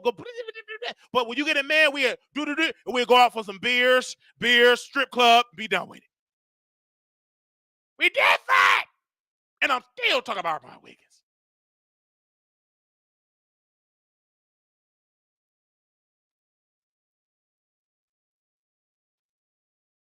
Yes. So he said, you Nicki and Armon with Lil Kim. You show love, but this at the same time. That's what I do. But I'm talking about him. We are the only show that is talking about him consistently. There's no other show that made many episodes like the Wiley Show. We have done it. Women are petty. That's women. I don't get in women business. They do all that type of stuff. It don't matter. Man, please. I understand why they argue, go back and forth with it. I get it. You frustrated. Hot down there. Need some. Get some. You don't have all the time for all that arguing. Man, please, you going to argue right in that bedroom. Hey! Turn off the lights and light a candle. That's it. But if you ain't got that, you ain't got no but going in there and go back and forth. But if you had it, you ain't going to sit down and do all that arguing. All that energy is wasting time. Man, please. I'm going to tat it. Throw it at it. Tat up. Man, please. A lot of women are frustrated. I get it. I understand. These men ain't nothing. They trifling. Nothing. Sorry. Don't know who they want to be. They want to be Steve and Steve Alla.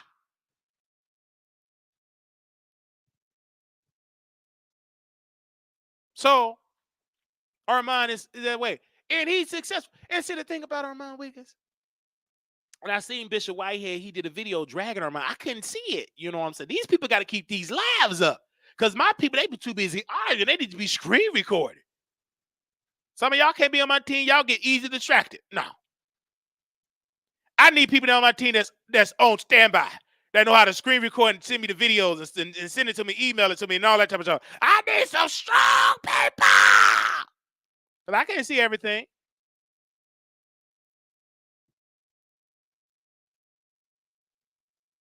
Nope. I can't. But nevertheless, we gonna talk about it. They take it down. It's hard. But ain't nobody talking about the storm over now. The storm over now. I can see today the storm is over now. The storm is over. The storm was doing all that talking. Now the sun is out. Armon, the sun is out. Now they silent. Now they don't want to go live. They don't want to send no traffic to Armon Wiggins. They just got to sit there and pretend like they don't see it because they jealous. Open up your eyes. You see the real ones. Why they ain't live? Why they ain't breaking down the video? Why it's a celebrity, it's in the news, they saying nothing because they hating on Armon Wiggins, and he know it. And he know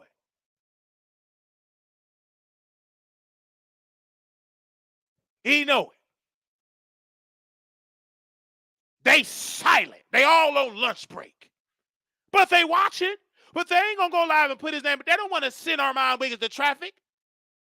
Not the download storm. Not the wrangling mouth. They don't want to send it to him. Not the bipolar witch that's been sued by Nicki. She put out a lie about him being evicted. Now he got an exclusive. She's silent. Where the witch? Where's Tasha K? Why she ain't tweeting? Why she ain't going live? Why she ain't dragging Sukihana? You know why? Because she don't want to send that traffic to Armon Wiggins. No difference when Armon Wiggins was talking about Cupcake, dragging that woman, coming to a one to fight her. We covered her. She came on the show, and he kept quiet. He kept quiet. Because when a man come involved, hey, step back, I got this. He hushed and left her alone. Now she ain't live. Where she at? She go like, hey, why not? Can't sleep. I can't sleep. Let me drink some water. My allergy. Now she got a stuffy nose. She ain't doing none of that. Where's her mentees that's defending her? Call her mama. Where they at? Why they not putting Armon Wiggins in the title? He going viral. Everybody, XXL, Triple S, Playboy, the homeless people on the street, on his block, they all get together on their Obama phones talking about Armon Wiggins. Where all these people at that was criticizing Wiley? Why y'all ain't talking about Armon? Y'all are silent. Ain't saying a word. Looking like you stink. Ain't saying nothing.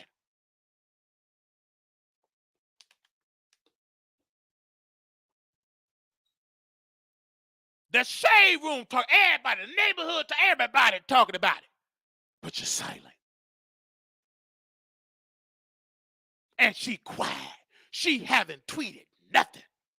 You know why? Because she don't want to send that traffic to her mind. And if Armon Wiggins is strong and bold enough, talk about your interview. Promote that interview. Take over the streets.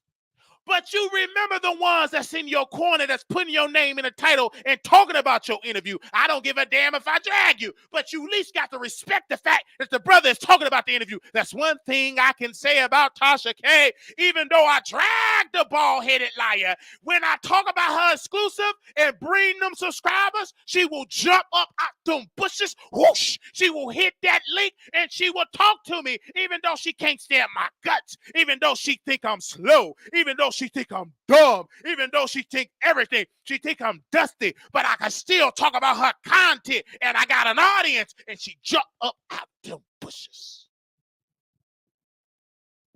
That's one thing I can say about Tasha K.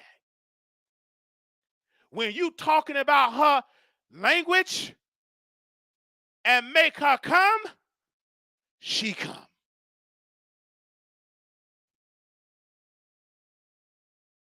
That's one thing I can say about her. Yeah, we beefing, but she can get another exclusive. We can talk about it and hit it real hard. She gonna come. When you hit something real hard, a woman gonna come. When you hit that spot real hard, she gonna hit the link and come. But you gotta know how to hit that spot.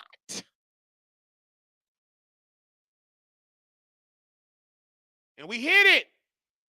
And she, hey, Wiley, yeah, Wiley. She was on there talking. But she mad and pissed because she exposed, Sukihana exposed the truth about Tasha. Let's get into the Tasha K for a second. Put her. Okay, I got to do it myself now because Paul, he on strike. Let me do it. Hold on. Let me see. Do I got a picture of Tasha K? Do I got a picture of Tasha K? Where the picture of Tasha? Where's she at?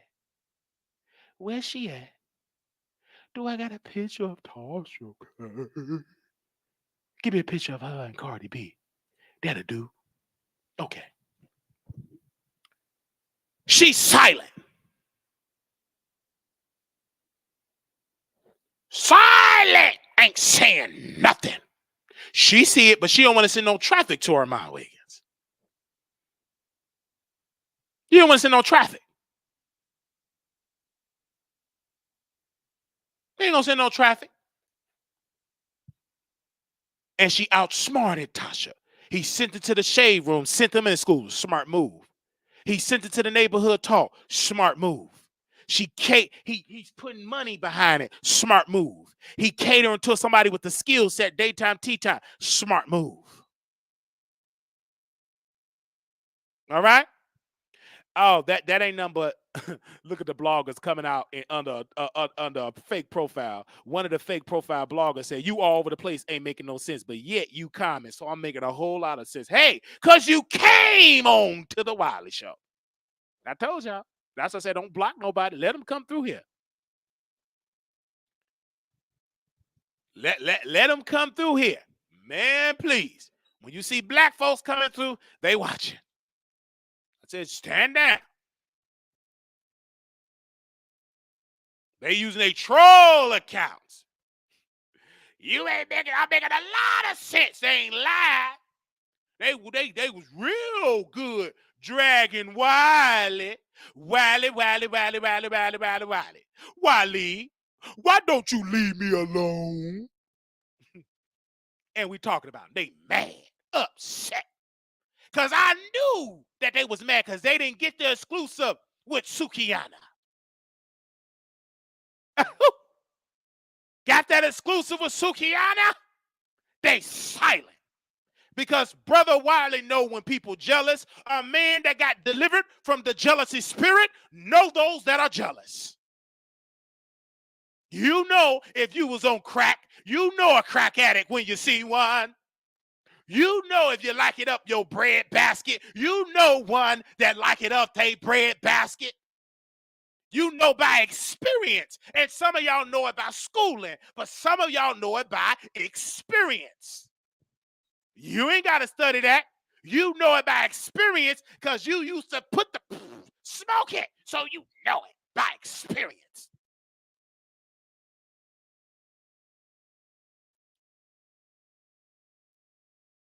Do you hear that? Then you get the Tasha K fans.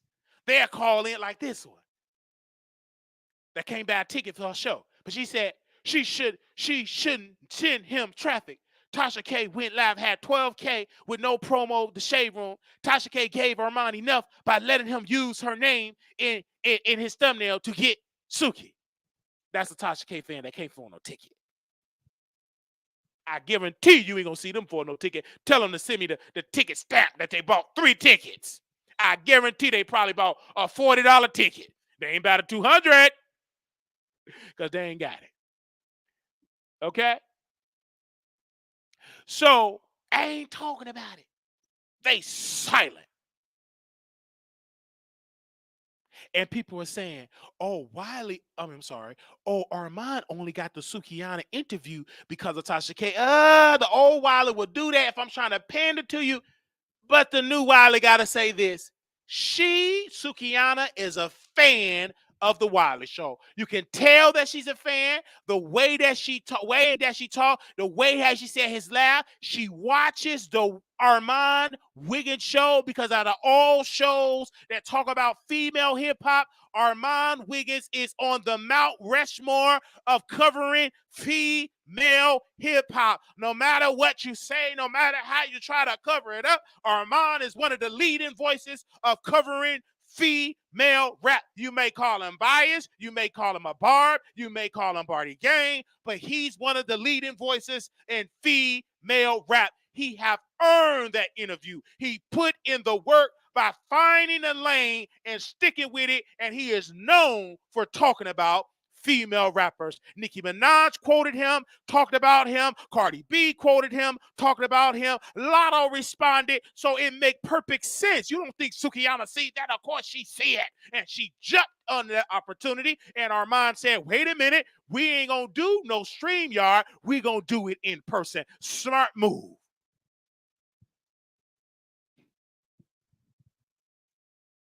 Okay?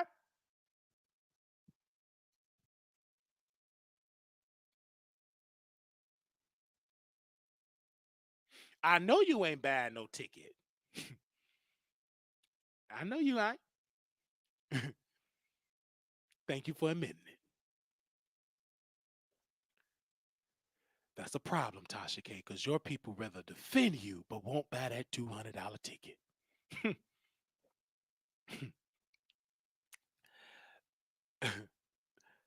Tasha K fan always calling.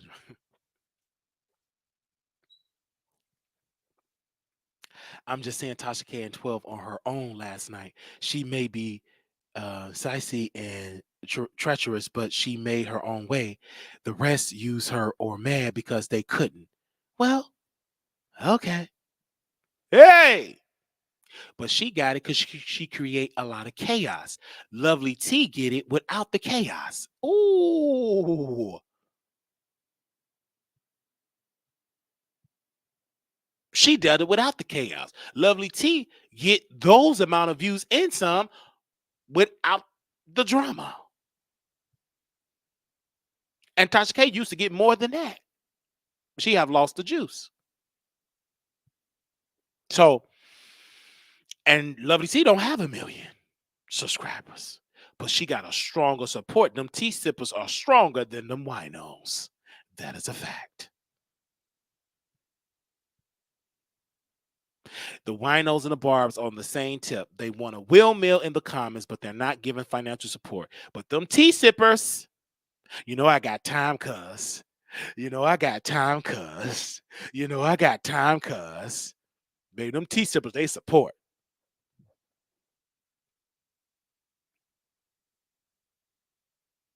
I gotta watch Lovely T. I like her.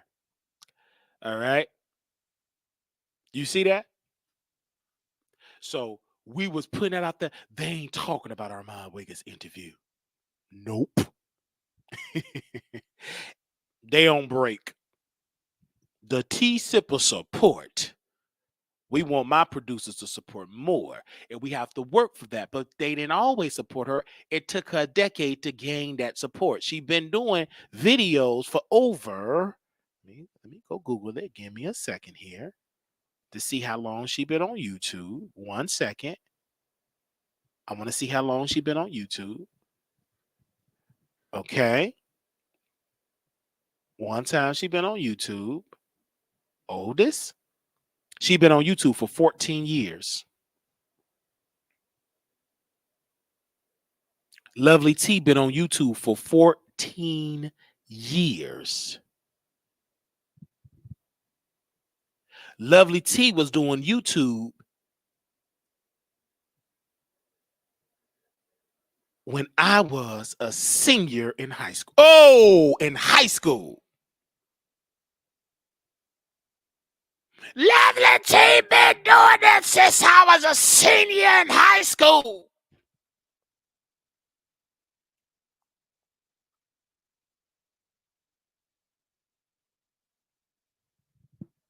That's 14 years. 14 years ago, she gets 9.1 thousand, 14,000, 23,000, 19,000, 15,000. And then she started talking about black women bleaching their skin to be lighter, 157,000. 13 years ago, the first annual dark skin versus red bone affair, 111,000. Booty popping, 925,000. She been doing it for 14 years.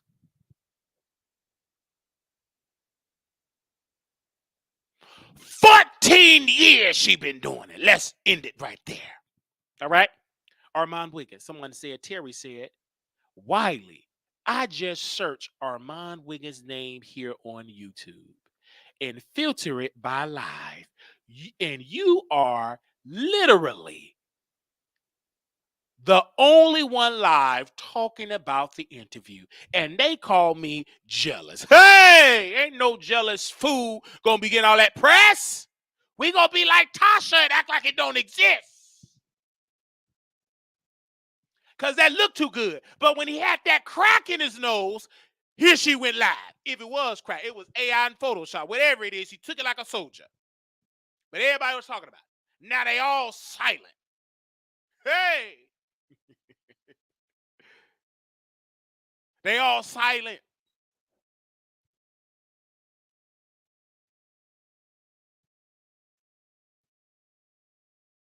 Okay? I mean silent. Baby, they used to be up like they went on break. They don't even want to talk about nothing. You know why? Because they don't, hey, are you going to talk about the interview? Are you going to talk about the interview? They're going to try to go live the next day.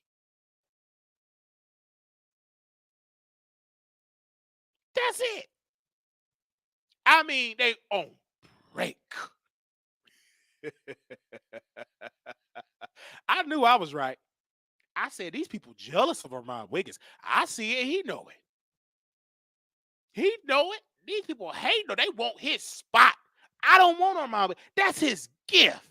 If I wanted it, I would have submit to him and work with him and carried his bags and be his co-host, be his strawberry. I would have been Miss Strawberry. I would have been reading the letters. He the lead, I'm the co-host. He the lead, I'm the co-host. But I didn't want to do that. I could have. No different when James Brown was talking to his artist, his friend. And he said, don't talk about my wife, but she could have been mine. I let you have her. So if I wanted to work with Armon, I could have been did. I didn't want to do it. I wanted to have my own show. I didn't want to work under nobody. I'm an alpha man. I'm not a beta. I'm not a beta man. Beta. I ain't no beta man. Nope. Mama said, Wiley, you can't make them give him promo. He won't even give you promo. That's a lie. You can't even afford to buy no ticket for Tasha K show. You trying to get me together, honey? I can afford if she refunded me back my money. If she allowed me to go to the show, I can go. If she allowed me, I can afford to go. She refunded me. She couldn't have refunded you, mama, because you didn't even got it. You said, I ain't got no money for no ticket. And you talking the most mess and broke. Can't even get no $200 ticket to go see Tasha. Girl. Did all that talking about Tasha K, defended her, but can't see her in person to see the pool party. You can't even go see it.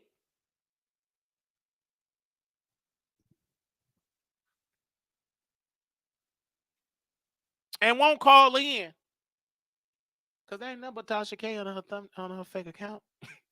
That ain't nothing but Tasha K. When you see all these type of people talk like that, because then when you tell them to call in, let's put the number on there. Watch. They're gonna say the golden word. Just watch. They're gonna say, I can't call in because I'm at work. They always at work. I wouldn't be telling people I'm always at work and I'm broke.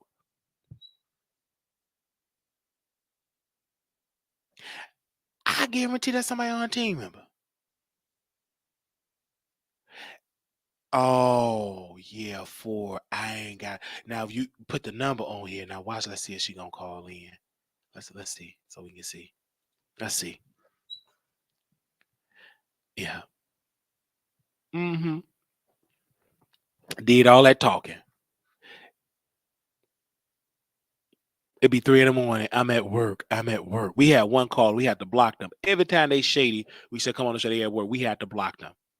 They was always saying, I'm at work. I'm at work. Work.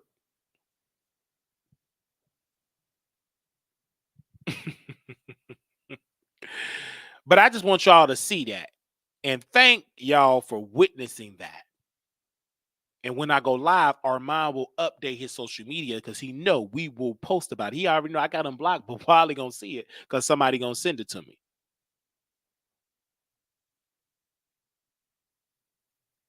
Oh, you work 12, 8. Yeah, that's a perfect shift. They gonna see it. But we gonna talk about it.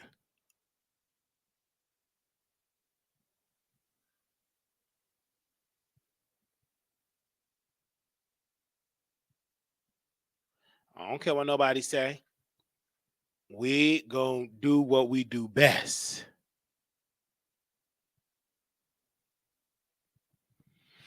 Heard you say you were getting off live hour ago. I didn't know you were still. Yeah, we still here.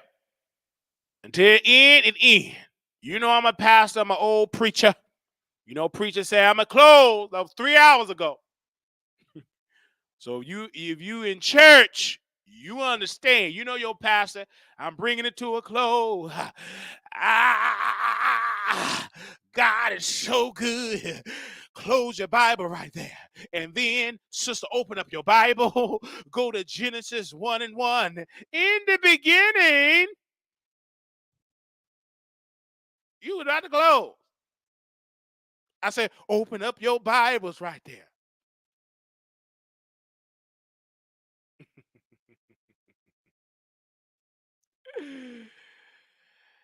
And then at the end, and then old school, the church I come from, they would do this.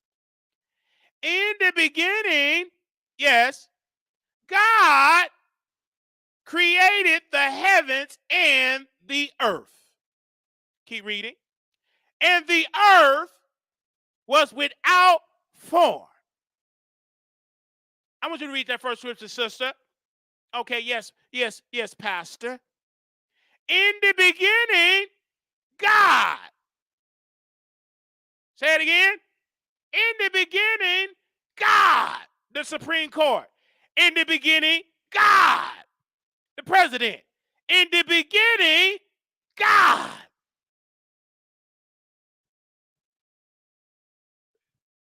In the beginning, Beyonce. In the beginning, God. Well, what did he create? The heaven and the earth. Go to that third verse. And God said, what'd he say? Let there be light. And there was light. Go to the fourth verse. And God saw the light, that it was good. God divided the light from the darkness. Look at God. God did all that. In the beginning, God did it before it was a NASA. Before it was the astronauts. It was God. He separated. Only God can do it. They can't even explain it. Because God did it. Oh, woo. God is the beginning. He created this.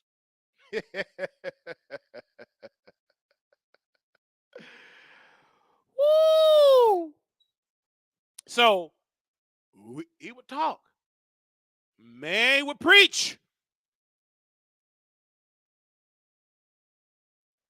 Can't get mad at that. Right, church?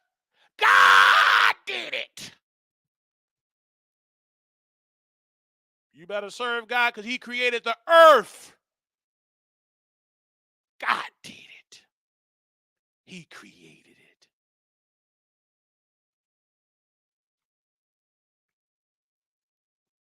it. Woo, glory. I said God in the beginning. God created the earth. God did it. And then somebody was saying, who did it? God did it. They would get out. God created the earth. See, when you read that scripture from the beginning, you go back to God. Go back to your beginning. And when you go back to the beginning of time, there was God before there was a word time. Oh, we getting deep. I know, Jay, you ain't in church. You said too much yelling. We're going to your white church. And if you're in a white church, if I'm Joel Osteen. In the beginning, God created the heavens and the earth. And my beautiful sisters, and the earth was without form. You know Joel Osteen. Mm.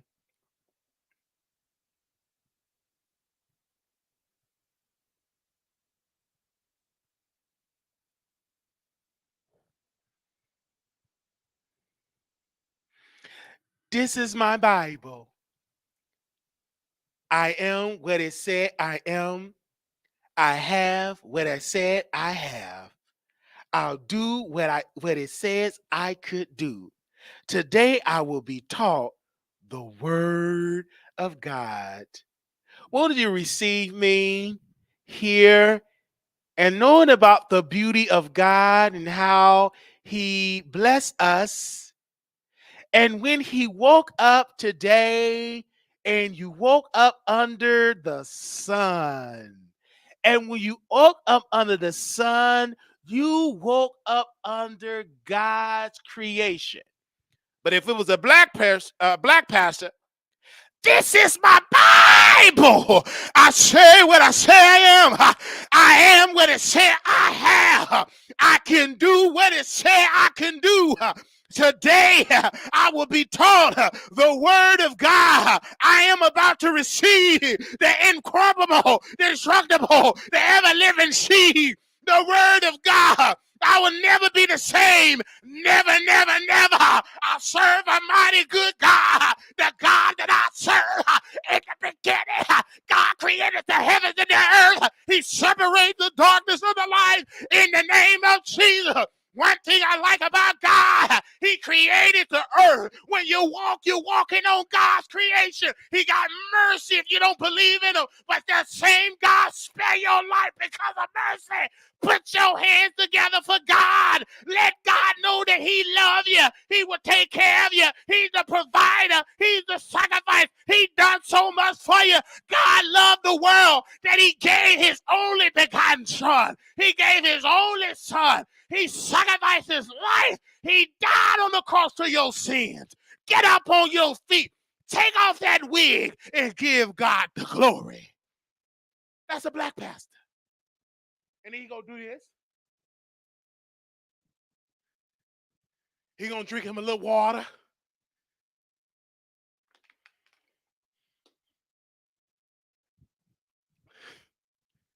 Hey! Woo! I felt that right there. God is good. It's in the book. Woo! That's why I come under. I didn't come under. It was loud. Praise him. Facts. God is still good. And he's worthy to be praised. This is the only show you're going to get celebrity gossip dragged and gossip go back to drag. This is the only show that does it. All right? God is good and he's worthy to be praised. He's a good God. And we love him. Don't we love him? We love him so much. And it's in us. I can't stop talking about God. I talk to God. So Lord, do it for me. And you can talk to God without othering your mouth. You can talk to God with your heart. You don't have to be loud. God knows you. He can read you can talk without even speaking.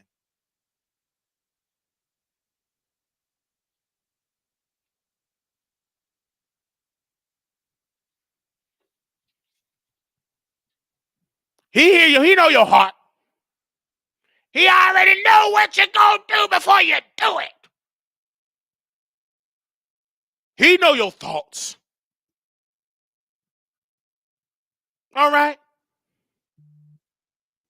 He know your thoughts.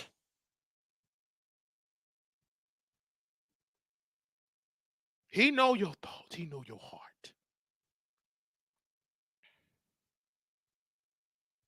Truly, God is so good. And he's worthy to be praised. And we gonna praise him.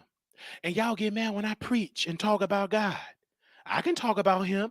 You can't tell me not to talk about my Father. That's just like you don't maybe do everything that your father tell you to do, but that ain't gonna stop you talking about your father. I can talk about my father. Yes, I can talk about God. Ain't nothing that you can do about me talking about my Lord and Savior, Jesus Christ. I'm gonna talk about it. Ain't nothing wrong with that.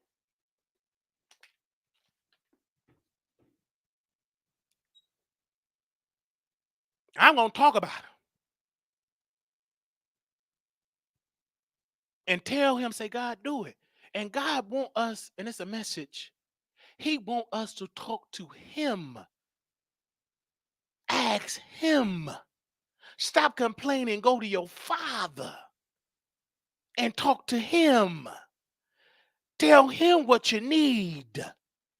Tell him to help you. Give you guidance. Talk to the Creator. He created the earth. Talk to your Father. Why are you trying to figure it out? He already got the answer. Go to the man with the answers. And watch him change things for your life. And believe it. I got faith.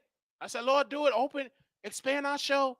Give us more subscribers that can give, that can donate, that can share, take us to the next level so we can promote you more and help those that are in need, to help my community and my family. And he'll do it. God wants you to continue to be consistent, but keep talking to him and keep working. There's going to be trials. There's going to be tribulations. There's going to be stumbling blocks, but you got to keep going.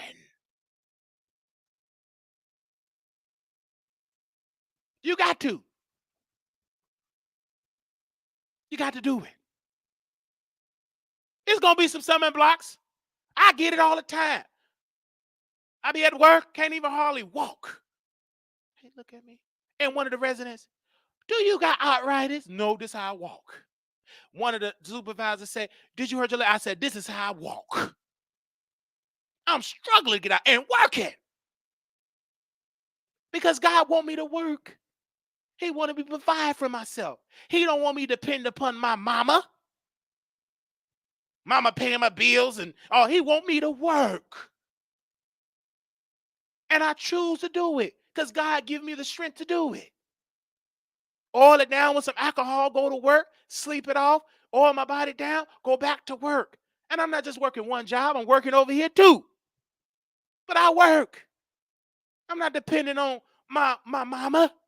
I help my mama. I'm not there eating up all the food. I buy food in the refrigerator. I send cash out to my mama. I work. Oh, yes. My mother said, one thing about you, son, you go to work and you get a job fast. I don't do all that complaining. Hey, I'm going to work. If I have to cut grass, I'll do it. That's the type of husband you need.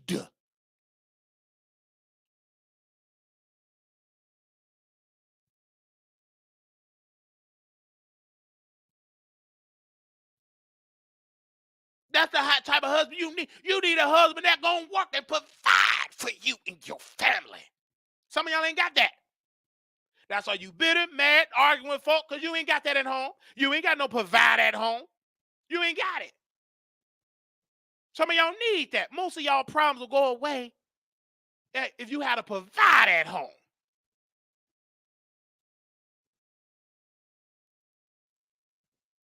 Most of your issues, most of your problems right now is because of lack of a provider. And it hurts you and you mad about that. Because you ain't got a good provider. and you made a bad decision. And it ain't all on you. It's him too. He weak. He's a child. Then grow up. Pump babies in you. Now you got to pick up the load. And you mad about that, upset about that, depressed about that. I get it. But it ain't over for you. You still young. You still look good. Go live your life. Go live your life. Go be successful. You need a man, a provider. But if you do not have it, you still can be blessed. You don't just need a man, you need God. You get God, he'll bless you with what you need. He will give you what you need. Because some women will never be married, and they still happy and successful. You may be in a position where you have a family, and it's a challenge for you to get a man. So you have to go through it. You made some decisions. There is some consequences with those decisions. But if you believe God, God will lay it on somebody. God will have you come through with somebody that will take care of you and your babies. But you're going to have to wait, be patient, faithful, work on the fruit of the Spirit, and believe in God.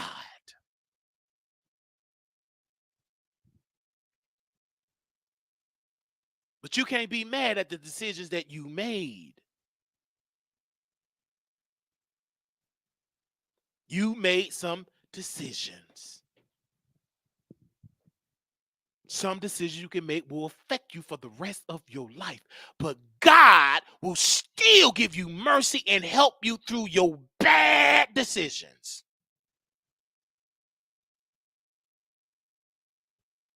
Because God helped people that went through and give you mercy. But you serve him and study him. Get to know God for yourself. Amen. So I'm saying that to help somebody. Get to know him for yourself. And when you get to know God for yourself, he will bless you. Get to know your Father. Don't go far away from him, man. That's when you go closer to God and say, Lord, I'm in mess. Help me through it. And some of y'all already got the answers. Only thing you got to do is do. Because you already got the answers. Some of y'all are very wise. You know what to do. Okay? And Friday, when Mama D or Sister D and came to her, you don't know Mama D. You know what to do. When she gave her that brick, you already know what to do.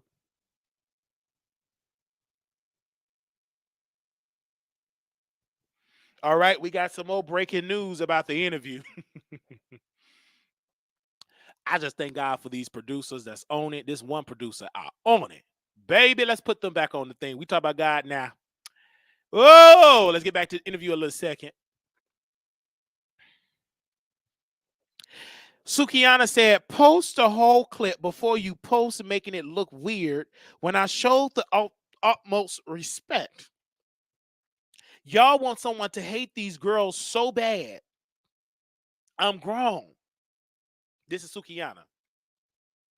I'm grown. Show what I said. She is in my top 5. Show when I said she deserves respect. Show the love I show Sexy. Show my love for Cardi in the interview. Y'all gonna make me really call y'all out as much drama y'all try to stir up. I just don't see a feature in my future, but I show love. I'm not the girls that play up under someone to get put on. I'm the one that show respect without expecting anything that's called a real B word. I said what I said, and I stand 10 toes down. I'm not a troublemaker or problematic. I speak my truth and show love. But if I don't like a person, I'm standing on it. You will know if I love them or not. I believe she talking about Nicki fans. She got to be talking about Nicki fans. This about Nicki.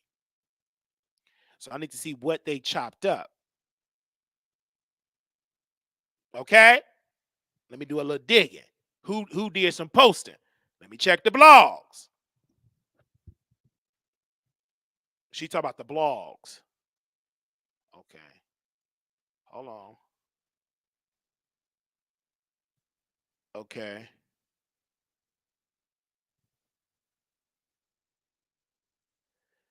All right. Where is that? I'm gonna go to the shade room first. Unless this is Sukihana. Because let me make sure. She posted that on Instagram because this person yeah, that was on her Instagram. She posted it on Instagram. All right. So let me go to the shade room. Let me see. Did they post something weird? Or she probably responded something on Twitter. Okay. Nothing updated on the blog.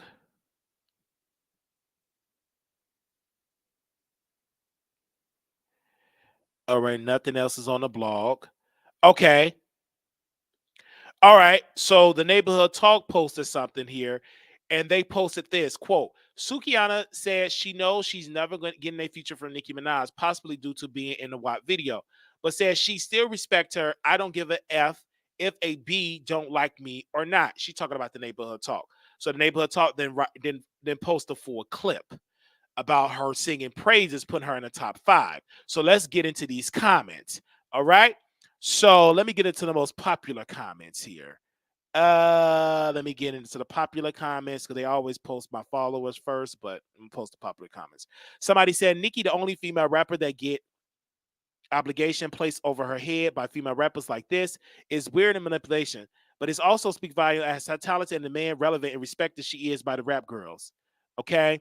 They said, somebody said, I love how aware she is. Somebody else said, oh my gosh, Nicki don't owe none a UH word, nothing. Not a feature, not a shout out, not a nothing. My God, y'all got to let this go for real.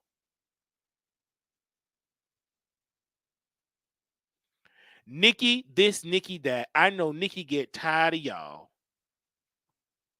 They said, I don't care. Another person said, I don't care what y'all say, and I'm not going to argue, but the fact that Onika be getting brought up in interviews is the most random way she goes to show how long the woman been dominating the game and how she's going nowhere anytime soon.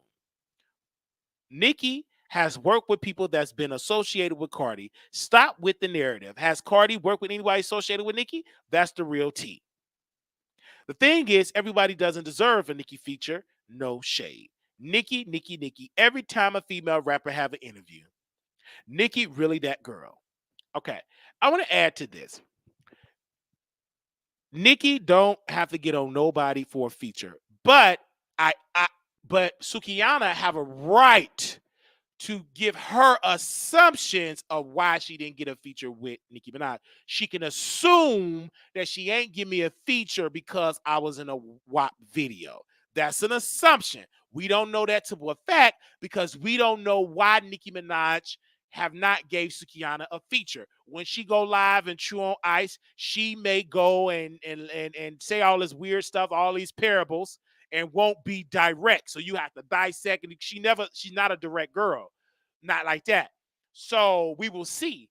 But they did not post the top. You know why they didn't post the top 5 on the neighborhood talk? Because they only going to post the juicy parts for the clicks and views. They're not going to post the showing love. That ain't gonna give me no clout. That ain't gonna give me no clicks. All right. I want people to click the clicky. I want them to click. I want them to come. So I gotta hit the click. And in order for you to hit the click, you got to be real messy. I got to be real messy in the title to make you click, and then you gonna come. Do you understand what I'm saying? You got to be real messy in order for me to hit the click, to click the video, in order for me to come. And that's the power of the business. It is what it is. Does it make it right? Yes. Because when you control your blog, you can do what you want to do on that blog. It's yours. That was the neighborhood talk.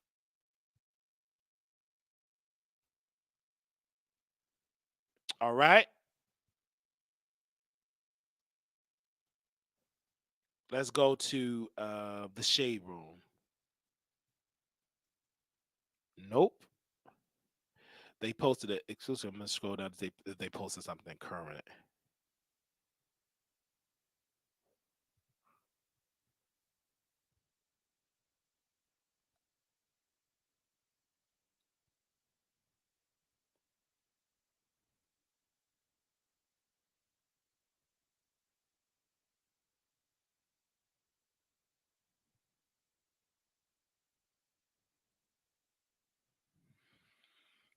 Okay.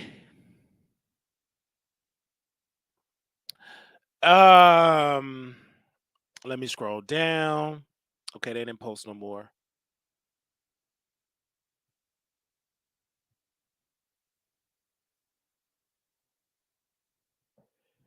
All right.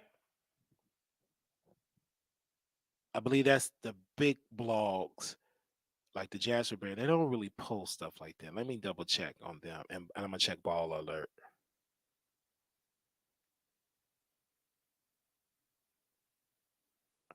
Okay, no.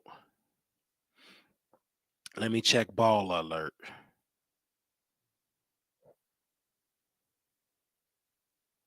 Oh, they don't get engagement like that. Let me check Ball Alert. All right, Ball Alert. Nope, nope. They talked about it, the pre-clip. They didn't talk about the update on that. But Neighborhood Talk is very smart, and I already know the Hollywood Unlock ain't gonna do that. That would surprise me if Jason posts that, but he ain't gonna do that. Let me go on my Twitter and let me tag his name in here. Give me a second. We are live here. Armon Wiggins. Okay.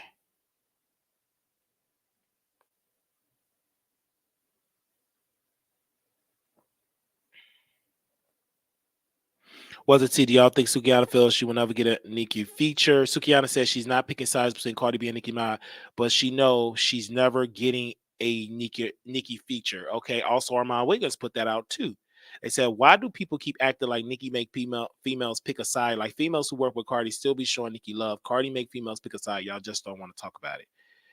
You just contradict yourself. Female who work with Cardi still show Nicki love. They wouldn't if they had been made to choose a side, wouldn't they? Cardi don't give two F's about Nicki when or you people are going to realize that. Okay. So Armand put it out too. They say exactly. Tasha K said this is just not Armand. Tasha keep bringing Nicki Minaj up in unnecessary arguments. Tasha K used the moment to promote Barbie World, which Nicki didn't ask Tasha to do. Tasha doing it on her own for clout. They said this: Nicki Minaj doesn't like me because I was in a WAP music video. Originally, I was in a WAP music video, and here they are. These female rap girls need to stop with the fake narrative. I never said that. Stop making about that. He said that. Okay. I thought she said it. You giving him traction off your comment, but go off Armon Wiggins. Somebody said this. Run the views up, like and subscribe. No, that's not going to give him any traction off of Nicki. I don't know why they think they could do better without Nicki. I mean, look at Cardi living her best life daily, barbs free. There's no anger sweets. I'm stating the obvious. She could have kept pushing. Laughing my off. Y'all are delusional because the other way around. You are so messy. You win what you're doing. Adamar Wiggins, you're so messy and you know what you're doing. I'm glad she said what she said. It's nothing wrong. I know Nicki is not going to get mad because it's not that serious, but you keep trying to stir the pot for views, then try to kiss butt. You deserve hell. Another person said, I've been missing the Armon Wiggins show, and baby, he did not disappoint with this Suki. Bravo. I ain't typing nothing because Nicki doesn't make her pick a side. That's the point, Big G. Never going to beat those slow allegations. They say, I love you, Sukihana. You a bad bee. Your time coming, mama. Suki know the real. She know how Nicki is. Okay. Wow. So Armon Wiggins put that out, but I understand why he put it out. I'm not stupid. Armon Wiggins, of course, we read that about his video being age restricted. It was a good show. This person was on season 2 Next in Fashion. He said it was a good show. We have another person say, I think I'm the only bar that actually like when you ask or mention the queen. I've been needing to see the H word reaction answer on every platform. I do too. I can always tell if it's genuine or not. This response was in the middle. She at no point, whatever. She makes sense. Suki on the come up. Me and my boyfriend been watching since 2001, watching before bed and on our way to work. Still was an MFing loving show. And the budget, Armon, you did it. Baby, please get a Patreon. They said, I ain't typing nothing. Somebody said, glad I caught it live. Personal Sukihana, she tried. YouTube be doing the Lord's work. That's about it with that. That video got 3,000 comments. I'm sorry, 3,000 views, 7 retweets, 3 quote tweets. Somebody screenshot that. They said what somebody 23,000 views got with the Sukihana and the Nicki feature. It's smart for Armon Wiggins. It's very smart. Somebody said, child, I show love to everybody. I'm a real B. Watch the whole thing. Get off the D. For real, always trying to twist S word. Did you guys like the interview? What was your favorite part? 5,000 people viewed it. 22 people responds, 2 retweets, 92 likes. Somebody said, keep your name out. Okay, listen to this. I want to get it to the sign. Somebody said, quote, keep Nicki name out when you interviewing people for clicks and views. Another person said, the fact that Suki kept it real, though the whole interview because she's real, we won't find too many people like her. Another person said, watching it now. People are going to judge Suki regardless because of the nature of the business. She is, so I don't think it'll do anything to change the perception of her, but I hope they at least respect her because she never been anything but herself. Another person said, quote, I love addressing the YK Osiris, and I appreciate her explaining, bring freaky for her man. A lot of people get it confused. Another person says, quote, Suki will definitely bring some people around who may not have fully understand her, but clearly she doesn't give an F either way. I love her attitude, and the story is relatable to a lot of women who've been through some things. I saw a lot of myself in her. Another person said, quote, Suki is very real. Beef would always exist in female rap. It's not personal. It's entertainment. I love the fact that she said remains in the booth. The cupcake part was my favorite. She elaborated everything perfectly. Rap is a competitive and it's not R&B or country. Another person said, quote, I was literally crying at the point where she said what she will tell her kids. LOL, very good interview. Cardi need to let you interview her. Another person said, I like how y'all mentioned her rap battle against Cupcake. I agree. That was a moment in rap history that's sadly overlooked. Okay. So they are enjoying the video and everything like that. Okay. So what we're going to do, we're going to do a poll really quickly and see if y'all enjoy the interview. Okay. We're going to do that really quickly. I'll go in here really quickly. Okay. We're going to do that really quickly. All right. Hold on. There we go. Go in here really quickly. All right. Let me pause that. We're going to do a poll. I want to hear what y'all got to say. Let's see.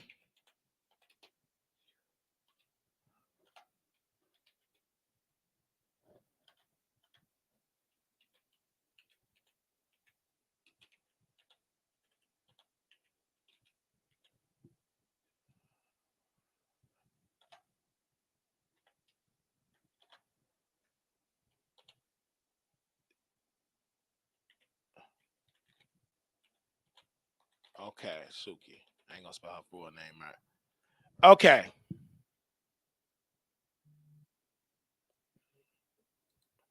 Let's see what that's gonna have to say. I know y'all sending me stuff. Hold on.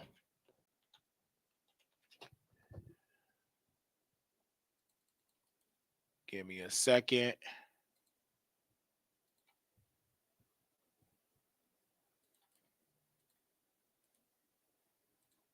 Did you enjoy our interview with Suki? Okay, y'all know what I'm inside. Okay. Let's see what y'all say about that. Okay. I be doing polls. I think that came out wrong. Armon, Armon owe you some money and respect because you read every comment. Yes, I do.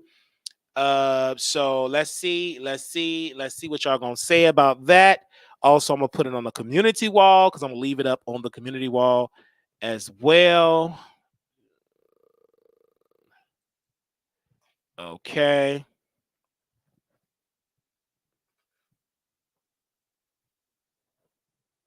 Let's see.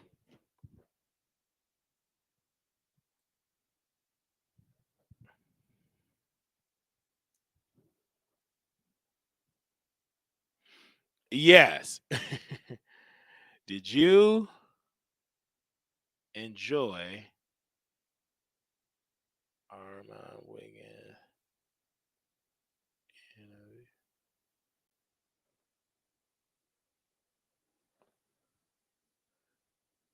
Okay.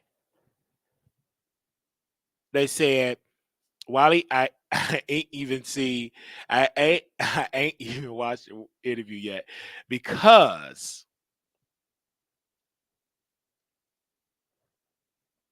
when I started my shift, your review of the interview was on, and I clicked here and ain't left yet. Thank you, Mama.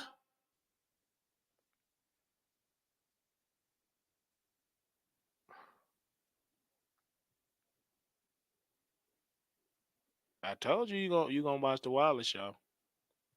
That's to be expected.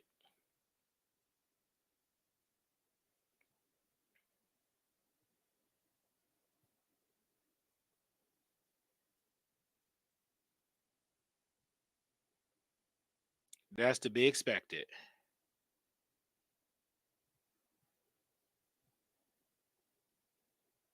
All right. That's to be expected. I like doing pull-up thing. Okay. All right. Well, they're not gonna troll on this one. They're gonna be honest. They're gonna be honest. I want to see what y'all gonna say about that. They gonna be honest. Hold on 1 second. We're gonna go. We're gonna take a little bathroom break really quickly. Give me a second there. Take a little little break. Okay, I'm gonna play my favorite Jaguar right video, and we'll be right back after this video. At 3:42 p.m. according to the website. Okay, so here, and you'll see like a lot of places, a lot of bond places will not bond her out if she has a current insufficient bond. Really? So what does that mean? So she would have to stay? What? Can you break that down for me? Because I'm not understanding. So I mean, there are some bondsmen that will work with that, and they'll be like, okay, cool, like, and they'll charge you an extra fee. It's not going to be cheap to get her out. Really? So it's okay. So the $2,500, that's not really $2,500 or on your system? Okay, so if her bond is if her full bond is $2,500. Yeah, because I'm looking. Hold on, let me see. Let me go on. Let me look on the website because I'm just judging it on the website here. I always say $21,500. Okay, so at $21,500, right? Mm-hmm. Divide that by 10, $2,150. A lot of places charge $100 filing fee. Okay. So you're looking at $2,250 to get her out, right? Mm-hmm. If she's insufficient with her bond, that means that she owes money to her bond company. Oh. So you're going to have to go, your best bet would be is to go back through the same bond company that she has, pay off the remaining balance, and then pay the bond that it's going to cost to get her out, because they might charge a little cheaper and take that charge off. Wow. Dude, I don't even know where she went because this is like an auntie of mine. I'm just confused. I have my credit card, my money ready. Wow. Do you have any sense of where she was at previously or no? No. But you all for a fact can't bail her, can't do it at all. Our bondsmen won't do it if they've had any insufficient bonds for the last 3 years.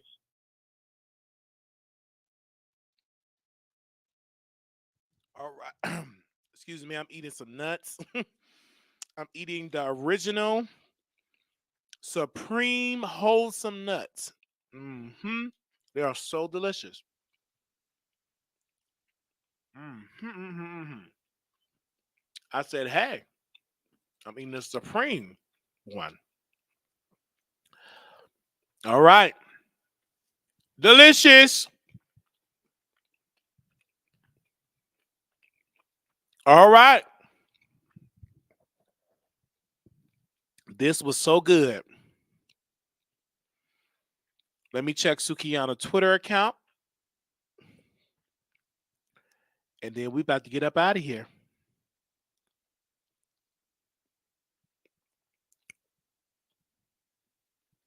If I can find it.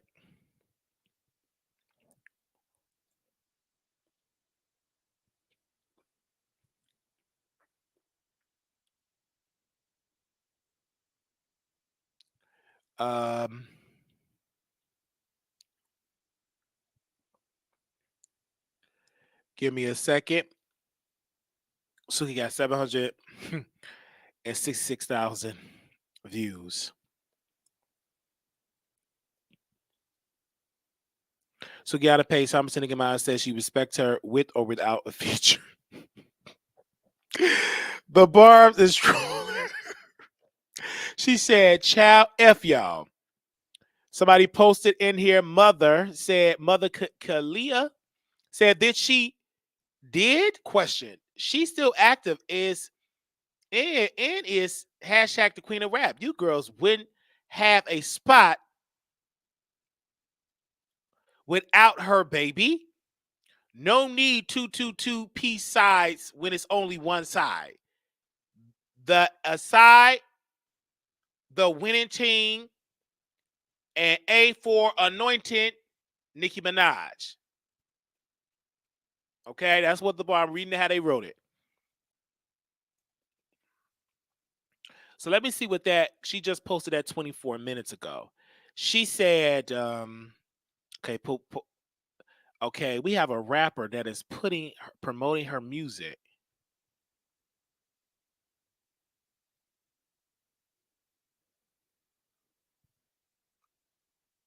Hold on. I don't understand why y'all be dropping y'all links in people comments. Who does that? Let me put my phone number in here. All right.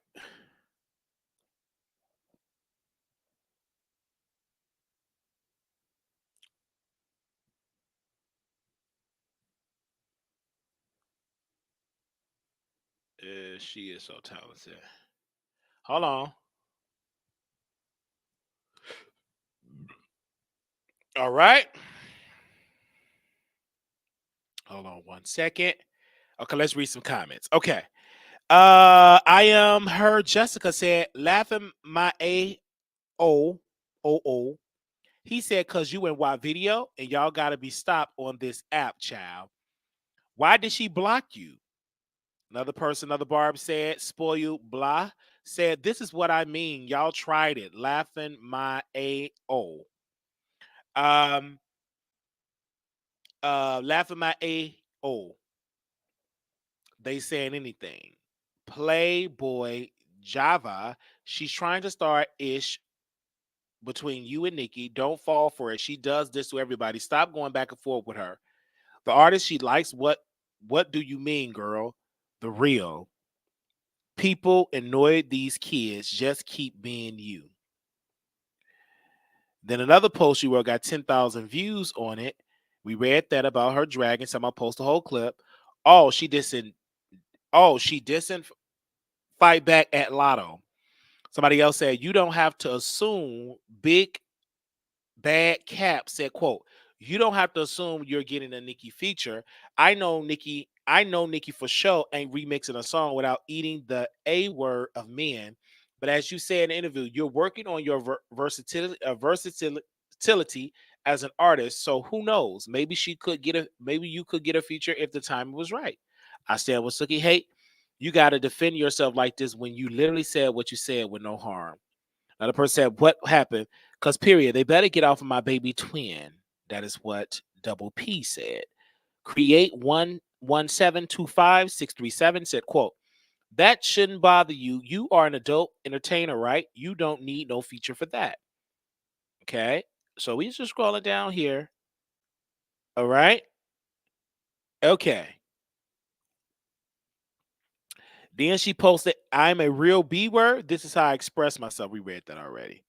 Okay, I want to read this comment. B_Effin said, to be honest, I respect her with this. She's saying, I don't have to like you. You don't have to like me, but you're solidified. She's not going to let people bully her. It's a delusion that Nicki isn't a talented legend. That's what she said. So, Chad, you can't satisfy everybody, but thank you, Sukihana, for throwing this in the algorithm today. That is what I call good. You threw this in the algorithm. You're talking about it. Okay.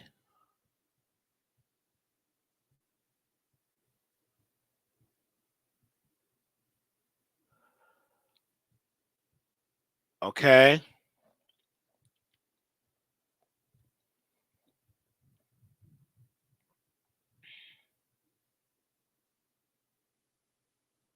All right. We broke this down. Okay.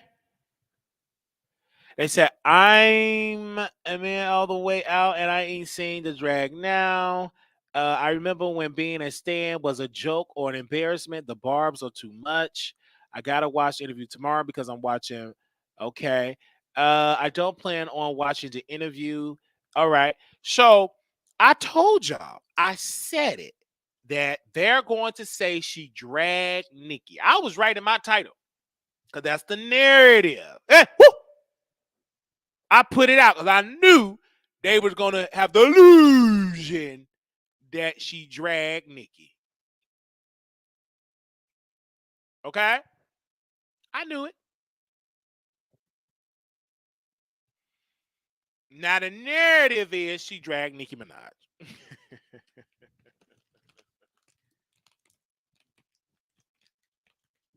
I knew that. Ooh.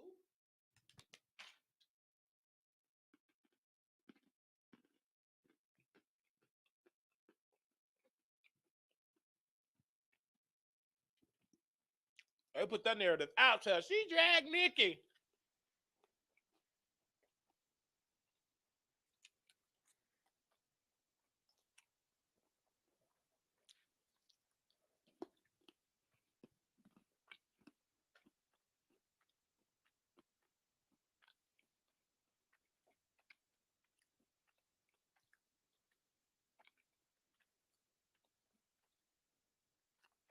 All right.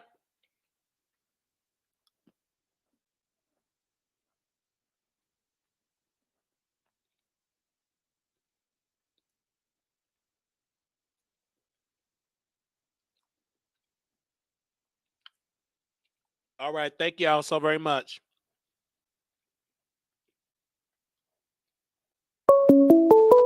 All right. We live. Hello, you live on the Wiley Show. Oh, you live on the Wiley Show. Hey, Wiley. Hey, can you hear me? Yeah, I can hear you. Go ahead with it, sister. Wiley, it's my birthday. Happy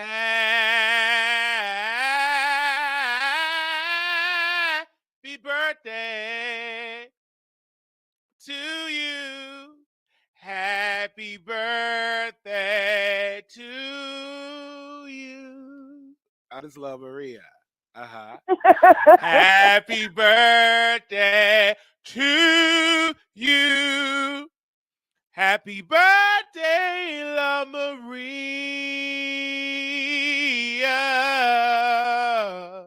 Happy birthday to you. May the good Lord bless you. Amen. Yes, Lord. May the good Lord bless you. May the good Lord bless La Maria. May the good Lord bless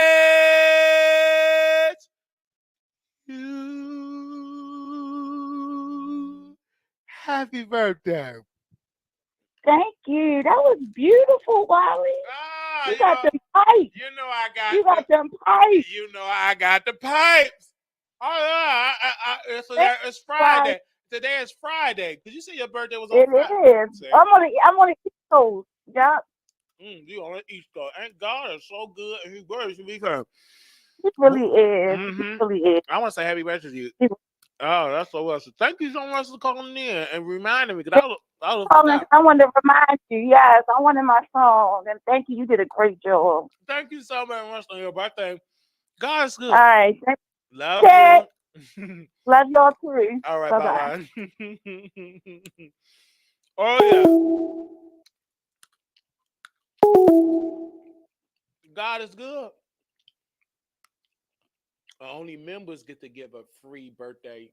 You know, I can sing free. The rest of y'all got to pay.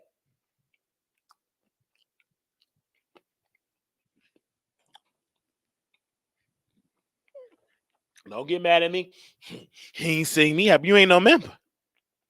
Become a member. You ain't got no green sample. Man, please.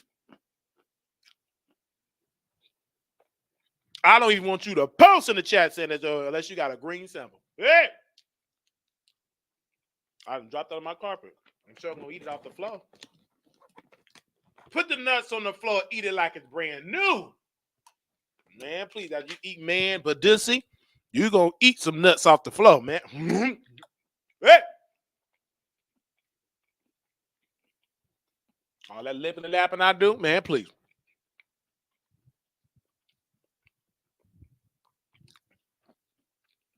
I'm going to eat it off the floor. Oh, somebody sent me a cash out. And a PayPal. Thank you. I'm so sorry for the ones that have gave. God bless you and thank you. Man, put them nuts and eat it. Why are these nuts in the pack? It's so good. It ain't like salty. Ain't got no twang with it. It's just bland. It's just something I can chew on. It ain't even salty.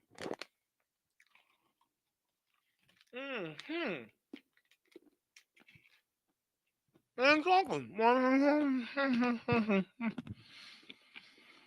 one of my producer, Hollywood producer, bought me that.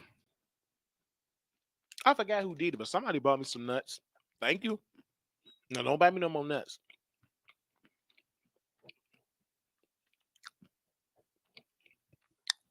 I guess they want me to cut back on the salt, but they bought it.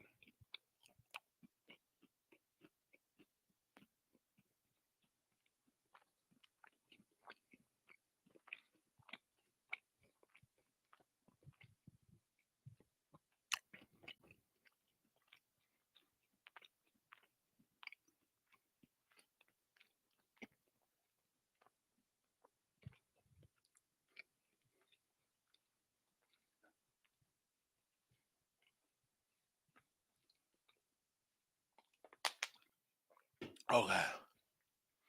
God is good.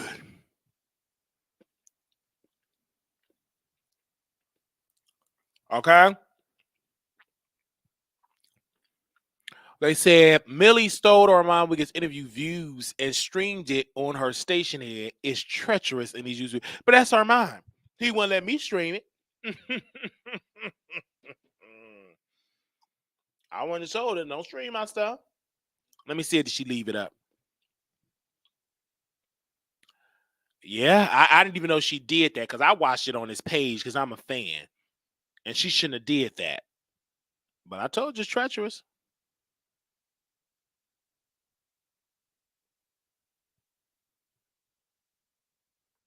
She treacherous.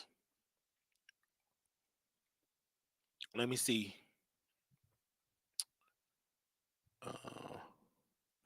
Wow, Milagro Grams is out of the top 10 spot. She's still in the top 20. Whew. I remember one time she was eating it up on the charts. She have always never been out of the top 20.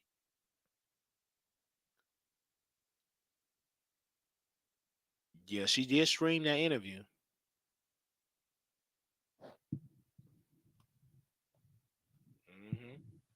She streamed it.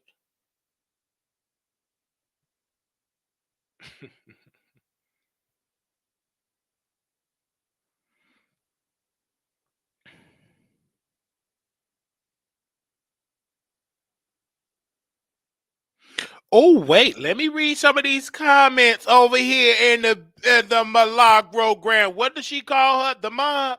Let me go to these comments. Hold up. Okay, they talk about JT. Monica complained to Carisha. Okay, and they talk about that. Let me scroll up. I saw my name mentioned in there. Hold up. Let me scroll up. Okay. No later said this quote. Armon throws a tantrum when Wiley mentions him in any way. But don't show the same for other celebrities. These people, humans at the end. Ooh, that's a good comment. He does throw a temper tantrum. He said, don't mention my name with Wiley name. But he gonna get that karma because somebody gonna mention my name with his name. So that's just gonna happen. That's why he don't do a lot of interviews. You better not mention Wiley name, lady. He gonna click off that link. Act like he got internet connection. But the people watching, he didn't have to mention Nicki. He made it about Nicki. That's a good comment. I didn't think about that. He did. He brought Nicki Minaj's name up. Cosmico song hit. Didn't know it was her song. New respect for her plus the independent artist. Sukihana. Yes. But I understand why Armon did it. They did it to Kim. Oh, no. Let the girl shine. They kept bringing it up. But that's what media do.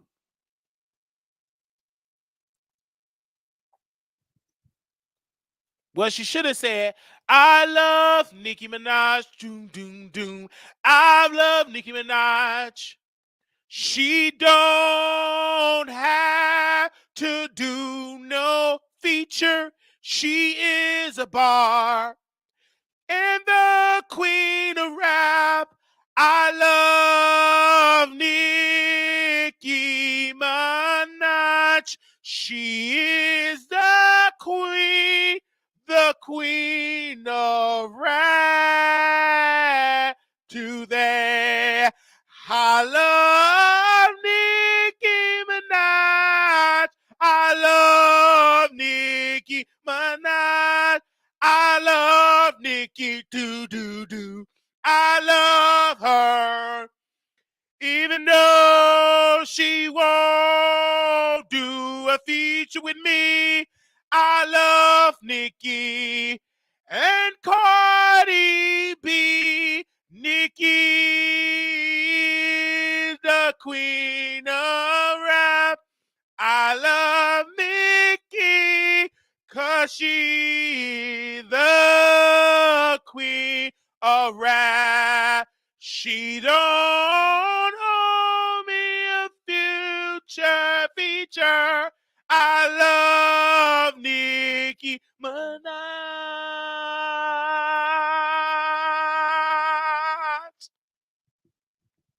Look at J Love came up out the bushes.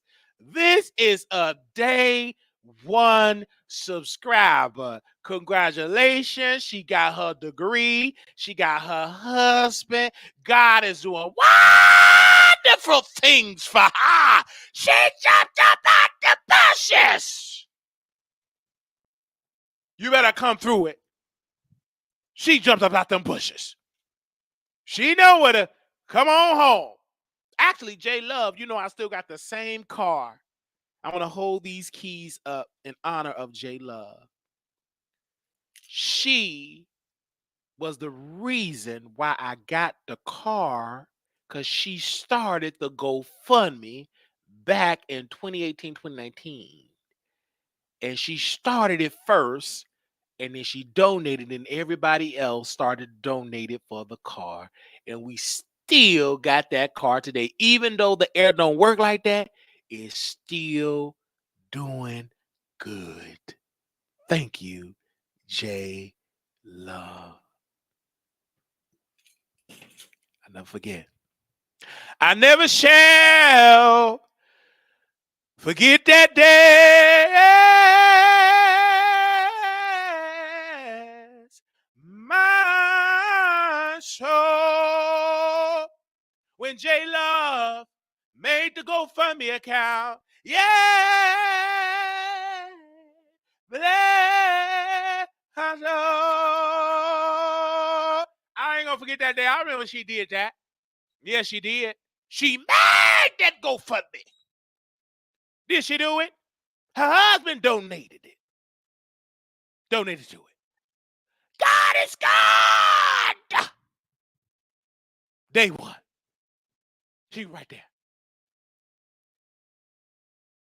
Faithful in the chat. Was right there in the chat. Faithful. And God elevated her in new things. She was with me when I was on the bus. Your stop is right here. And when we had that dead spot, J Love, I'll be live on the phone. You were right there. J Love was right there when I was on the bus. I was on the bus. Live on the bus. Live on the train. When I was getting off, it'd be dark. You see when the sun come out. Live delivering content on the bus. I didn't have no car.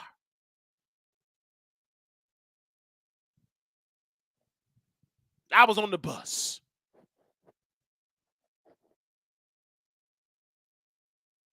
I searched all over. Couldn't find nobody. I searched high and low. I still couldn't find nobody. Nobody greater. Nobody greater. Nobody greater than you. I searched all over. Couldn't find nobody. I searched high and low. Still couldn't find nobody. Nobody greater. Nobody greater. Nobody greater than you. Nobody could heal like you can. Oh, most holy one, you are the God I am. Awesome in all your ways, and mighty is your hand. You are he who carried redemption flag. I messed the song up, but I love that song. I'm gonna sing it if I mess up the words. I'm still gonna sing it. He know my heart. See, I've been singing a lot of that WAP. I've been singing for that Coco. I got it for the low. I gotta get back and brush up on my lyrics. But that was my song. I had to take my earbuds out with all that hallelujah and praise the Lord. You better take it out. Take out the earbuds out your ear. Snatch off that wig. We still live.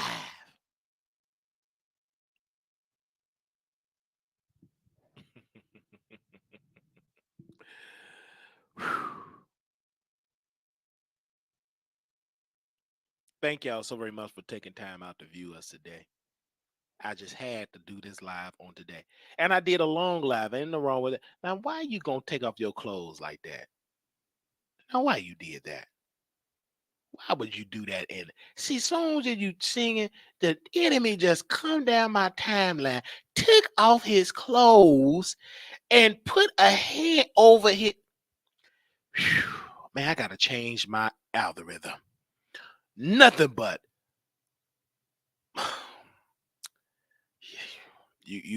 I can't even log into my page. I see it everywhere. I see it everywhere. Hey, everywhere. They on my thread. They everywhere. Man, please. Something wrong with your man if he got number. Let me not go there. I don't want y'all to look at y'all man phone because y'all ain't strong enough. So don't look at his phone. Don't look at it. Don't look at his time. His timeline. Don't look at the timeline. Don't you dare look at that timeline. All right? You better not look at that timeline. You ain't strong enough. You better not look at it. You ain't strong enough. You better not look at it. You ain't strong enough to do that.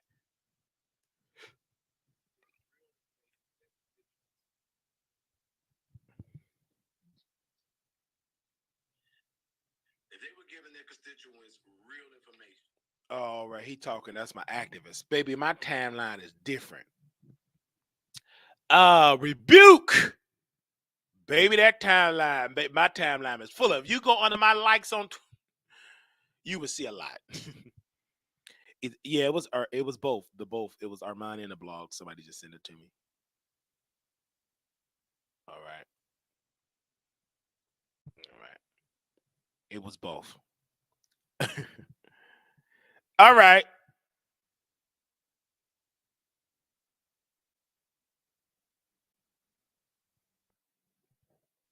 Thank y'all so very much. And I'm going to bed. You better go to bed. All right? I would love it every Friday.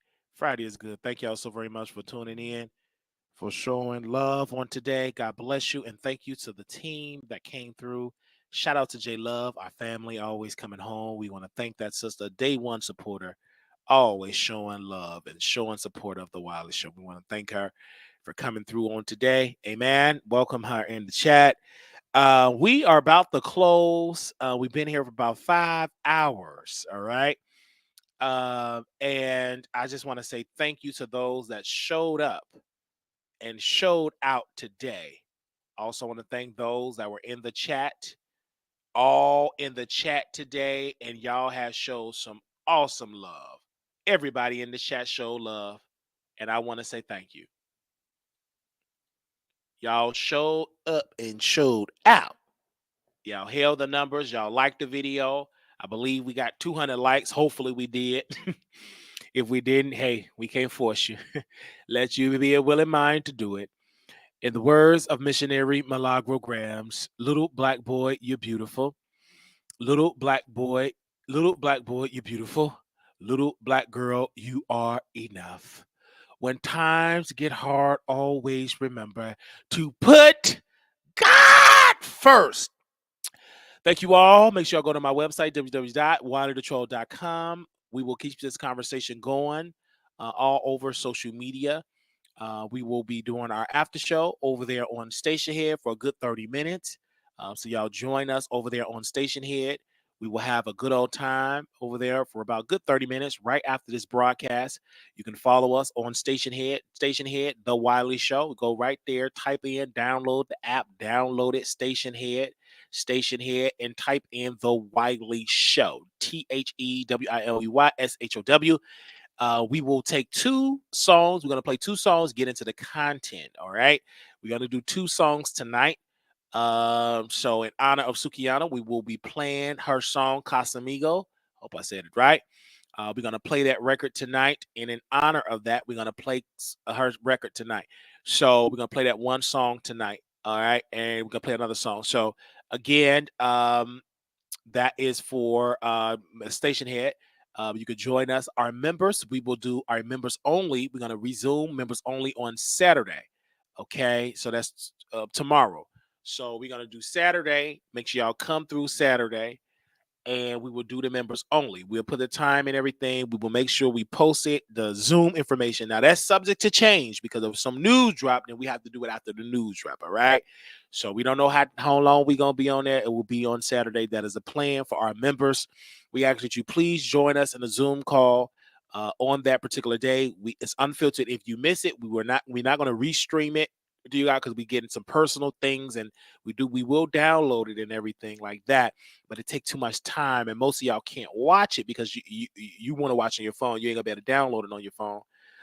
You have to have it on your computer. So please be there. It will be on Zoom on Saturday, particularly probably about, I know it'll be after 5 p.m. on Saturday. So we ask you join us on Zoom after 5 p.m. and you will have a beautiful time with us. We ask that you come in the building. I want to see y'all there. Chill the members. I want to see y'all in the building. If you're a former member, come through. We give you entertainment. I don't worry about people that leave. I worry about people that stay. And we're going to add on to that. We got about 90 plus members that have already subscribed as the members only, about 90 some members.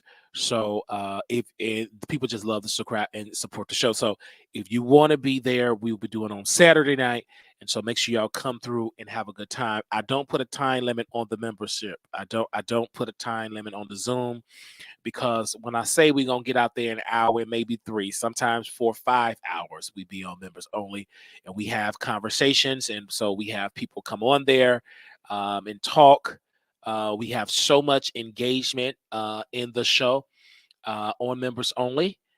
So if you want to become a member, I will put that information in there for you all to become a member. Give me 1 second here because I have it on my dashboard. So give me 1 second here, and I'm going to give it to you so you can, if you want to become a member, give me 1 second. If you want to become a member, where is the members only thing at? Oh, right here. I'm looking at it. Okay. Give me a second there. All right, do that, and I'm gonna copy and paste that, and I'm gonna post that in there as well. Thank you, Aaliyah TV have posted it already, and I would just add on to that. If you want to join, you click on the link, and you can join that way. So we have about 90 members steady, and thank you all so very much. And if you want to join, we have people that rejoined. So that's a good thing. All right. So shout out to the people that is here. We have so many members that are here. I'm not going to name them because I do not want to be named. So we want to thank all of the members that are in the house that have been a member is showing love. And we do have a member that been a member for us for over 22 months. We have 1, 2, 3 members that been a member for 22 months. We have a member that been a member for 17 months. She don't come in the chat. This one don't come in. One person out of that comes in the chat. We got another person that don't be in the chat, been a member for 22 months. Then we have another person been a member for 9 months, 7 months, 5 months, 4 months, 20 months, 12 months, 22 months. I believe that, I think 22 months is the longest person that's been a member. We got somebody that's been a member for 29 days, as low as 7 days. We have a member that's been on a member for 9 days. Okay. All right.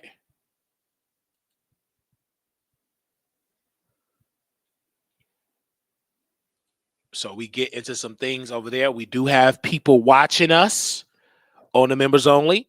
And we get into, I mean, we have some huge creators that watch us on members only. We gonna be diving into people content on members on the members only. And so it's people that's watching. They already joined.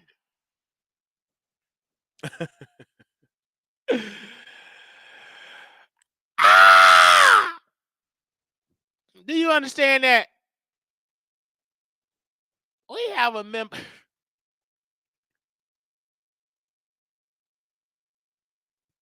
We'll talk about that on Saturday. All right. So we getting people apps on the members. We get into their apps. Okay. Baby bye. We have a good old time over there on the members only. Where's my peaches? Peaches. Oh, it's in the refrigerator. I gotta get me a nice little peach. Ooh, I can't wait to eat that peach tonight. Ooh, I know it want me to eat it. I gotta eat that peach. It's so delicious. Well, it was a little hard, but I hope it's a little soggy, a little soft. Ooh, one of my good friends been a member for 2 months. Wow, I didn't even know they was a member.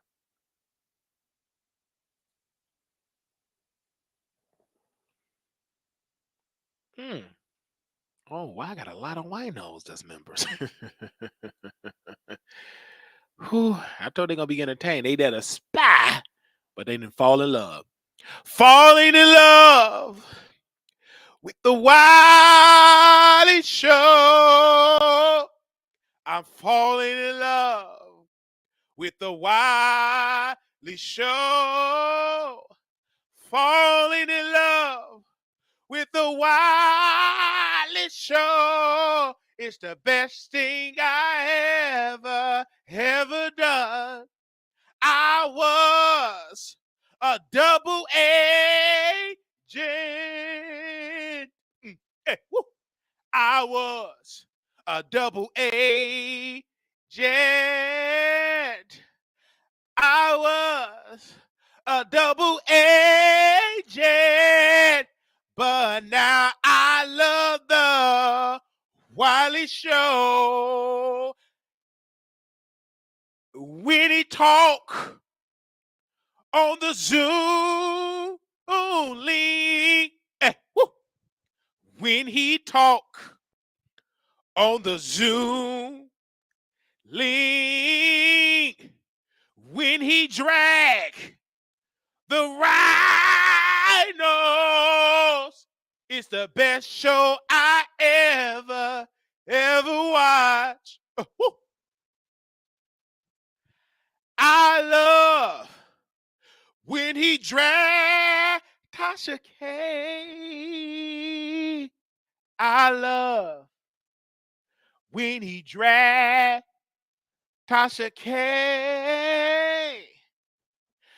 I love when he dragged Tasha K. The Wiley Show is the best show. Oh, the Wiley Show is the best show.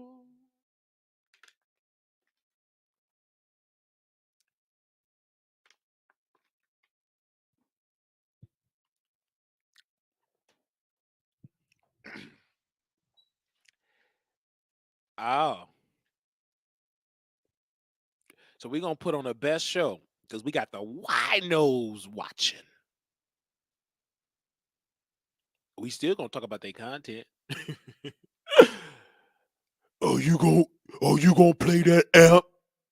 No, you gonna get your own app. No, if you want to play the app, let him go and build his own app. Hey, bruh, F you gonna build your own app. How about I play your app?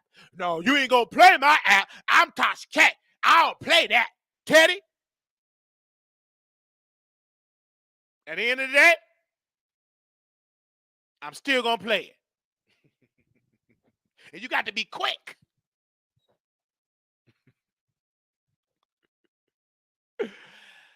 Whew. You got to be a member to know what we talking about. If you ain't no member, you like, what he saying? What? Who? What? You ain't no member, so you lost. You lost. We call our the producers. I call my audience the producers. Yeah, we named y'all years ago. Like when we was call artists the co-hosts, y'all are the producers. And they get mad at us calling y'all. Do you know my audience get dragged? And we don't care because one thing about my audience, they don't get the link. We argue with each other, but we don't go on other people's show, try to defend and cuss people. We don't do that. We professional working folks. We argue among ourselves. We go on, live our happy life. We don't go on other chats, try to argue with them because they know Brother Wiley got it. Okay? The producers got it. We got to worry about. They be just dragging the producers, call them old church ladies, and they're beautiful. All right? So they get mad at the Wiley Show producers. And we don't pay that no mind. We don't care what they say because they know Brother Wiley got the back. All right. Thank you all so very much on this beautiful 5-hour show. We want to thank all the producers for coming through. This is it. God bless you and thank you. I'm Wiley. I'm out.